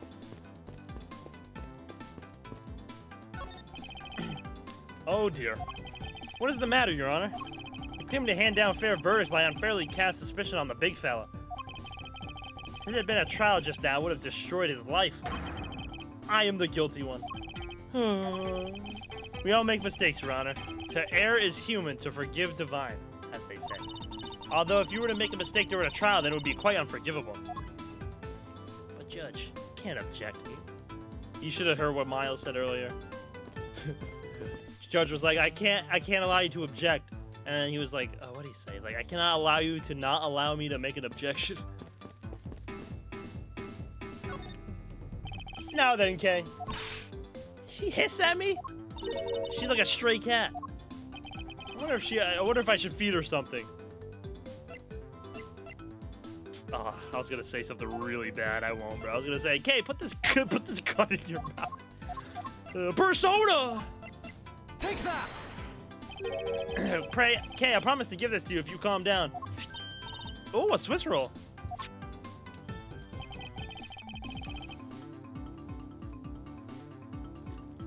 It really belongs to you, though, doesn't it?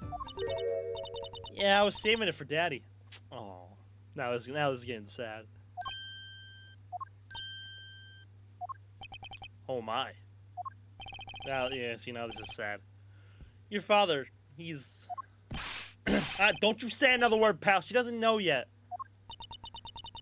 Thanks for watching out for me, Gummy.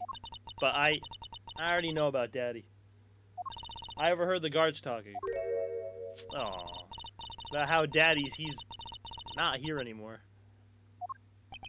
I'm sorry. I'm sorry I couldn't protect him. Okay. I'm not gonna cry. I'm not gonna... Oh, bro. Cry. It's alright. Let it all out. Your father just passed away, after all. I myself was also involved in a case at this courthouse when I was a young child. A case in which my father, who was the defense attorney, passed away. All my dreams of becoming a lawyer were crushed into a fine ash on that nightmarish day. Even now, the wound festers deep in the depths of my soul. Ever since that incident, I've dedicated myself to locking away every criminal I can. And now to have this happen right in front of me. This child. I feel a certain shared fate, a common bond between us. Miles Edgeworth, what sort of gentleman are you? Are you going to just stand there and watch a lady cry? Ah, you're right. Sorry about that. Okay, here, how about we use this handkerchief here and dry your little eyes? Oh, bro.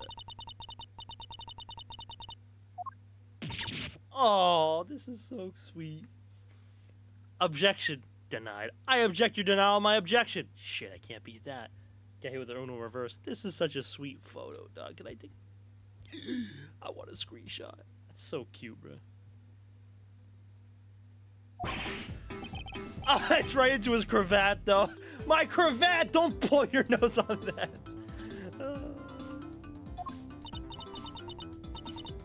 I feel better now, thanks. It was sweet until I realized that he was blowing her nose on his cravat. Okay. Are you going to be alright? Aw, yep. I'm already alright. Somehow, I highly doubt that. But I'm not going to push it. I promised Daddy I'd never cry in front of strangers. And you're a good kid, aren't you, Kay? You always keep your promises, right? That's right. Aw, she's so cute, bro. Even if I can't see Daddy anymore, I'm still going to keep all my promises. You're a very brave girl, Kay. You're a very good child for keeping the promises you made to your papa. Yo, you're not that far away from her, Francisca. She's 10. You're 13, she's 10! I'll even testify that you didn't cry just for you. Thank you very much, lady. Huh, it's nothing. I'm only telling the truth after all. It appeared that because her father was a respected prosecutor, Francisca is sympathetic to Kay's feelings. Kay, what kind of person was your father? Daddy was a hero of justice. His job was to catch all the bad people in the world. So to you, a prosecutor is a hero of justice, huh? I suppose we are in a sense, as we are the ones who seek guilty verdicts for criminals. And Miles, how old is he in this game? I think he's around 18. He's somewhere around like the age of 18. Plus, you know what? Whenever I came to the courthouse, Daddy would buy me my absolute favorite treat, Swiss rolls. Oh? I want to be a hero of justice someday just like Daddy. So I've been working really hard. I see. What have you been working hard on? I've been working hard to keep all the promises Daddy and I made together. A promise notebook. May I take a look inside, Kay? Sure, okay. It appears to be an exchange diary of sorts between father and daughter. Mr. Faraday's writing conveys a sense of the kind of man he was. This little notebook just might come in handy later. Thank you for showing it to me, Kay. Okay, Kay promises to Daddy. Never take things from a stranger. Never go anywhere with a stranger. Always greet people with a smile and even people you don't know. Never cry in front of strangers. Always try your hardest to learn about things you don't understand. But you kicked me! Daddy's job is to make sure that everyone follows the rules. Kay, be a good girl and promise that you'll keep your promises to me, okay? Love, your Daddy. I hope you continue your hard work and become a hero just like your father. I'm gonna try. Hey, Kay, so I'm a detective that catches the bad people, right? That makes me a hero, too. Yeah, you're really cool, too, Gummy. Yeah, aren't I, Kay? Yo, okay, Gumshoe. What's with the two of them? I hand out verdicts of justice, so that makes me a hero, too. Yes, and thanks to your oh-so-heroic testimony, you almost painted that detective as a vile criminal and sent him off to jail. I'm really sorry about that. Gummy is not a bad man, okay? That poor judge. He's being treated like a vile criminal rather than a hero of justice. Kicking you is not in the book. You know what? That's fair. That's fair. Sustained. It appears that you and Detective Gumshoe are good friends, Kay. Yeah, we're friends. In that case, would you mind telling me a little more about him? Dick Gumshoe. So I take it you ran into Detective Gumshoe earlier? Yep. I was on my way to see Daddy when I saw Gummy standing there. He was standing in the hallway, staring really hard at the vending machine, so I said hi. And when was this? Huh? Oh, before everything got crazy. How long were the two of you together? We only talked for a little while. And then we went our own ways. That's right, pal. Kay and I only talked for a little while, and that's it. Oh? Which means... We have now confirmed that Kay was in the hallway during the recess, isn't that right? Ah, you got me. I told you to stop picking on Gummy, mister. Very well, then. I'll just have to speak with a good detective in private later. Were you the one who bought this pack of Swiss rolls, Kay? Well, I didn't really have a lot of money. And I somehow made $1 out of all these pennies and quarters I had. But that still wasn't enough, and I really, really wanted one. Apparently he's 19 in this game. That was close. 18, 19. Come to think of it, she did come and ask me to exchange a handful of change for $1. Granted, this is his first ever case, so this is like a case in the past. And that's when you came and asked me to change your money, correct? Yeah, thanks a bunch for doing that, mister. Sure. Let me ask you, even with that $1, you still didn't have enough, correct? Well, that's why... Hey, if you boy Kay anymore, I'm gonna have to arrest you, pal. Yeah, remind you that you're the one already under arrest? Yow! I sense that Kay's going to be less than forthcoming with this question. Sorry about your roughly thing. Oh, this cravat. Yes, well now that it's positively drenched in your nasal mucus. Don't worry, Kay, I have a spare. So here, you can have this one. Aww. Oh, is that what she gave me? That's what she gave me in the third case, was the cravat. But Daddy said, never take things from a stranger. Ah, it's one of the promises you made in your promise book, correct? Yeah, look, see? It's right here on this page.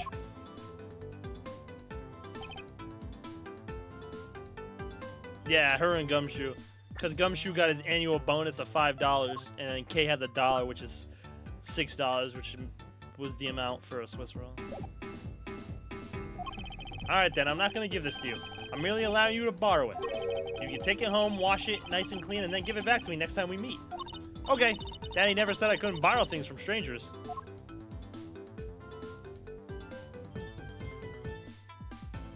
Now the Detective Gumshoe. Uh-oh. I believe it is now crystal clear that you were with little Kay in that hallway. I told you to stop being mean to Gummy. Miles Edgeworth, there is still something you have yet to resolve. I beg your pardon? You still haven't offered an explanation for why that man would lie to us. But that's, well...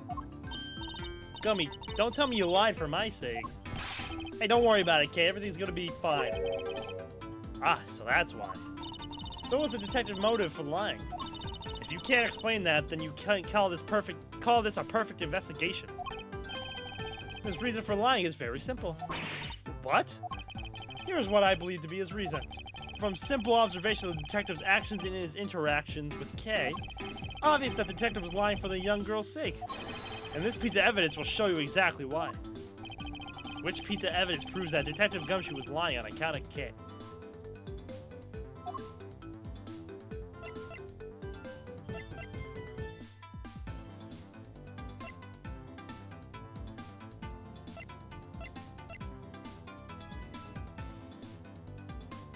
Take that! This is that piece of evidence. What do you show me that for? Oh, was that out of the balloon piece? Alright, it's fine. I think it's finally the balloon piece.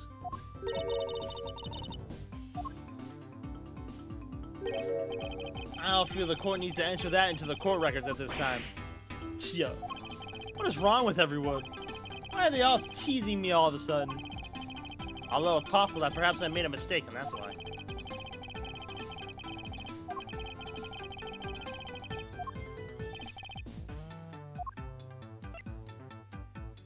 What was it, the Swiss roll? No way they're gonna make me present the Swiss roll for a 5th time, right? 3rd time. You know what? Fuck it, come on. Take that! Oh, okay, so it was the balloon.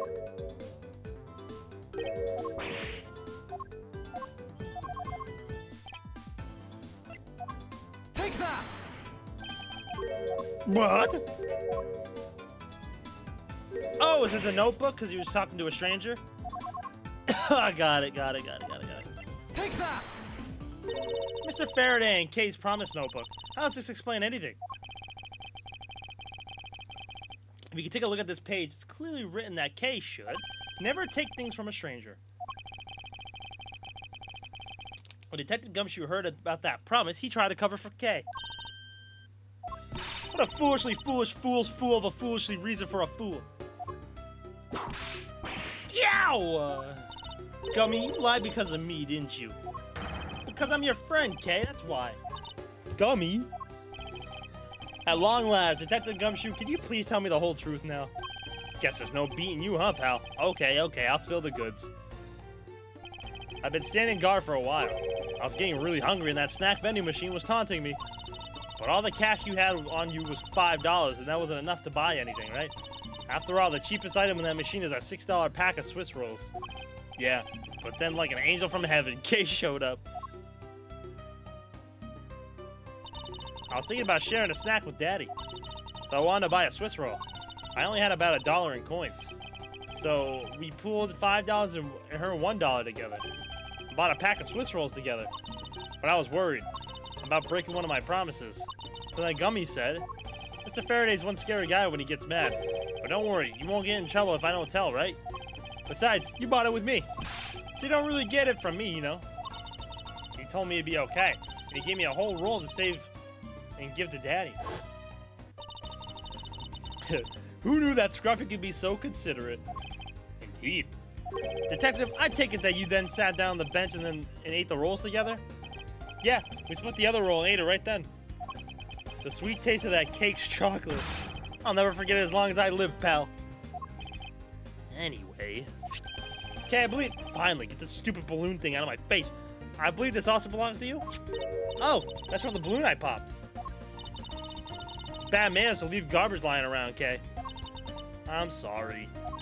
Well, I guess I can't blame you for not throwing this one piece away. What is this a theme? What's this the theme of, bruh?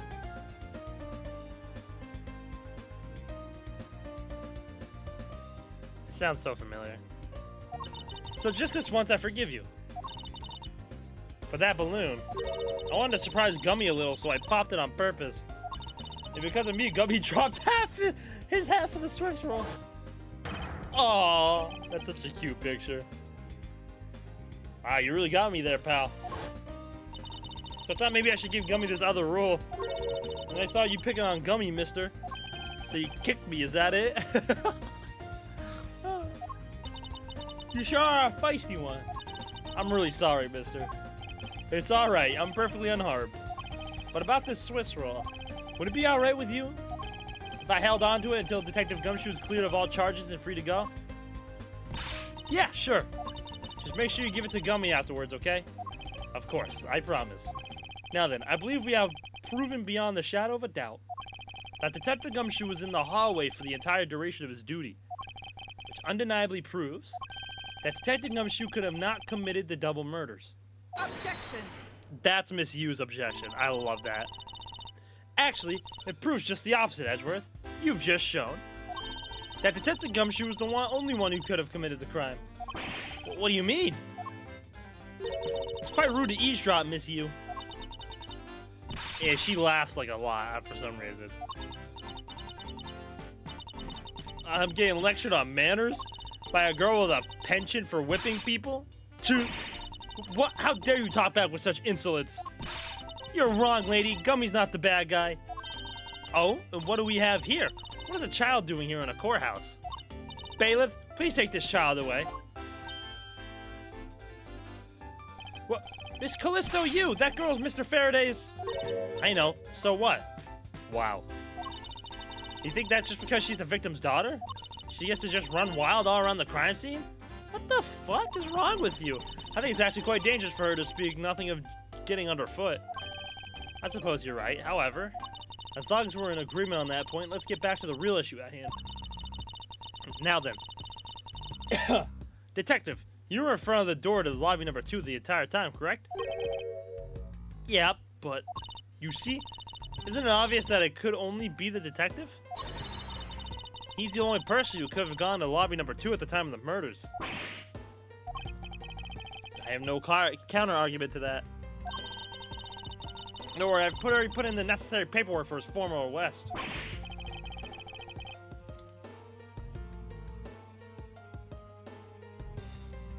Sorry. Water. But the investigation is far from over. Oh, that's right. I'll go to speak with you about that. Don't you think it's reckless to talk to the suspect out in the open without a guard? I suppose it is. Well, as someone with more experience in law than you, allow me to share something. Always keep a good eye on a criminal, or you may regret what comes of your negligence. Ooh, Miles, I can't believe you're letting this woman lecture you like this. This is unforgivable as a disciple of Von Karma. Down, Tigress. Now then, I'll be looking forward to the results of your investigation. So, we're back to square one. Actually, this is our last chance. I can tell that if we fail to solve this case, Detective Gumshoe will be formally charged under all of the circumstantial evidence.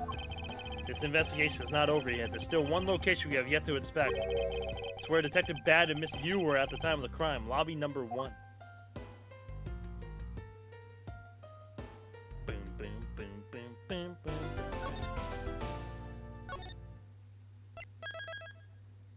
The truth behind the KG8 incident. Okay. Womp, womp, womp, womp. What is this incredibly overpowering sweet scent? It smells like flowers. Uncle Bad, is this it? Isn't that Detective Bad and Kay over there? Looks like she managed to escape the bailiff.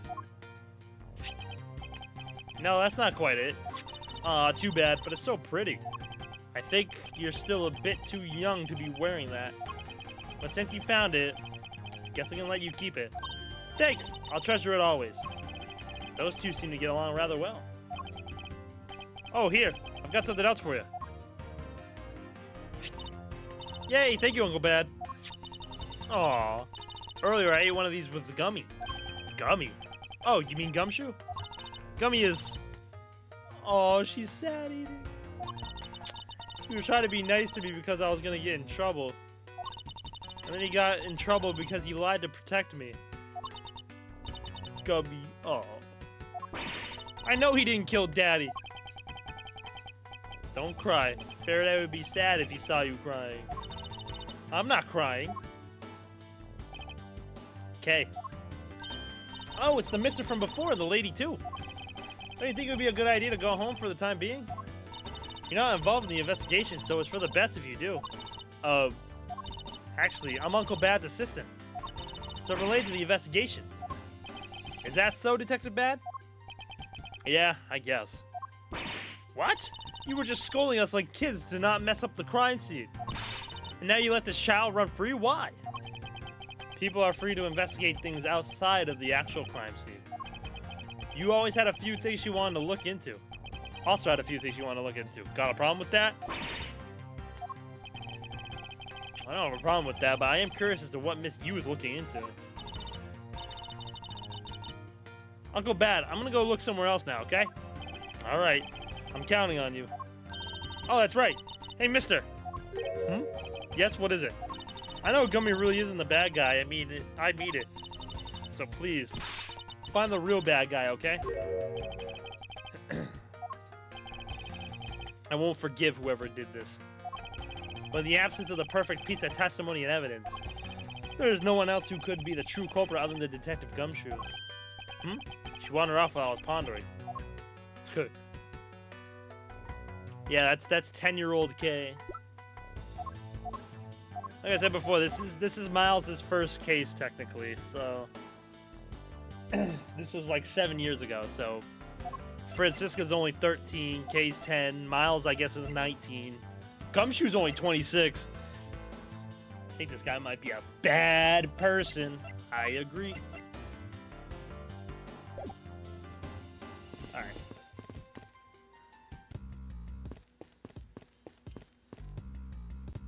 Oh, I can walk around a lot. It appears I won't be drinking out of this until it's been repaired. If you want to drink of water, just find a tap. It's all the same. No, actually, the water from this is apparently something special. There was a man who was practically bathing in it. I know. Ah, then obviously we are both thinking the same thing. I suppose we'll just have to wait until then. Yes. Okay. Oh, sorry, mister. I'm a little busy right now. Doing what? Well, I'm looking for something. Uncle Bad told me to, so that's what I'm going to do. Let's go. I don't want to interfere with the girl, lest Detective Bad get angry. Yes, agreed. Oh shit. How far can I go? How do I just run around this whole... Whee! I can run around the entire courthouse, bro. Trying to see if there's another Phoenix sighting somewhere, but I don't think there will be.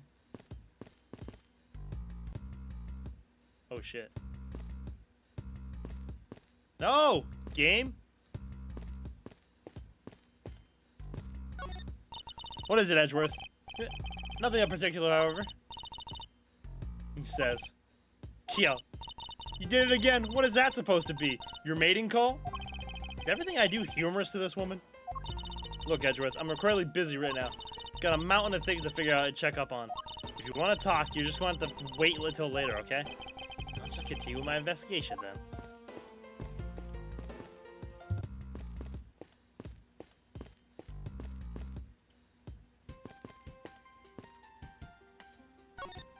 What an incredibly strong scented herbal tea. I fear that more than being relaxing, this scent may make one a bit heady instead. You put in a special request for that. No wonder she's so violent if she's been drinking this stuff the whole time.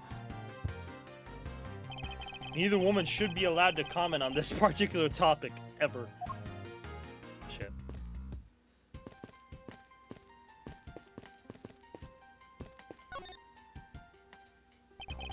It may not look like much, but I find that ordinary tables like this one are very useful.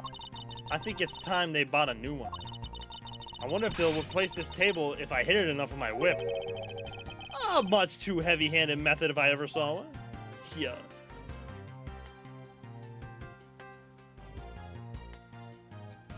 Right. This television is the same model as the one in Defendant Lobby number 2. Looks like the two rooms are basically the same in terms of layout and supplies. Yes. The two rooms are basically the same, huh? Oh, what? I'm gonna guess he thinks that the rooms were swapped. That expensive painting is ill-suited to be hanging on the walls of this room. I wonder if a guard detail should be placed on it. Why do you say that? Well, a desperate low-paid detective might make off with it someday. You never know. She may be thinking about hiring a guard.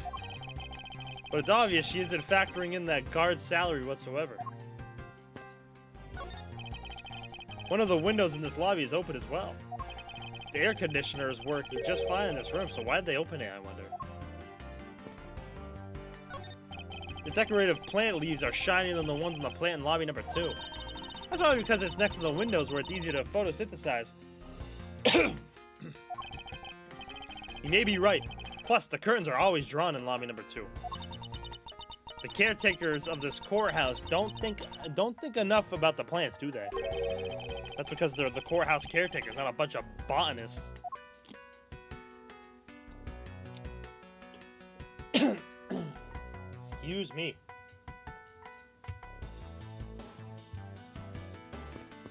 Alright. Detective Bad, what exactly was Kate searching for? Nothing that concerns you, boy. Oh, and I suppose that has something to do with Kay?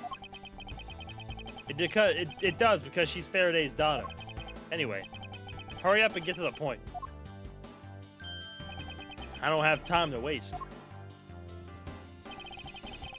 Sounds like you'd rather be left alone. That's something I'd like to confirm with you once again. I don't have anything to say to you. Be that as it may, we still have questions that we need answers to. Now then, first of all, what is the overpowering smell that is permeating this room? Upon entering this room, I thought I was going to suffocate. It's that ultra-strong perfume you wears. She spilled some of it. I was having a bad time of it myself. I didn't think twice and opened the window. But that smell is still here. Perfume, huh? So the sweet scent in the air is perfume. Well, it's giving off quite a stench, but it's some cheap no-name brand. She said it's a famous brand from overseas. Tch! It's a knockoff. Yes, definitely a knockoff. No disrespect, but she forced one of those bottles on me. Here, little girl, you can have it. I was born from a much more expensive and refined perfume. However, seeing as how you just happen to have a spare, I suppose I'll take it. Miles Edgeworth, you will hold on to this bottle without fail. Why can't she ever be honest about her wants? Angel. Same perfume as the one spilled in lobby number 1. So now we have the perfume Miss Yu wears. Just fantastic. Is that all you wanted to talk about? If so, I'm going back to investigating. Actually, I still have a few other things I wish to inquire about. Yeah, get pissed, buddy. Get pissed. Alright, hold on. I'm gonna run and grab a water real quick.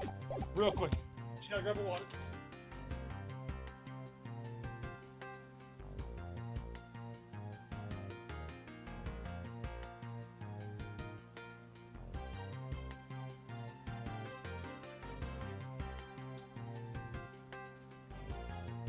Alright. During the recess. So you were in this room the entire recess? Like I said, I made a call to the precinct to get that big lug down here. But other than that, I was waiting for the recess to end in here. At least your story is consistent. Earlier, you stated that you were in this lobby with Miss Yu. Yeah, I ran into her in the hallway. She said she wanted to talk to me about something, so we came in here. Then what you're saying is that until Detective Gumshoe's arrival, you and Miss Yu were in 2 different locations? Guess I am. Interesting. Speaking of that lawyer, she seemed to have a great dislike for you. Oof. Let's see, Miss Yu is the sister of the victim of the KG-8 incident. As I recall, Detective Bao was the lead detective on that case. I wonder if the reason for her disdain isn't simply because you failed to guard CC, but because you were the lead detective on the case. You knew? I also know that today's trial involving the Kodopian Embassy staff member is being referred to as the second KG-8 incident. Now then, Detective, I believe it's time you were honest with me and told me the truth behind your relationship with Miss Yu and Mr. Faraday and the KG-8 incident. If you already know that much, I guess it'd be alright to tell you. So what was your relation to Mr. Faraday? You even seem to know Kay fairly well. I met him when he was a rookie prosecutor. Known him ever since. And Kay? I've known her since the day she was born. Faraday and we cracked quite a few cases together. But you two seem to have made no progress at all in the Yatagarasu case. Did we touch a nerve? I only have one thing to say to you. No one knew more about the Yatagarasu case than me and Faraday. That's why I was called upon to testify in today's trial. To prove that Rel was not the real Yatagarasu. Which I would have done if he had turned around and accused Faraday. After the accusation, I was asked to testify, but this time, to prove or disprove the accusation. But I guess I won't be doing that either. I sense that there's more to that statement than meets the eye. Perhaps a bit more digging into the Yatagarasu is what's necessary. Demonic Brudge Sit. Now then, I'd like to ask you a few questions about the KG-8 incident. It's not exactly a happy story. Other than the people who were directly involved, you two will be the first to hear what I'm about to tell. Oh, sad music. Oh, it's a lollipop. I thought you were smoking like a cigarette. Oh, lollipop. The honest truth behind the KG-8 incident. Faraday, you, and I. As you already know, we three were involved with the KG-8 incident. Faraday and I were originally on the trail of a smuggling ring. We had the smuggling case involving one of the Amano Group's secretaries? That trial was just a front. A facade? Yeah. But the case became tainted. All because the witness who was going to testify about the Amano Group's ties to the smuggling ring, CCU, was killed. Then, what became of the secretary who was arrested?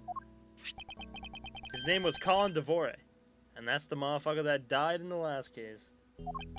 To be honest, the guy didn't know a thing about the smuggling ring. But he confessed to knowing about it anyway. Devore was probably being intimidated by the big boss man. Just another scapegoat. So that's why he got thrown in jail. And then he escaped. The boss man of the Amano Group. He can't seriously mean Mr. Ernest Amano. Can't be right. Probably just Detective Bad's personal hypothesis. What is he trying to do? Suspect Mr. Amano of being involved with smuggling? I mean, how else do you expect this bro to have, like, wads of money? And I don't know, for people that weren't here for it, Ernest Amano was pretty much the one who paid for all Miles Edgeworth's overseas stuff.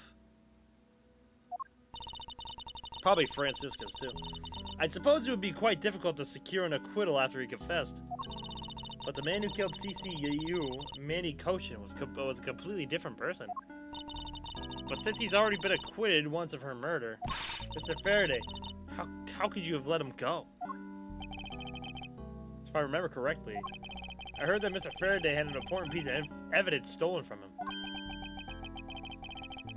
That wasn't Faraday's fault. It was mine. I wasn't vigilant enough. Faraday, Cece, I was supposed to protect them both. Miss Yu did mention that as well. About how Detective Bad was supposed to guard her sister. But even I, who was supposed to protect them, I fell into the trap. What kind of trap? The holes in this jacket are a testament to that trap. You mean you were fired upon? Jesus.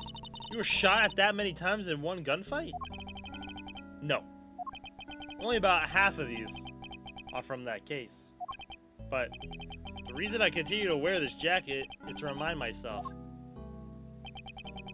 of the lessons I learned from the KG-8 incident. I see. Couldn't protect CCU. The suspect was found not guilty. We had hit a brick wall as far as the law was concerned. And that's when she came to the courtroom. The victim's sister. That's when I first met Callisto Yu.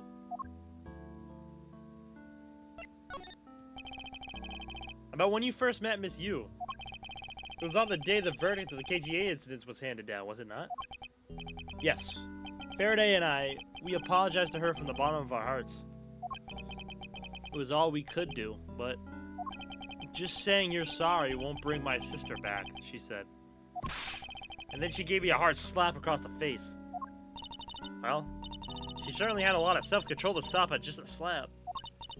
But what if it was me? Not even 100 lashes would have been punishment enough. I suppose not. You said it herself. That she never wanted to see either of us ever again. But after that, you've seen her many times over, correct? Yeah. Faraday and I, even after the KG-8 incident had to come to a close. We continued to hunt down the smuggling ring and got involved in a variety of cases. But it was no use. We cracked so many different cases. But the results was always the same. We couldn't find the real mastermind behind the ring. Is the ring really that big? It was in the pursuit of the ring that we met you once again. It was during another trial related to the smuggling ring. Faraday was the prosecutor, and I is the lead detective. Took to the witness stand. She appeared out of the blue as a defense attorney. Her client was related to the smuggling ring and she was defending them? Yeah. You was pursuing the ring as best as she could as a lawyer. I think she defended Rel this time. For the same reason. Come to think of it, Miss, you did say something to the same effect.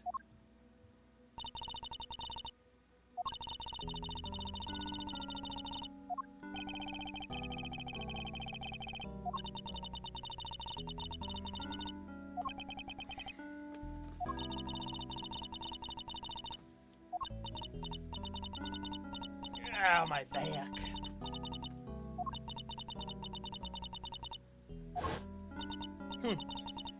Doesn't matter what her reason is.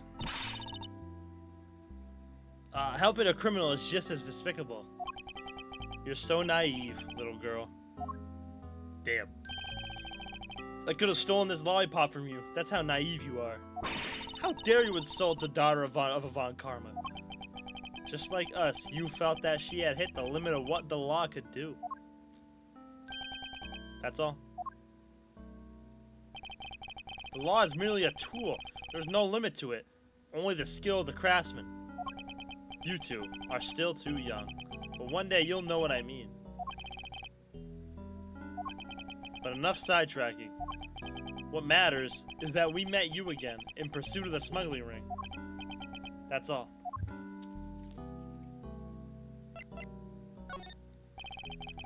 This song's so sad.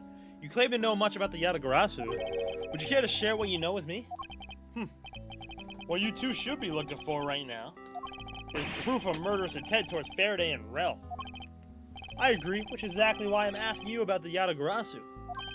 What? The KG-8 incident and the second KG-8 incident. Both of these cases are tied to the smuggling ring. And in both of these cases, the witness who was to testify about the ring was murdered. However, there is one point in which they differ, and that is the presence or absence of the great thief Yatagarasu. Mr. Rel claimed to be the Yatagarasu. However, in the middle of that trial, he suddenly declared Mr. Faraday to be the real Yatagarasu. Then, during the recess, they were both killed. Don't you find that to be the least bit odd? Miles Edgeworth, stop beating around the bush and just spit it out already. I believe that there must be some reason that the two men suspected of being the Yatagarasu were both killed at the same time. A reason, huh? And so in order to catch Mr. Faraday and Mr. Rel's cold-blooded killer, I feel that I need to learn as much as I can about the Yatagarasu. If it will help you solve this case, then I'll tell you. I'll tell you the reason why we've never caught the Yatagarasu. What was the sound outburst for? You almost made me whip you by accident. Yow! It still accidentally whipped me in anyway. There are three main reasons why the Yatagarasu will always be one step ahead. First, the Yatagarasu always knows the exact location of the target object. Second, the Yatagarasu always knows exactly how to disarm the security system. Third, the Yatagarasu doesn't leave a single shred of evidence behind, ever. I see. So those are the Yatagarasu's special traits. Sounds like an incredibly elusive thief. The Yatagarasu has never been caught on tape, never tries to draw anyone's attention, and would never do something as low-brow as commit murder. That's how I knew that Rel wasn't the real Yatagarasu right away. You can't use that sort of logic on its own to prove that he wasn't.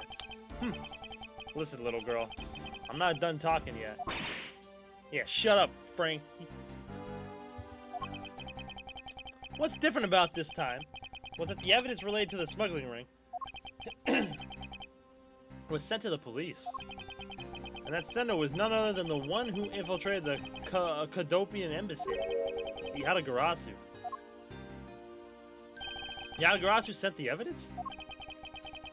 Until now, the Yatagarasu would always publicize any corrupt dealings through the mass media. But not this time. The evidence this time was something only Faraday and I, and a select few others knew about. In that case, how can you be so sure that it was the Yatagarasu who sent it? My fault. That's easy.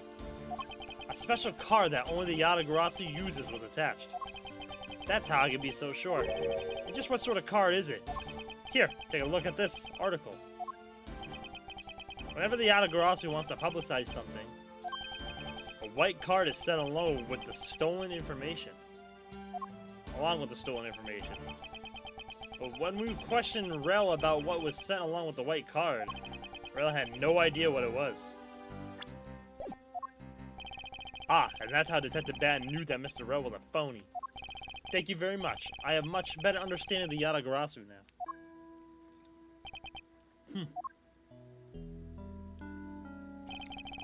Excuse me, Mr. Edgeworth? Yes? His Honor would like to transfer the evidence from today's trial over to you. So if you could please head over to the courtroom, it'd be much appreciated, sir. Understood. I'll be there shortly. Detective Bad, what is this? What does the law mean to you? Finding the answer to that question is the only reason I'm still alive. I became a prosecutor to find the answer to that question myself, and to play a part in ensuring that all criminals everywhere are found guilty. Guilty! Damn, look at all the evidence. Oh, it's you, Mr. Edgeworth. It appears that His Honor is still a bit dispirited. For the first time today, I experienced what it's like to stand at the witness stand. Now I have a greater appreciation for just how hard it is to give testimony. Well, there's no reason for you to be all depressed about it, Your Honor. As a judge, no one expects you to think about anything other than the verdict. Francisca, there's no need to further depress His Honor. I'm not trying to, Miles. Your Honor.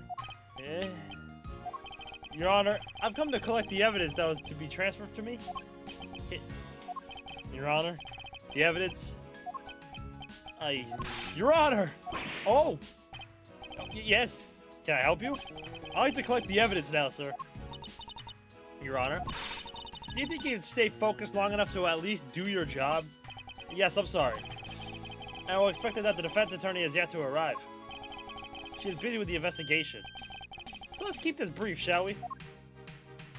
Very well. In that case, we confirm that all the pieces of evidence are present. Furthermore, the evidence that was used in the murders of Mr. Faraday and Mr. Rel are also included, so please go ahead and use them in your investigation into their case. Understood, Your Honor.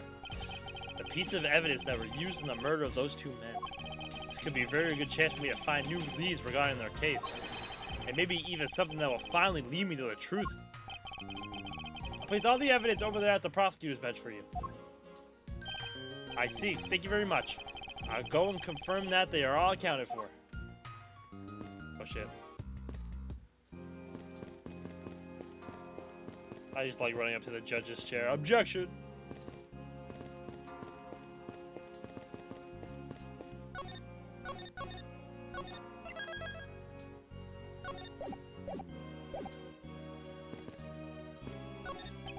So this is the evidence related to today's Cadopian Embassy trial from Mr. Faraday's bag. I mean the evidence bag that was on the table in lobby number 2, right? Yes, finally we can now take a look at the evidence itself and not just data about them. Be sure to thoroughly examine them while we have the time. Agreed. I want to take a good look at all the evidence from the embassy murder, too. And why is that? Because I still don't fully understand what today's trial was about. Don't pull your crop at me just because you don't know something.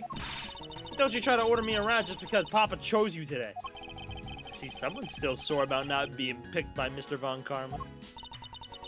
It's also real to see the knife up close. So we have the knife, the gun, and envelope. And what's the organizer doing here? Oh, that's right. I completely forgot to tell you. About what, Your Honor? I found Mr. Faraday's personal organizer inside that evidence bag of his. Detective Bad requested it be passed along to you. He said it would help the investigation. Detective Bad said that? What a strange stroke of luck. Well, never look a gift horse in the mouth. You might as well flip through it, too. Look at all this evidence, bro.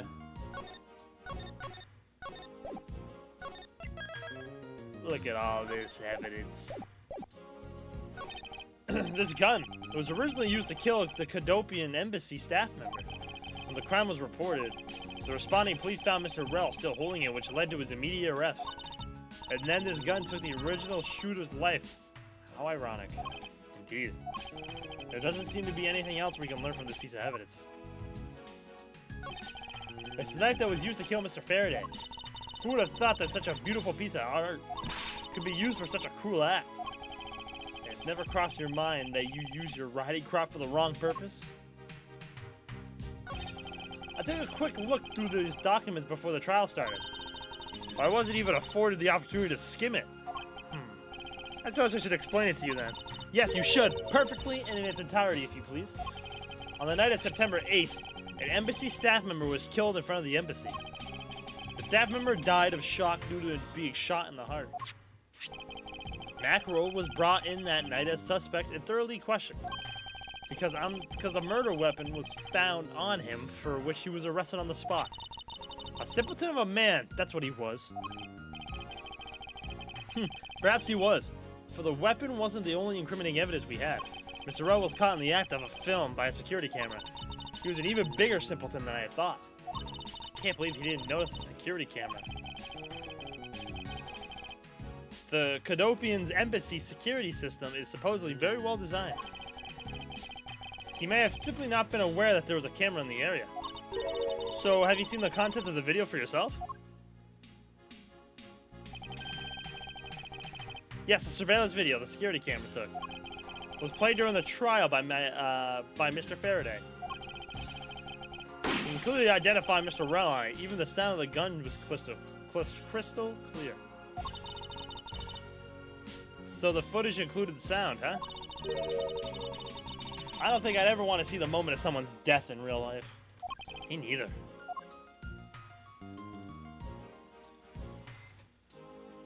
Alright, organizer. Mr. Faraday's organizer. It appears he was in the habit of using it.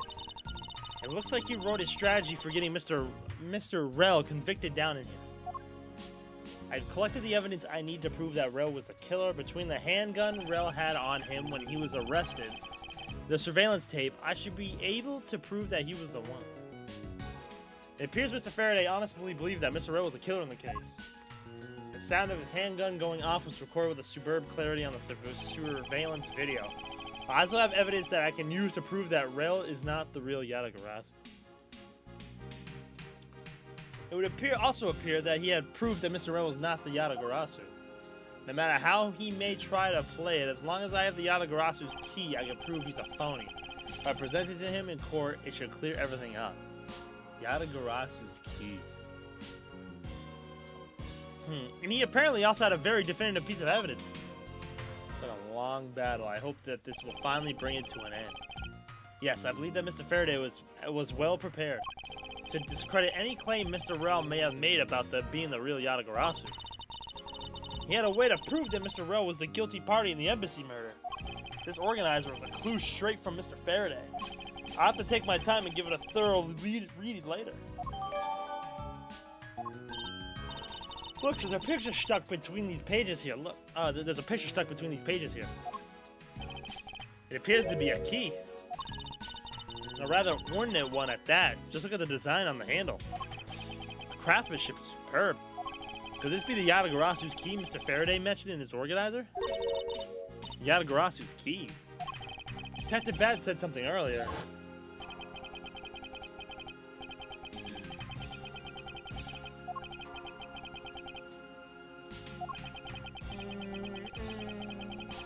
Music's so intense. The Yatagarasu.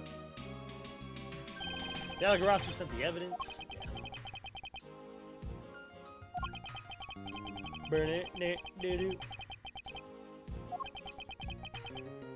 Do do do do do.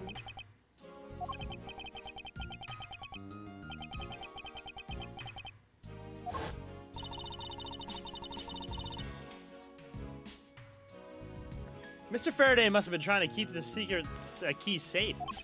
As the prosecutor on both the Yatagarasu and smuggling ring cases, that's to be expected. That's odd.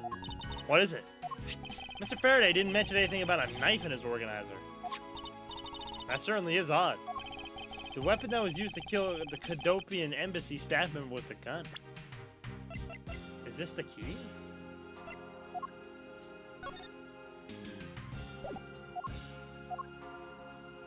No. Weird. But if that's the case, then where did the knife that was used to murder Mr. Faraday come from? Isn't it obvious? It was brought into the courthouse by Mr. Rel. That's the only logical conclusion, right? No, because it's not that easy to smuggle a weapon like that in here. Every person who enters the courthouse doors is checked thoroughly for contraband. Furthermore, the suspect was handcuffed, making it impossible for him to bring a knife as large as this inside. In that case, how do you suppose this knife ended up inside the courthouse? I need to think carefully here. There is nothing related to the knife written in anywhere in Mr. Faraday's organizer. However, there's the fact that this knife came from Mr. Faraday's evidence bag. Conversely, there is one item listed in Mr. Faraday's organizer that no one has claimed to have seen today. So in order to solve this mystery, I believe I will need to take another good look at the evidence. Miles Edgeworth, can I take that fact that you have yet to answer me to mean that you don't have an answer for me? Actually, I do know the answer, Francisca. What? Then what is it? One of the pieces of evidence we've been holding has been hiding a secret on its own. And it was through this piece of evidence that the knife was brought into the courtroom.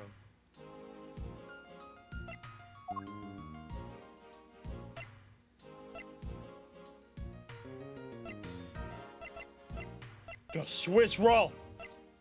Imagine. The bag? Take that! Nope. That man to know what the secret to this one is. Alright, maybe there is no secret to this one.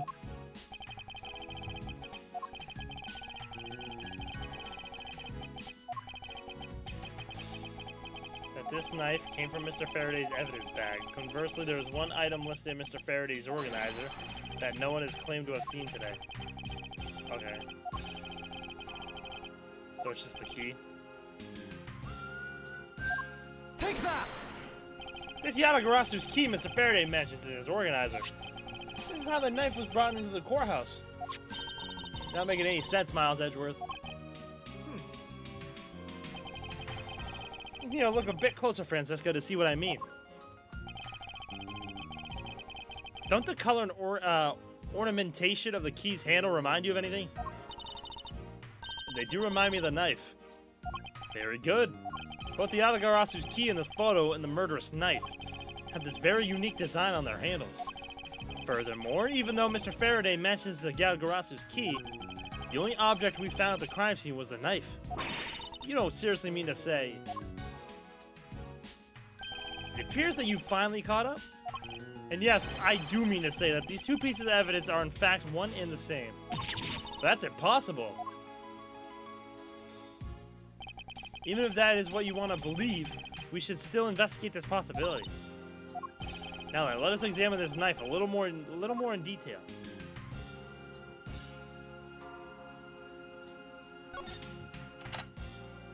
Oh, I can't believe it. It turned into a key. To think there was such a trick to this thing. So the weapon used to kill Mr. Faraday is actually the key to the Yatagarasu stole. This piece of information is more critical than anything we've learned up until now. Frankly, I'm shocked. Mr. Faraday only mentioned the key to aspect to this piece of evidence in his organizer.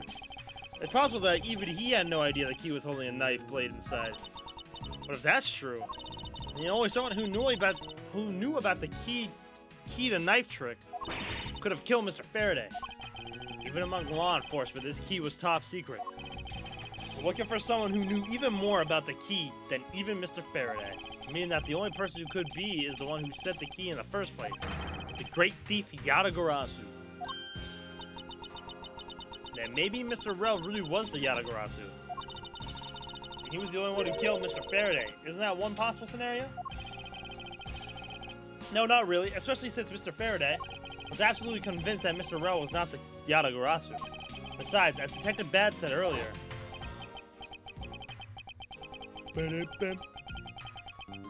Oh, oops. I see. Alright then. I guess the person who knows the trick behind this key is someone else and that person is the real Yatagarasu. It seems that this key is truly the key to solving this case.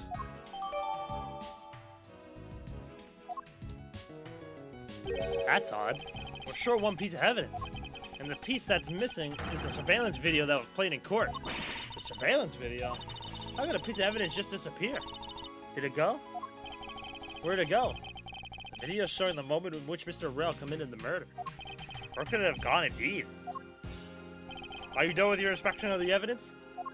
Yes, I'm finished. However, Your Honor, I am missing a single piece of prosecutorial evidence. Your Honor, were you derelict in your duties? What? No, I dare not lick my duties. What do you take me for? No, Your Honor. The most important piece of evidence in today's trial. Their surveillance video is not amongst the evidence you laid out for me. But I brought Mr. Faraday's whole bag with me from the crime scene. Maybe the tape is still somewhere at the crime scene? There's something wrong here.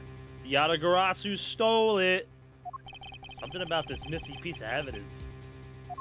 It would appear that for me to find the answers I seek, I'll have to pay another visit to the scene of the crime, defendant lobby number dos. Ah, it's motherfucking Lang!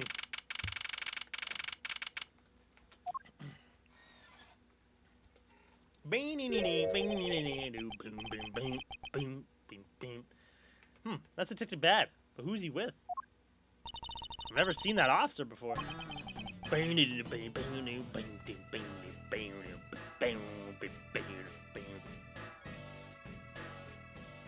Not so fast! Game stay, you son of a bitch. So, did you find it? No, not yet. I've looked everywhere. I see. Well then, please continue with the search. Understood. I'll continue the search. Hey, so you're the one running this show. Prosecutors like you shouldn't even be allowed at the crime scenes. How dare you? Just who do you think you are? Damn.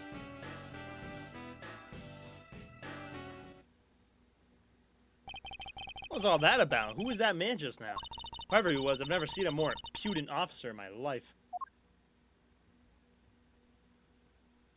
Does he even know that we're standing right here behind him? I know you're standing right behind me. What do you want, kids? Looks like you were paying attention after all.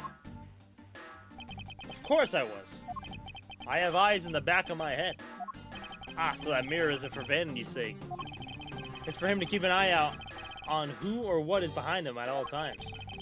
So tell me, Detective Bad, who was that rude man just now? The guy came here from the Republic of Zhengfa to study. He's Agent Lang. He's trying everything he can to retrieve the lost honor of his family. He's traveling the world to study different philosophies of detainment from scratch.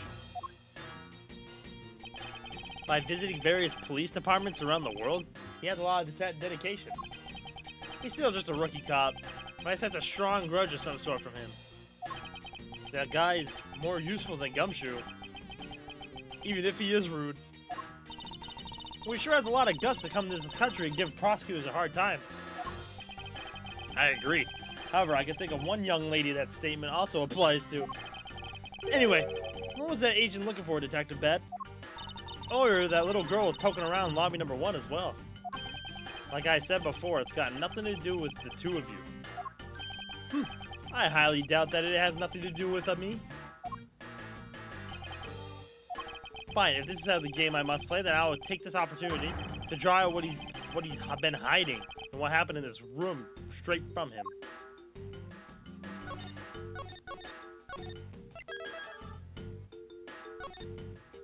The final testimony. Who is this big son of a bitch? Detective Bad. Earlier, you were in lobby number 1, and now you're here in lobby number 2. You're quite the busy man, Detective Bad. Multiple returns to a crime scene brings about the success. That's what we detectives say. I see. In that case, you wouldn't mind if I asked about what happened again, correct? I don't have anything left to say to you, boy. Ugh, boy, you'll see. I will draw my answer from you one way or another. Would it kill you to help us even a tiny bit in our investigation? I gave Faraday's notebook to the judge earlier. That's help enough, don't you think? Please, we are asking for just a bit more of your cooperation. Don't push me, kid. I'd like to ask once again about what happened around here at the time of the crime. I refuse to answer. Any more investigating you do will be a waste of time. Besides, how am I supposed to answer questions about things I don't know about? Things you don't know about? Well, aren't you supposed to know everything? You should. Wait, is it possible? Maybe he doesn't know about the trick behind that piece of evidence? I should try showing it to him. It may prove to be the key to getting some answers from Detective Bad.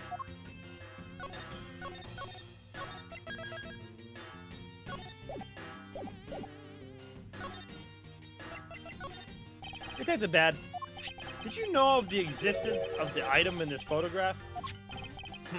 Of course I did. It's my job to know everything related to the Yatagarasu case. In that case, let me ask you something. Did you know that the knife that killed Mr. Faraday and this Yatagarasu key are one and the same? What? That's impossible. It looks like he didn't know after all. This piece of evidence, which we call the Yatagarasu's key, is actually a well-camouflaged knife.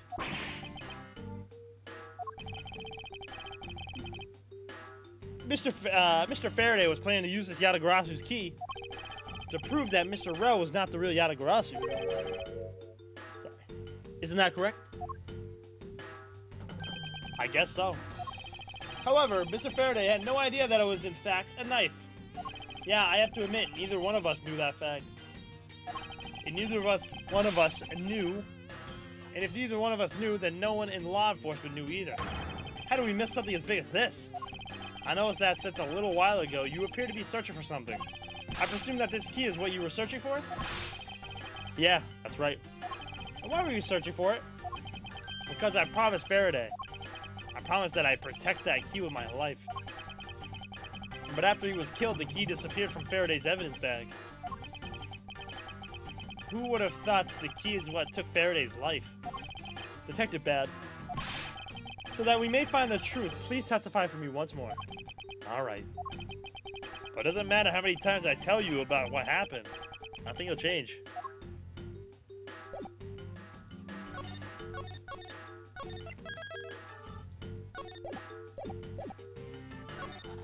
Detective Bad, I ask that you please testify once more. Okay, we got it. My answer is still the same. And this is the last time I'm going to do this. That's fine, because I only need this one last time to clear everything up. And find the truth behind this case. Let's do it.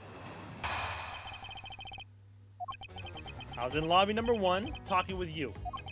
We were talking about some trivial things.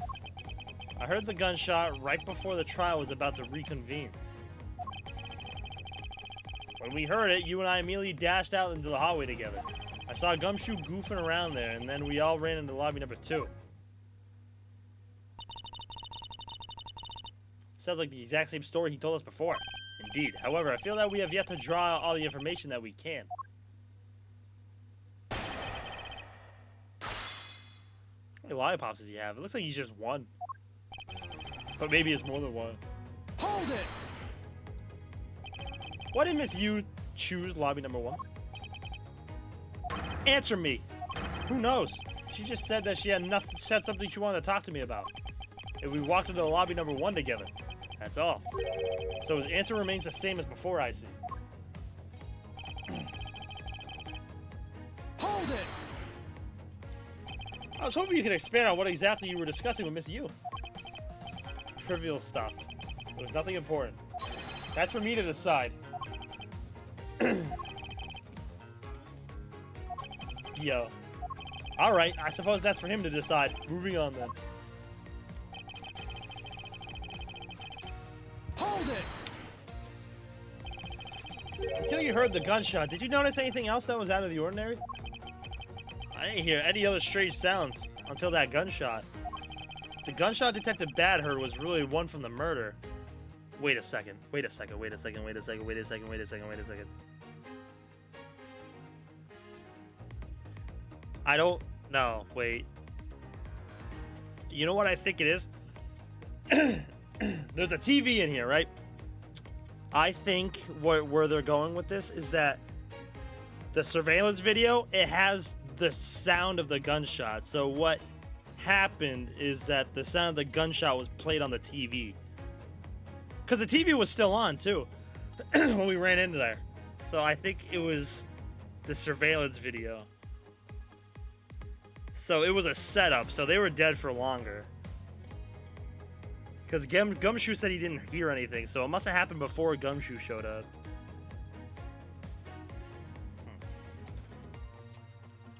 Interesting. That's my theory so far, is that it was played on the TV. But they were dead for longer. That would give that other piece of evidence an entirely different meaning. I ask that you please amend your testimony with that statement just now. Sure.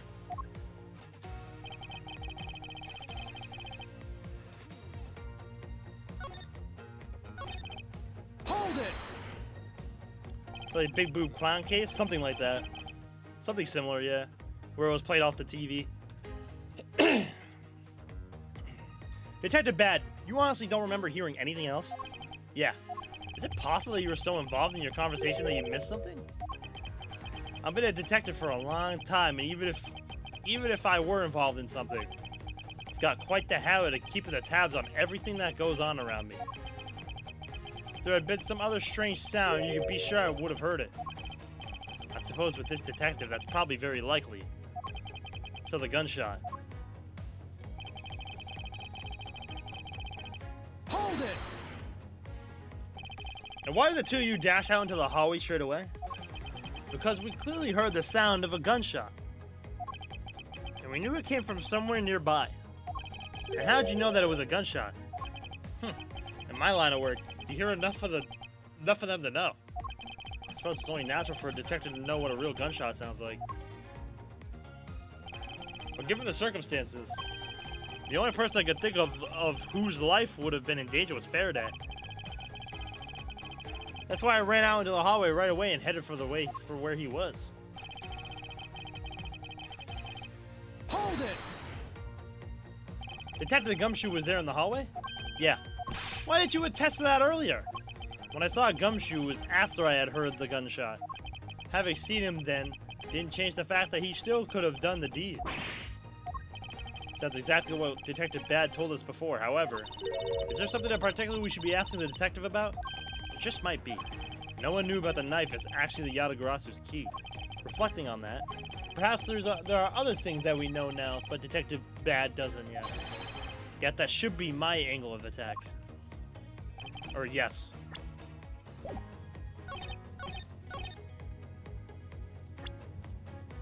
The balloon pop. You didn't hear the balloon pop? Objection! You didn't hear the balloon pop?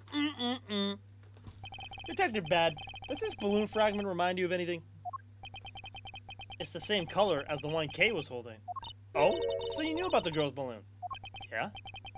I was sitting with her up in the gallery. During the recess, just before we split up. I filled that balloon up for her. Well, as you may have already surmised, this piece did indeed come from Kay's balloon. So, what about the balloon? I wonder if you might remember hearing this balloon pop at some point. What are you getting at?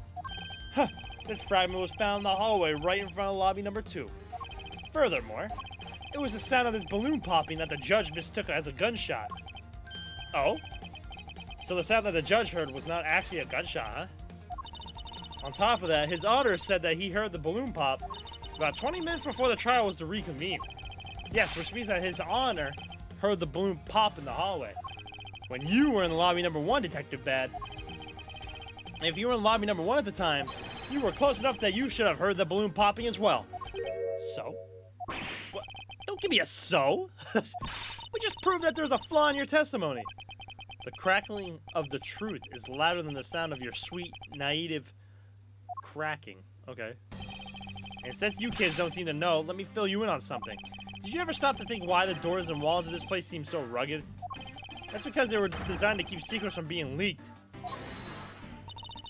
What is that supposed to mean? The doors and walls are super thick. The window panes are double layered. To top it off, even the curtains are made of a special sound-absorbing material. Then you mean... Since I was shut up inside lobby number 1, there was no way I could have heard that sound. Okay, so then you couldn't hear the gunshot. So, like, what's your point? No!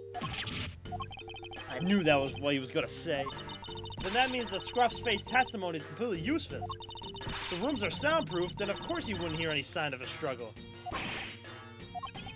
That's also why it's only natural that I didn't hear the balloon popping. Now do you get it, kids? Miles, I thought we were supposed to be the ones finding flaws within his logic. Not the other way around. The other way around. It's not possible to hear the sound of a balloon popping if one were in lobby number 1. However, if we examine the situation in reverse, a person standing in the hallway should not be able to hear the real gunshot either. And yet Detective Gumshoe claims to have heard it while he was standing in the hallway. Detective Bad. I was about to say that, thank you. You're welcome. If that is the case, then how exactly did you hear the gunshot? What do you mean, how? I just did. Oh, but you... Yo. Give me that lollipop. It would appear that you have yet to realize that contradiction in your own words. Oh? How so? The rooms are soundproof as you say they are. Then how did the sound of the gunshot enter your ears? I see what you mean. I guess I'm more out of it from Faraday's murder than I had thought. Which means what exactly, Miles? In the end, what does this all boil down to? It boils down to this. There must be a reason. As to how Detective Bad and Gumshoe... Oh, the windows were open. Lol. It looks like we need to examine the state of the crime scene again, huh? State of the crime scene? Wait, can it be?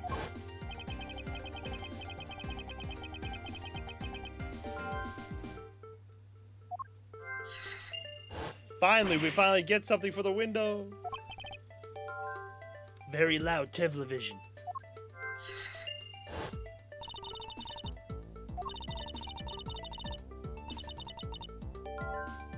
Aha!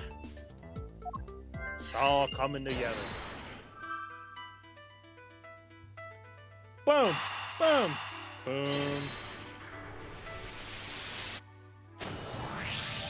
It's simply not possible for the killer to have escaped through the barred windows. And yet, the fragrance of the perfume managed to escape from the defendant lobby number 1. Of course, incorporeal things can move freely through these open barred windows.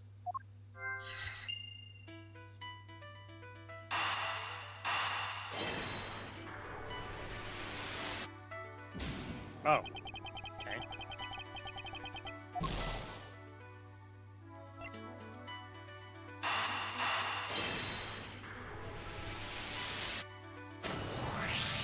Now then, what else besides a smell can go both in and out of an open bar window? Sound! Good job, Miles. So, no matter how careful the killer was, if the windows were open, the jig would be up. And since the window in both defendant lobby number 1 and the hallway were open, that explains how the sound of a gunshot could be heard in both locations.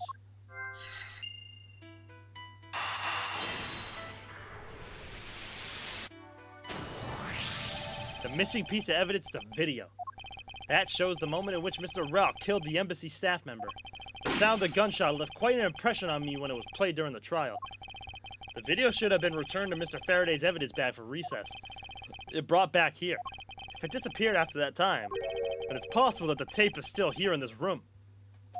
Eureka! Eureka!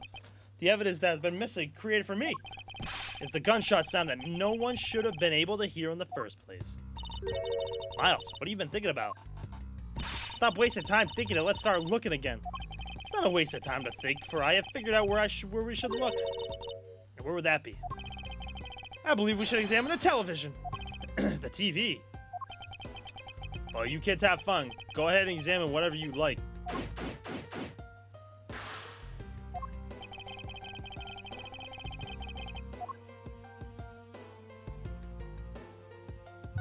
The window is wide open. The scent of flowers being blown in from the outside. I think it softens the heavy air in here somewhat. Windows in both lobby number 1 and 2 were open. Maybe they were trying to air out the rooms, just like in lobby number 1? Or maybe they sought to ease some of the tension through some fresh air. But Mr. Faraday and Mr. Rell in the same room, I imagine the latter to be the case. Was there really a need to open the window just for that?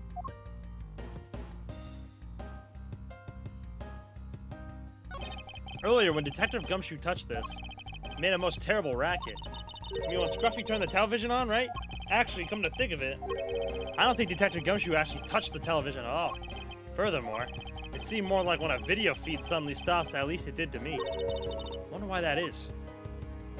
It's a video player. There seemed to be a videotape inside. Looks like it. The tape must have stopped on its own when it reached to the end. This tape, could it not be the missing surveillance tape? I suppose, but... Detective Bad, would it be alright if you would verify the context of the video? Sure. Knock yourself out. Alright then, let's rewind this and see what we have. If I remember correctly, the footage of Rell killing the embassy staff member should be at about 30-minute mark from the start of the tape. 30-minute mark. Okay, understood. It should be about right. Now, let's see. This is the footage of Mr. Rell shooting the embassy staff member. I knew it. The missing piece of evidence, the surveillance video, was here all along. This sound. What's the meaning of this? It appears that Detective Bad has figured out the true source of the gunshot he heard. With this, I think you'll finally figure out the trick behind this double murder. Do you mean that you figured it all out then? Yes. All I have to do now is show what the gunshot Detectives Bad and Gumshoe heard was. And through where they heard it from. Fine. In that case, show me what you've deduced. What gunshot the Detectives Bad and Gumshoe heard? And through where they heard it from.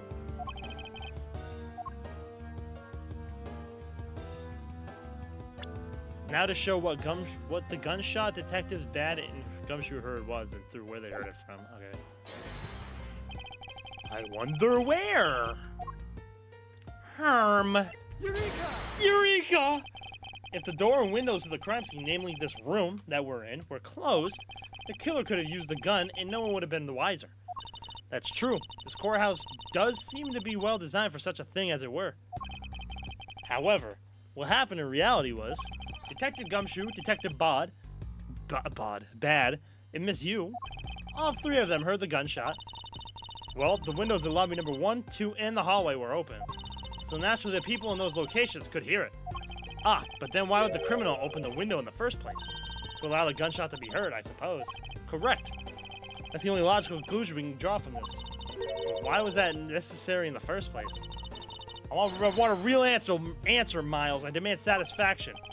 Very well. I believe that the killer wanted to manipulate our perception of a certain fact. When the crime took place. The killer wanted to fabricate the time of death to their precise wishes.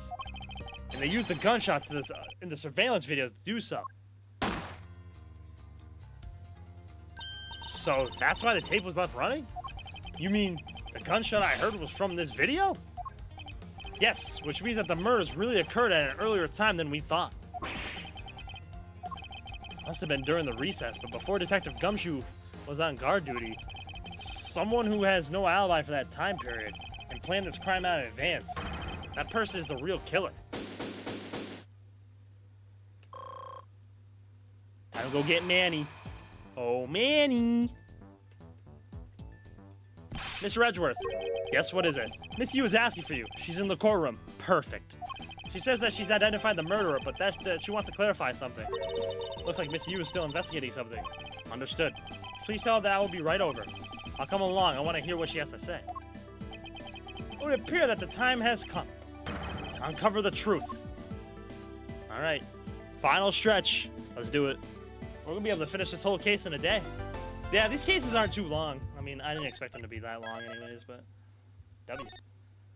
Callisto U. Alright, hold on. I got pissed so bad. Y'all can look at the courtroom real quick. I'll be right back.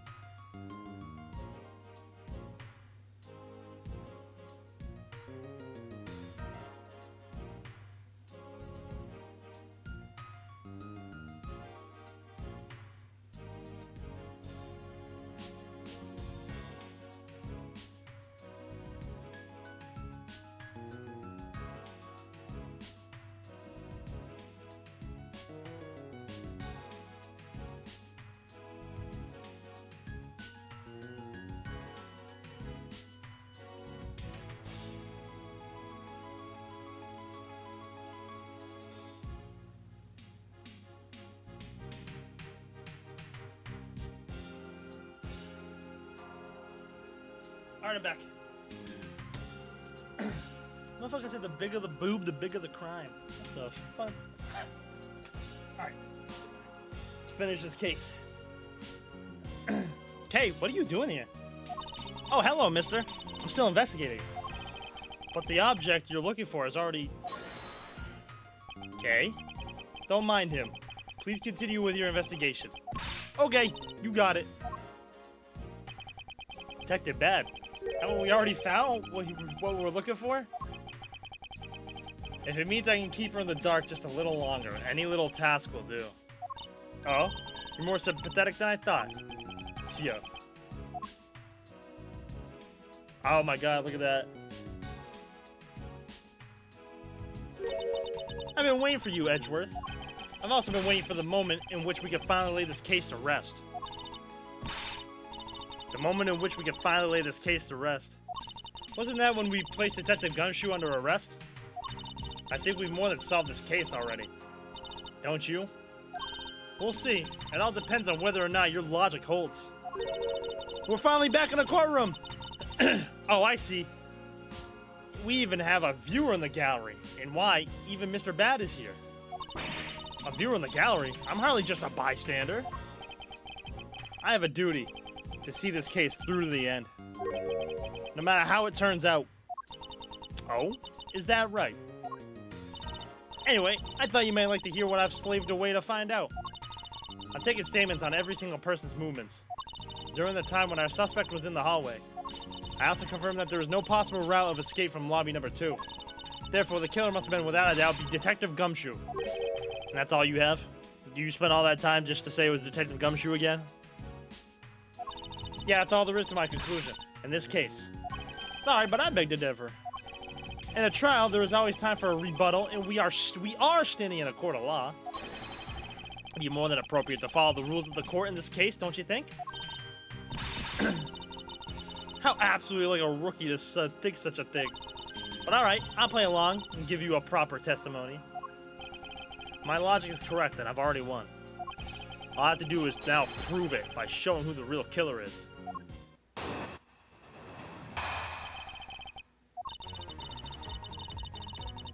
Everyone sans the suspect has an alibi from when the gun went off. Furthermore, the areas around the crime scene have been all thoroughly investigated, right? I also confirmed that there is no possible escape route from no possible escape route from lobby number 2, which leaves us with one unshakable conclusion: that Detective Gumshoe is the killer. Whew. Now that you have your testimony, I expect a good rebuttal, Edgeworth. But of course, there's no need to confront her logic head-on right now. I should instead focus on drawing out any trump cards she has up her sleeve.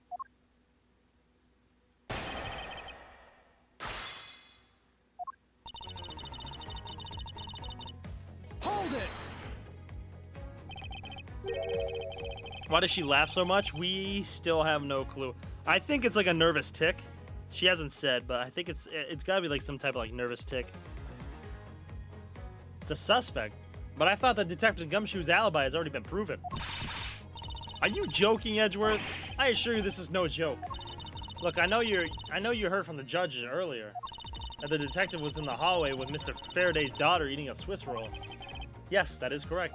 But see, that was 20 minutes before the real gunshot went off, right? And the problem is there's no one else who could have corroborated when what he did since the snacking. I see she's done her research well, which means that I should focus on drawing out whatever trump card she's withholding. Yes, that's what I'm doing, Edgeworth! What's up, Otaku man? Bigger rack. Hold it! Whether they have been thoroughly investigated or not is for me to decide. The scrunched eyebrows and lines on your forehead are back.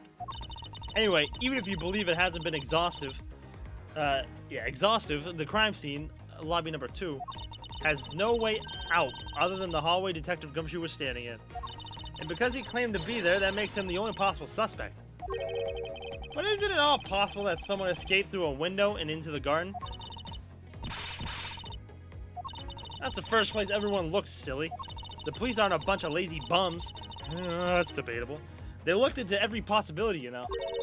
Isn't that right, Mr. Bad? Yeah. There wasn't a scrap of evidence to suggest someone used one of the windows. There also weren't any footprints or anything in the courtyard garden. I suppose they really did check everything that could be relevant to the case. Hold it! Are you absolutely positive that there are no possible routes of escape? Of course I'm sure. Why are you so certain? This is a courthouse, the place where criminals are brought to be judged. If there was an escape route, I'm sure every criminal would be using it to escape. It's just common sense. Miles Edgeworth, I suggest you use a bit more of it in the future. Yow! Not the common sense. Hold it! You may think it's unshakable, but to me there are still too many unanswered questions. For example, who was it that placed the gun in Mr. Faraday's hand? But you're the only one that's still wondering that. Detective Gumshoe probably had no idea which hand Mr. Faraday used to write with. Even if you know something like that, it doesn't mean you'll know which hand they write with, right? Yeah, this is one thing I didn't really get in this case. They said Faraday was left-handed, but he was holding the gun in his right. So it doesn't make like. But I said this before. I'm right-handed, but I shoot with my left hand. So I feel like that alone shouldn't really be conclusive evidence to someone planted a gun there. I don't know. That's me though. I mean, I certainly don't care about that sort of thing. I'm not about to let her get a rise out of me with such a flippant statement. I suppose we've really reached the end now. I already have my trump card ready. All that remains is to play it. But before I do, I think I should inquire into a little something about her argument. You said earlier that you confirmed the alibis of every person other than the suspect. However, I don't recall either Francisco or myself speaking with you about the subject. Ah, but there are witnesses for you. There is your mentor who gave you an alibi. I see. As for the little Missy, she came to the courthouse during the recess and was stopped by a security guard at the door to the hallway. She gave him quite a whipping for that, so I heard. I'm the daughter of Manfred von Karma, and I will not be forcibly stopped by a guard or a bailiff or anyone else. You have a point, but one always tries to use the dominant hand. Yeah, I guess. It's just that's a little flimsy. That was a little flimsy. Was because she found out that I was to be the replacement prosecutor? By the way, Miss Yu, what about everyone's alibis before Detective Gumshoe was assigned to guard duty? What about them? Have you looked into what people were doing during the span of time? Phew, what kind of idiot do you take me for? It doesn't matter when the killer went in the lobby. What do you mean when it doesn't matter? From the time we heard the gunshot to the time Mr. Bad and I arrived on the scene as we dashed from lobby number 1, the only person who could have committed the crime was Detective Gumshoe. Yes, let's talk about when you and Detective Bad heard that gunshot, shall we? I suppose that if we go by your logic, then Detective Gumshoe is the only one. However, what if the crime had occurred at an entirely different time than when the gunshot you heard went off? What then? That gunshot was a trap meant to manipulate our perception of when... Sadly, your explanation is very lacking, Edgeworth. The gunshot we heard in lobby number 1, care to explain how that could have been fabricated? Take that! That's that tape? Oh shit. She's doing her makeup like crazy now. Uh-oh. Uh-oh. Yes, it's exactly what you think it is. This is the surveillance tape of Mr. Rell the prosecution presented in today's trial. This was found loaded in the video player in lobby number 2. That was connected to the large television that had its volume turned all the way up. Can't honestly mean that the sound we heard was the gunshot in the video. Ah, but I do, which leads me to my next point. The murders occurred much earlier than when anyone heard the gunshot. That's the only thing I can think of, too. After committing the double homicide, the killer took the surveillance video out from Mr. Faraday's evidence bag. Turned the television's volume all the way up and left the video to play. If played from the beginning, it would take 30 minutes for the gunshot sound to come on. And since we now know that this method of time manipulation is possible, it opens up the possibility that the killer is someone other than Detective Gumshoe. Objection! Objection! Sounds from a television doesn't amount to much here. But of course, Mr. Prosecutor Edgeworth and Little Miss Von Karma already knew that much from the very beginning, right? Of course we knew. Didn't we, Miles? Yes, of course. We know about the soundproof quality of this courthouse's rooms. Of course, I'm not about to admit we had no idea until only a little while ago. We're doing the Phoenix Wright bluffing tactic. That's right. And if the rooms are soundproof, then we should not have been able to hear it. And yet we heard the gunshots clear as day. And that's it. End of story. But it's not. How should I explain why she was able to hear a gunshot from a soundproof room? There's actually one common point between lobby number 1 and lobby number 2. I was gonna say, her objection is awesome. I like it. And it is that despite the fact that both rooms have air conditioners installed, you know whose objection I like? I was going through this earlier. I added a lot of objections to my stream deck. So, we got Phoenix. Objection!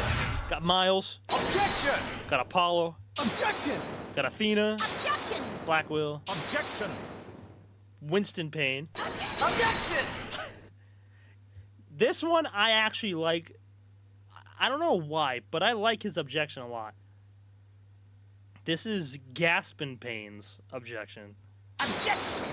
I actually like that. This is Sen Mahi's objection. Objection! This is Dirk's. Objection! And then yeah, that's it so far. I gotta find Godot's. I gotta find Von Karma's. So Tatara! I have still Tatara and Silence! there's still a couple more I gotta find, but those are the ones I have so far. A window was open in each. Now, we know that the window in lobby number 2 was opened by the killer. However, a window in lobby number 1 is also open. Objection! I like that a lot. Yeah, I like her objection a lot. Probably just coincidence that they were both open at the time. Objection! Oh shit, they're fighting! It was no mere coincidence, I assure you. Why was the window open in lobby number 1? The answer is that a certain person did something to cause the window to be opened. The person who triggered that action, that person is the real guilty party!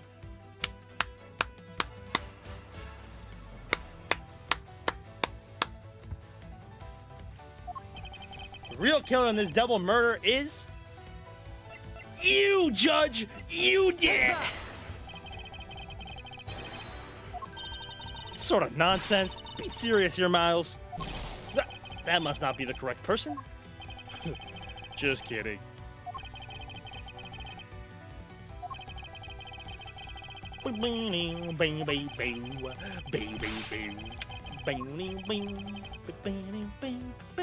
Do on the drop.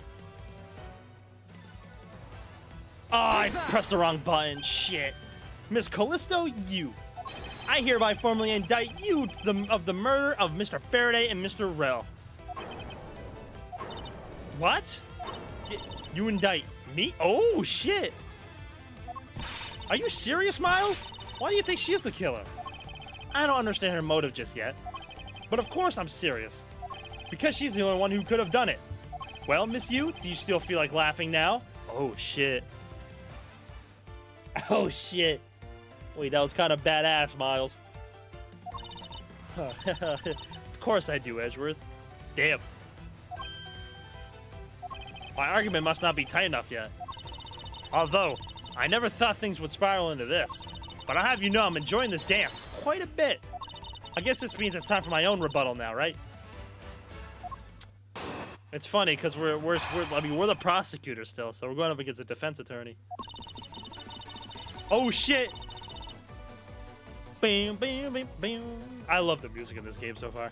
You argue that the window was open. However, do you have proof it was I who did that?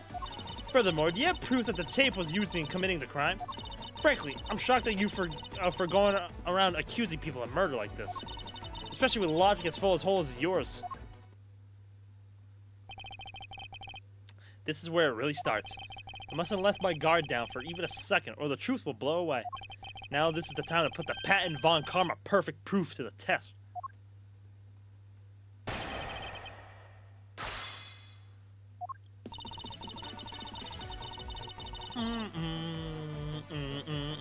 Hold it. Evidence? All I need to do is have some points analyzed, and we know straight away. Be my guest. Sounds as though she has room to maneuver, which means even if we're able to lift prints, they'd only show that it was someone else, but why that someone else was forced to open the window? Simple logic. Why do I try presenting a piece of evidence? Okay. Well, I wanted to press her, so. What's wrong? The scrunched eyebrow lines on your forehead, they're all back. More importantly, are you going to be okay not running a fingerprint analysis? Yes, I'll be fine. Oh, well in that case, I'll just continue with my testimony, alright?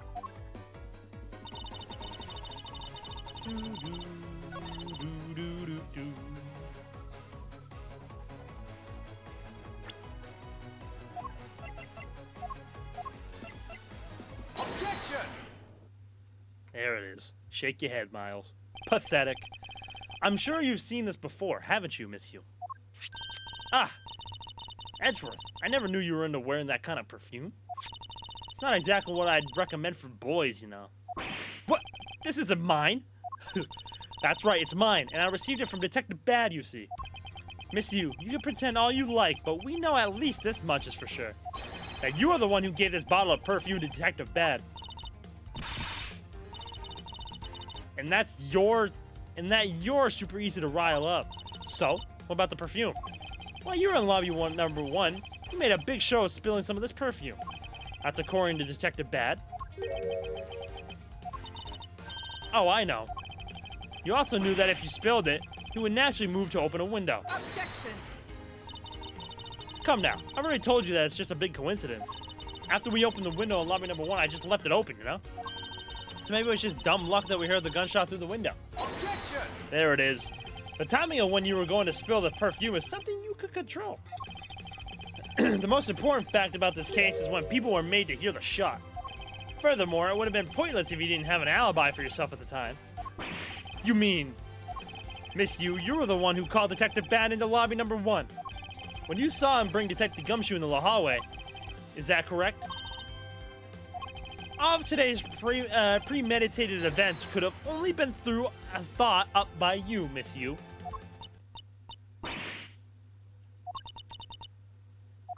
You accuse me of murder on the fact that I spilled a little perfume. Well, allow me to say this much. I couldn't have killed Mr. Faraday. Would you care to testify as to why? Look, I've had a lot of fun today, really. But I grow weary of this game of cat and mouse. Let's make this last testimony and wrap this absurd case up once and for all. Chillin'. Why it couldn't be me. Accusing someone of murder over a spilled bottle of perfume was a bit over the top. But I suppose forgery of evidence is to be expected. Oh my god, bro. Here we go. I mean, forgery of evidence is to be expected of a disciple of Von Karma. In any case, it simply could not have been me who killed Mr. Faraday. After all, I don't even know where the knife that was used to kill him came from. Killer is Gonta. Not Gonta again, bruh. Miles, her testimony is flawless. Yes, no matter what sort of trick she may try to pull, she won't escape me. And if I'm lacking information, I'll just draw it out of her.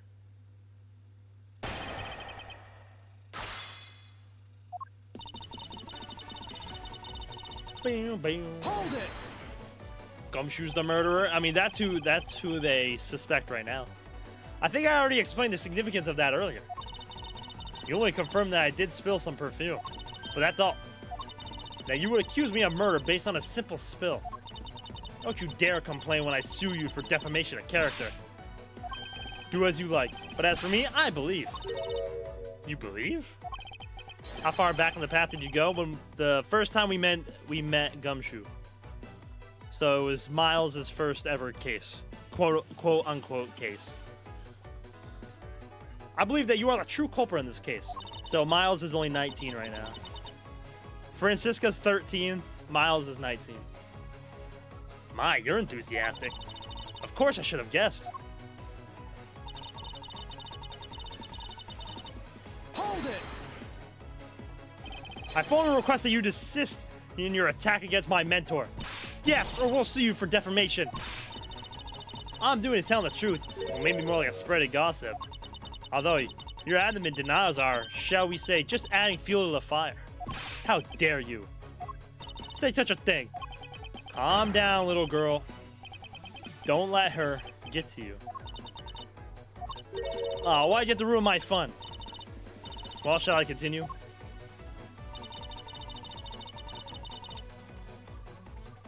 "19-year-old prosecutor is interesting." I mean, Francisco's like 17 or something. Hold it!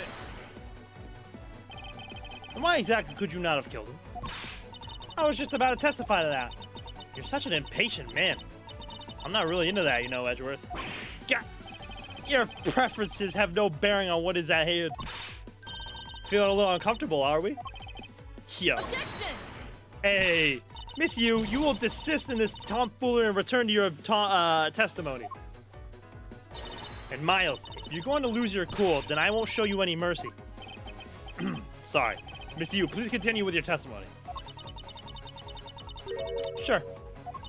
As I was saying, I couldn't have possibly killed Mr. Faraday. Hold it! At this rate, she will inevitably escape. But if she really was the only one who killed Faraday, then she must have known about the existence of the knife.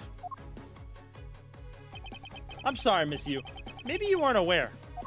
However, the knife that was used to kill Mr. Faraday was taken from his evidence bag.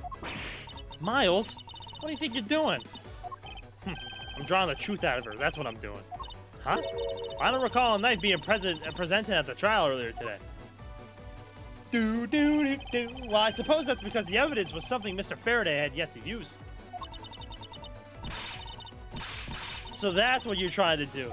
Look, why don't you cut it out with the lies? I've already figured you out. There was no knife inside Mr. Faraday's evidence bag. The only evidence he had yet to present was the key the Yatagarasu had sent. You're not supposed to know that. And unless a key can magically turn into a knife, you really don't have a leg to stand on. Did you really think you could trap me? Come now, be honest. I never intended to do such a thing. It was all a misunderstanding on my part. In any case, I wonder if you might append what you just said about your testimony. Sure, why not? I'll even say it as many times as you'd like.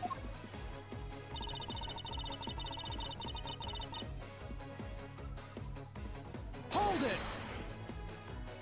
It's you. I would just like to confirm something with you one more time. Oh? About what? About what's going on? What's going to happen to Detective Gumshoe after this? I don't need to ask you about that. Because he is the killer. Looks like the number of wrinkles on your forehead have increased yet again. I love this. I love this sprite. That issue aside, Miss Yu, I'd like to ask you about what was the inside of the bag. You sure it was the Yatagarasu's key, correct? Yes, I'm sure. Which is why I'm completely baffled as to where that knife could have came from. I think I've just spotted the road to a perfect victory. Finally, it would appear that you would have revealed your true identity, Miss Yu. Miles, her final statement. Yes, I know. All I have to do now is present the evidence. What is this? Ominous feeling that I can't shake. Uh-oh. What ominous feeling?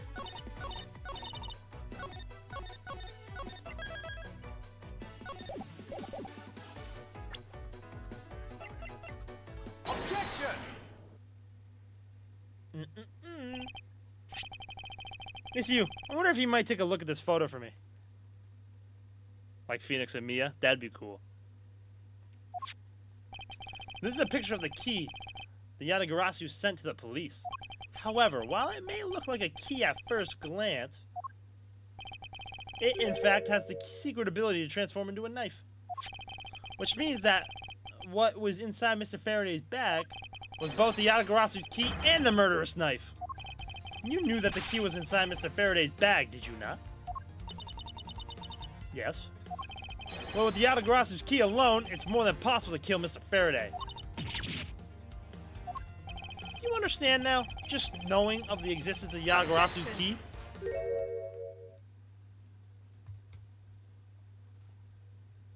What's she doing? Oh, she did a little lip thing. I still haven't had a good look at it.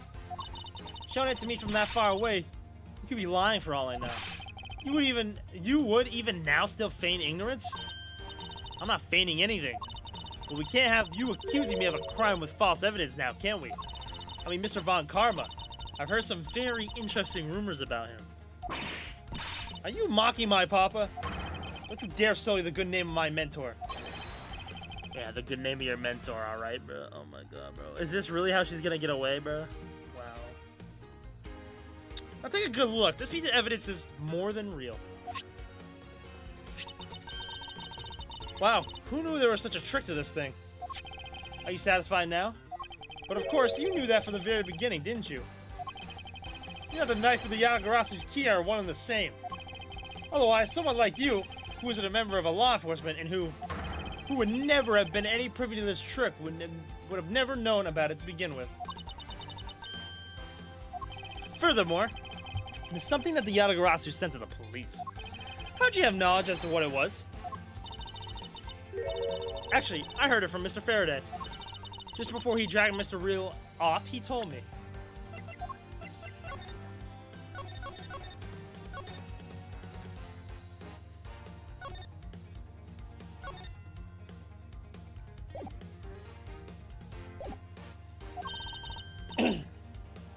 Oh, that's right. I almost forgot.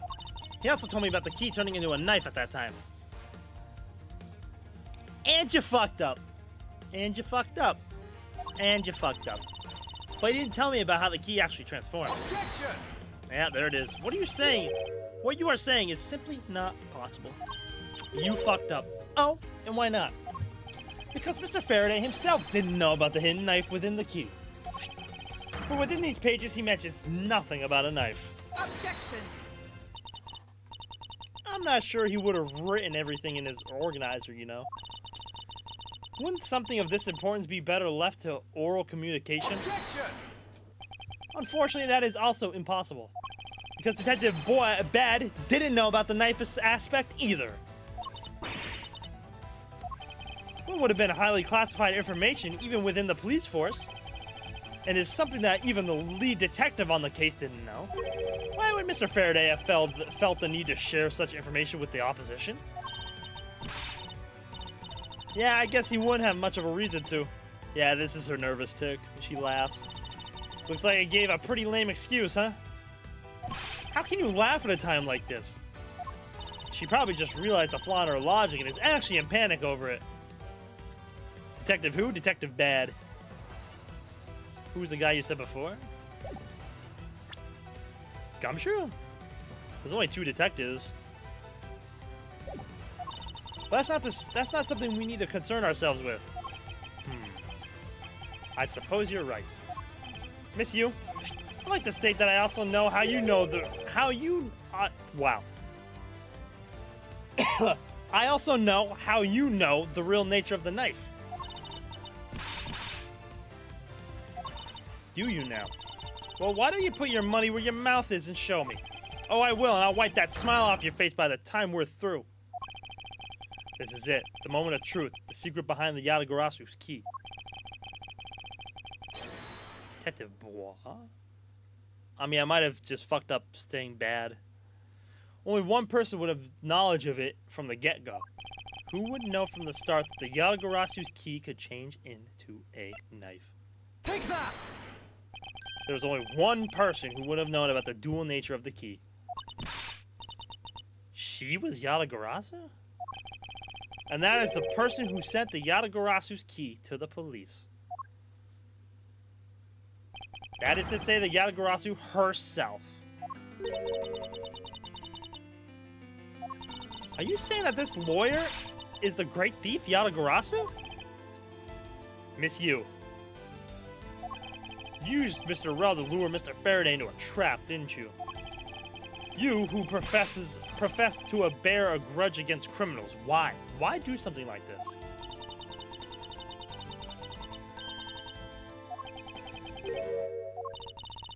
Uh-oh. Oh, she's breaking.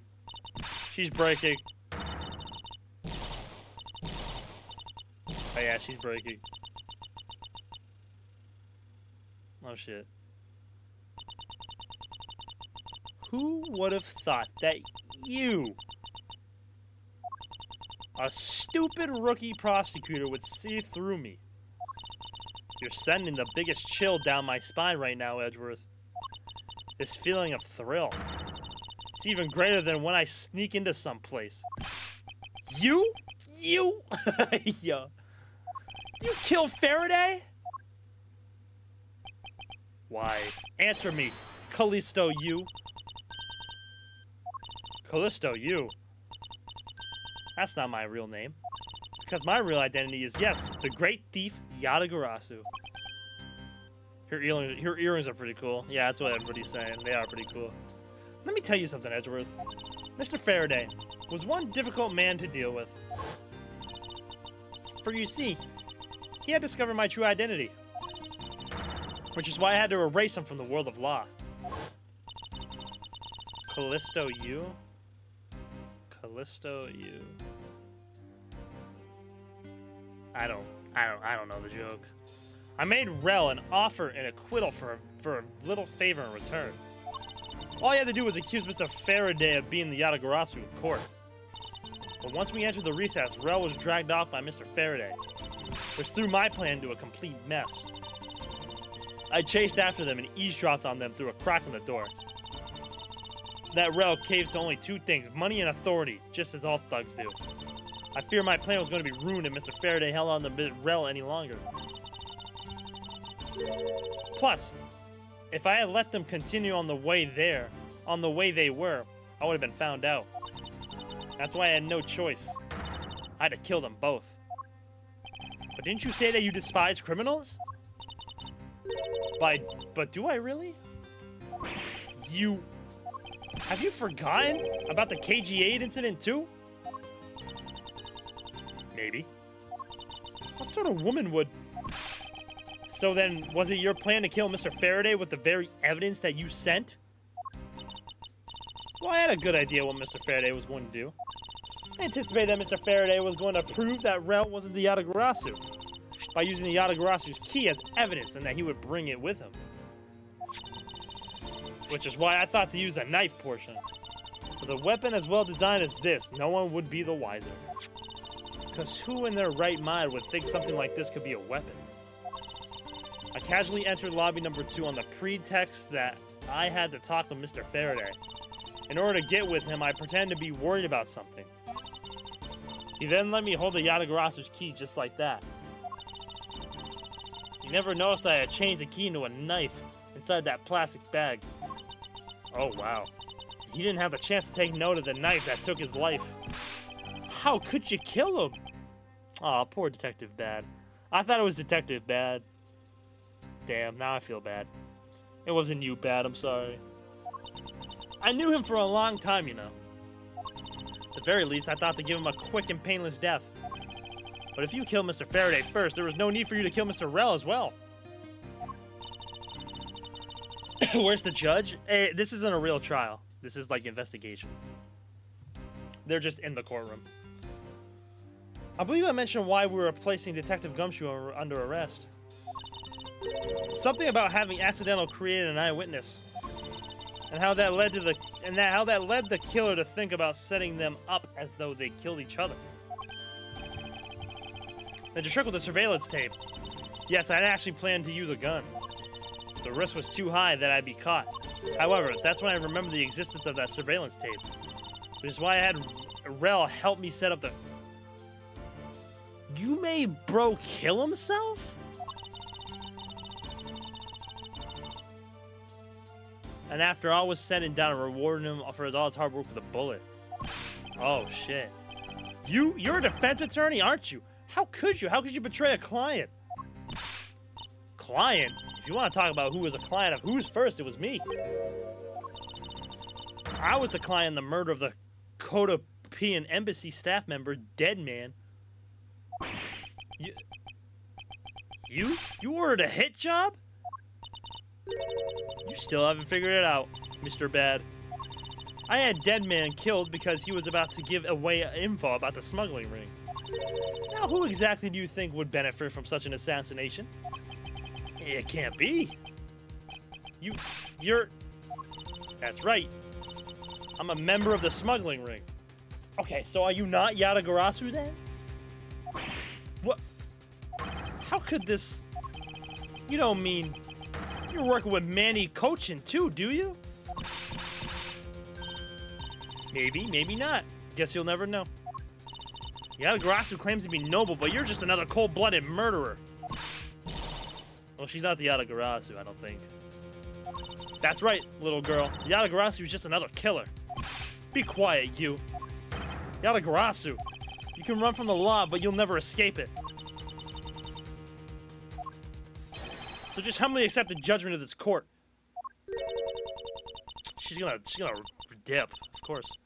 Hey, Edgeworth. Did you know the Yatagarasu has 3 legs? Do you know why that is? No? Well, let me tell you. It means that the Yatagarasu has more than one razor-sharp way to do her work. Oh! Oh! Oh my fucking god. You really are too naive, Edgeworth. You even handed the Yatagarasu's key right to me without a second thought. Everything may not have gone according to plan, but I'll still gladly take it. You mean the key was your real target? Even after I gave you such a great advice, didn't I tell you to always keep a good eye on a criminal? Okay, Drio. Or you may regret what comes of your negligence. You two, get down! Bad no, bad no. My body, I can't move. Hey, mister, to your right! Oh!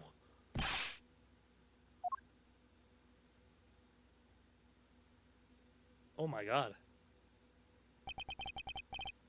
Are you alright, Francisca? Oh my god, I was actually like shaking, bro. What the fuck? That was so intense. Are you alright, Francisca? I'm perfectly fine, Miles. Her voice is shaking. But it looks like she's unharmed. Hmm? Where did Kay go? Oh, that gunshot. Yo, if Bad dies, bro, I'm gonna be so sad. That's a gunshot. Why does she have a gun? She's a criminal. She a criminal. September 10th, 7 p.m. District Court, courtroom number 3. She just shot two guns, 2 bullets in the court. Okay.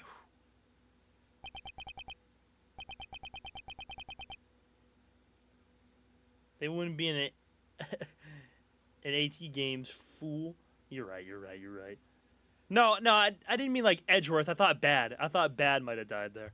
Sorry, but it looks like she got away. I called the precinct. They should have a perimeter set up soon. Detective Bad, are you alright? I heard a gunshot. I'm okay, just got another hole in my jacket. They say he's fine, but he looks quite shaken. More importantly, boy, I mean, Mr. Edgeworth, Miss Von Karma, are you two hurt? Aw, he's being nice to us. I'm absolutely fine. I'm also alright. Thanks to Kay. I was gonna say, Kay just saved Edgeworth's life. Speaking of Kay, where is she? I don't know. She just sort of disappeared. I'll go look for her. Oh, and hey. Detective Gumshoe? Yes, sir? Detective Bad, sir? I'm sorry I doubted you. Don't worry, sir. It's not your fault. Well, I lied to you guys too, after all. I heard about what happened. From Kay. Lying while giving testimony is still unforgivable. But in this case, you were protecting Kay and her feelings. Looks like you just might have what it takes to be a real detective. Aw, Gumshoe. Let's go, Gumshoe. Now, don't you ever lose that detective spirit, okay? You got it, Pops. Pops. Just call it Pops. Pops? Watched one too many detective dramas recently, have we? Way to single-handedly destroy the cheery atmosphere with one snarky comment. I should get back to the investigation. I swear I'll catch you if it's the last thing I do. Be careful, Detective Bad, and take care. Thanks. Well, I'm off. Maybe we'll run into each other again someday.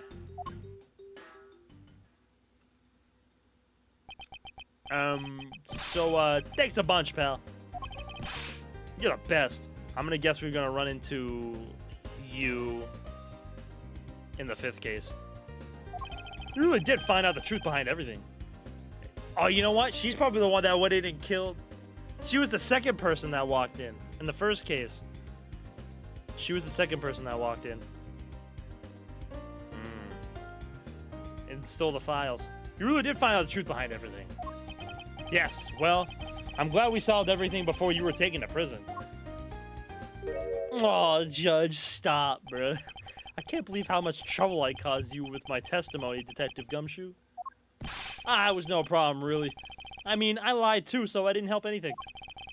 It's really not your fault, Your Honor. Well, even if we didn't have His Honor's testimony, I think that lawyer would have found another way to get you convicted on her behalf. Yeah, can't believe I was about to get fired during my first week as a detective. Well, so long as you're not fired, you should work hard, give it all that you have, and perform your duties well. Oh, and one more thing. Kay left a present for you with me. She did? Oh, what is it? What was it that Kay left for me? The proof of their friendship. Oh. Take a Swiss roll, Gummy. You deserve Take it. that! Oh, by the way, your life from now will be poorly paid. True. It's a courthouse special Swiss roll. Can I really have it? Yes, it's a present meant for you, after all. Thanks a bunch. You have no idea how happy this makes me, pal. I'm gonna eat this right now. Sure, go ahead. Swiss roll, Detective Gumshoe, and Kay bought together. Oh, I love this. I love this picture, bruh. While the one Kay saved never reached her father. It appears that her sentiments have touched the hearts of this detective. He's so happy as though he's having a welcome back celebration of his own. Well, I was asked by Kay to give it to him. Whoop! That was good, pal. I can't believe I got to eat 2 of these delicious things in one day.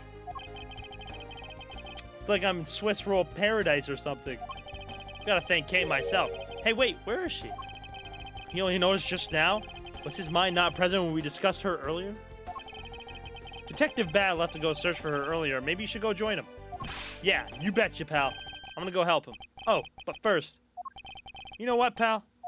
Actually, I guess I shouldn't be so rude to you anymore, huh? Aww.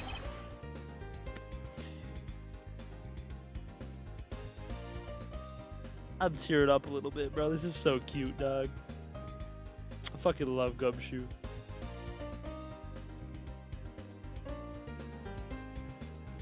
This is so sweet.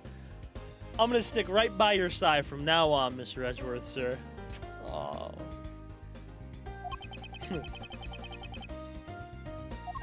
I sense nothing but a most troublesome relationship from that ominous statement. We should go home too, Miles. We have to hurry and report what has happened to Papa. Agreed. Well, I'm afraid you must be going now, Detective. I mean, I'd guess Edgeworth probably pays him better than what Faraday was paying him. Roger, sir. And don't you worry. I'll investigate the next case we're on real well. I'll, be counting on you. Scent of trouble is definitely in the air.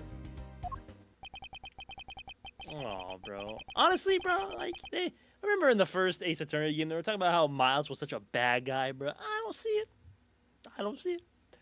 Thus, like a bad dream, my first outing at the court came to a disturbing end.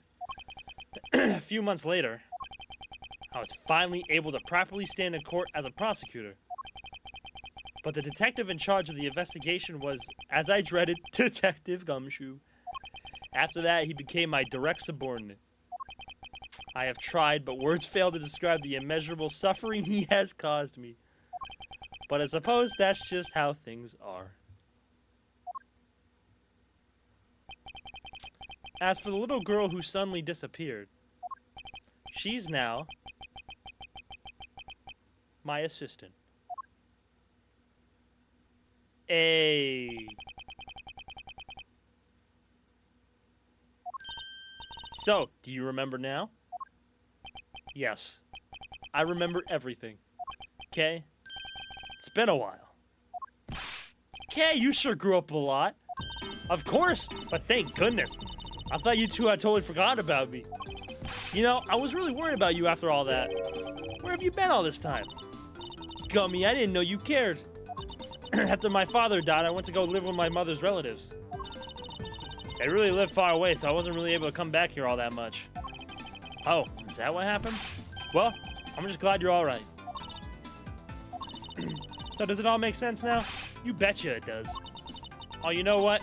I was going through my father's bookshelves recently, and... Hold it! Actually, there's still a number of things that don't make sense, Kay. Huh? First of all, why did you come all this way to see me? And second, why are you calling yourself the Yatagarasu? Yatagarasu is Callisto Yu, the woman who killed your father. No, you're wrong. The real Yatagarasu was my father. Mr. Faraday was the Yatagarasu? Like I said, I was going through my father's bookshelf recently. I found a secret diary hidden among his books. I have no regrets in choosing to walk the path of the Yatagarasu. That was written in his diary, and that's how I know for sure. Yo, but that's impossible. What's with that look? You don't believe me? Wasn't just the expression on my face. I clearly said it was impossible just now. Alright then, how do you explain this? It's a way of disarming any security system the user's choosing. Yep, that little thief. Truth be told, this is the Yatagarasu's greatest secret. This little gizmo was used by my father. Wow, Mr. Faraday wasn't a great prosecutor, but he was a really great thief, huh? Wasn't just a great prosecutor. Yeah, my father worked really hard to steal the truth. But he was killed, and the Yatagarasu was no more. But despite that, the Yatagarasu was spotted again recently. Someone other than you? Here, Mr. Edgeworth. Take a look at this article. To the embassy? The Yatagarasu sent the embassy a calling card? Yeah, meaning this person's a fake. I'm almost certain that Callisto Yu lady is behind this. Because the real Yatagarasu would never send something like a gaudy card out. But the Yatagarasu did send a white card along with anything to be publicized. That's what Detective Bad told me 7 years ago, if memory serves. Well, as soon as I heard the news, I got all wound up, and I knew I just couldn't let it go. So I searched you out, so that I could obtain the truth behind the Yatagarasu. Because if anyone can help me find it, I figured it's you, Mr. Edgeworth. So you're saying that I have your father's and Miss Yu's identities backwards? Yes, because the real Yatagarasu is noble to the end. I want to revive the real noble Yatagarasu. If I don't, my father will never be able to rest in peace. Kay. Kay, you're so honorable. I don't care what anyone else thinks. I'll always be here to cheer you on, pal. Even if you are honorable, a thief is a thief. And if you are planning to commit a crime, then I'm afraid I can't be complicit. Mr. Edgeworth, you guys are not making it easy for me. Who am I supposed to support now? Mr. Edgeworth, what I want from you is not to steal something. What I want is the arrest of that evil woman. That evil woman? You mean Callisto Yu? I think it's too hard for me to catch her all by myself. But I thought that since you were able to expose her for who she is, then maybe. Please, Mr. Edgeworth, won't you help me? Come to think of it, I do believe I owe you. Huh? Owe me for what? You literally saved his life. When Miss Yu made her escape, it was you who saved my life. Furthermore, you helped me with the investigation today. I am not so rude as to leave favors unrepaid. Then you mean... Yes. That case has been weighing down my soul ever since that fateful day. Perhaps the time has come to settle things once and for all. If you don't intend to sully your hands in a crime, then I believe I can help you. Mr. Edgeworth, thank you. Yay, Mr. Edgeworth, sir. Isn't that great, Kay? Yeah, it sure is, Gummy. Even though he had completely forgotten about her until just now. Fellas? What is with this weird chummy relationship? Aw. The great thief Yatagarasu. After all that time, the true identity of the thief sank back into the darkness. Burn Faraday, Callisto U, and K Faraday. Oh my God, what is that word? The phantasmagorically changing identity of the great thief Yatagarasu. And the Yatagarasu's real goal. It would all come to light the day after I made that promise to K.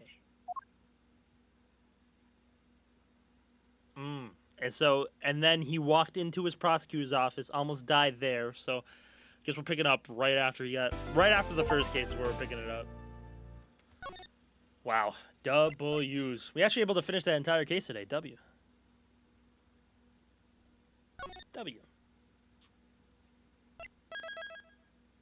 Turnabout ablaze. All right, that's cool.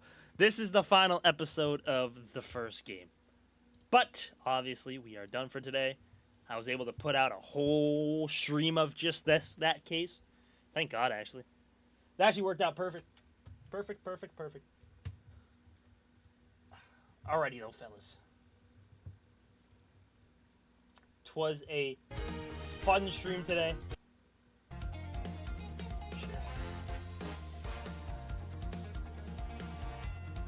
Is that the phobia of long words? Is it? I'm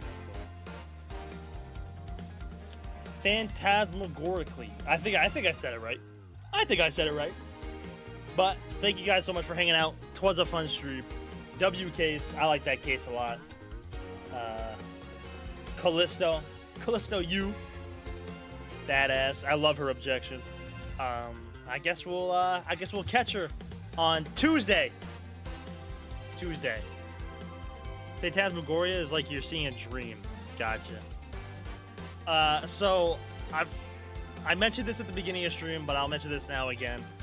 Tomorrow I will not be here. I'm sorry. I wanted to be here, but tomorrow I will not be here. I have a family event to do. I'm sorry, I have a family event after work at like 6 o'clock. So I'm not gonna have time to stream.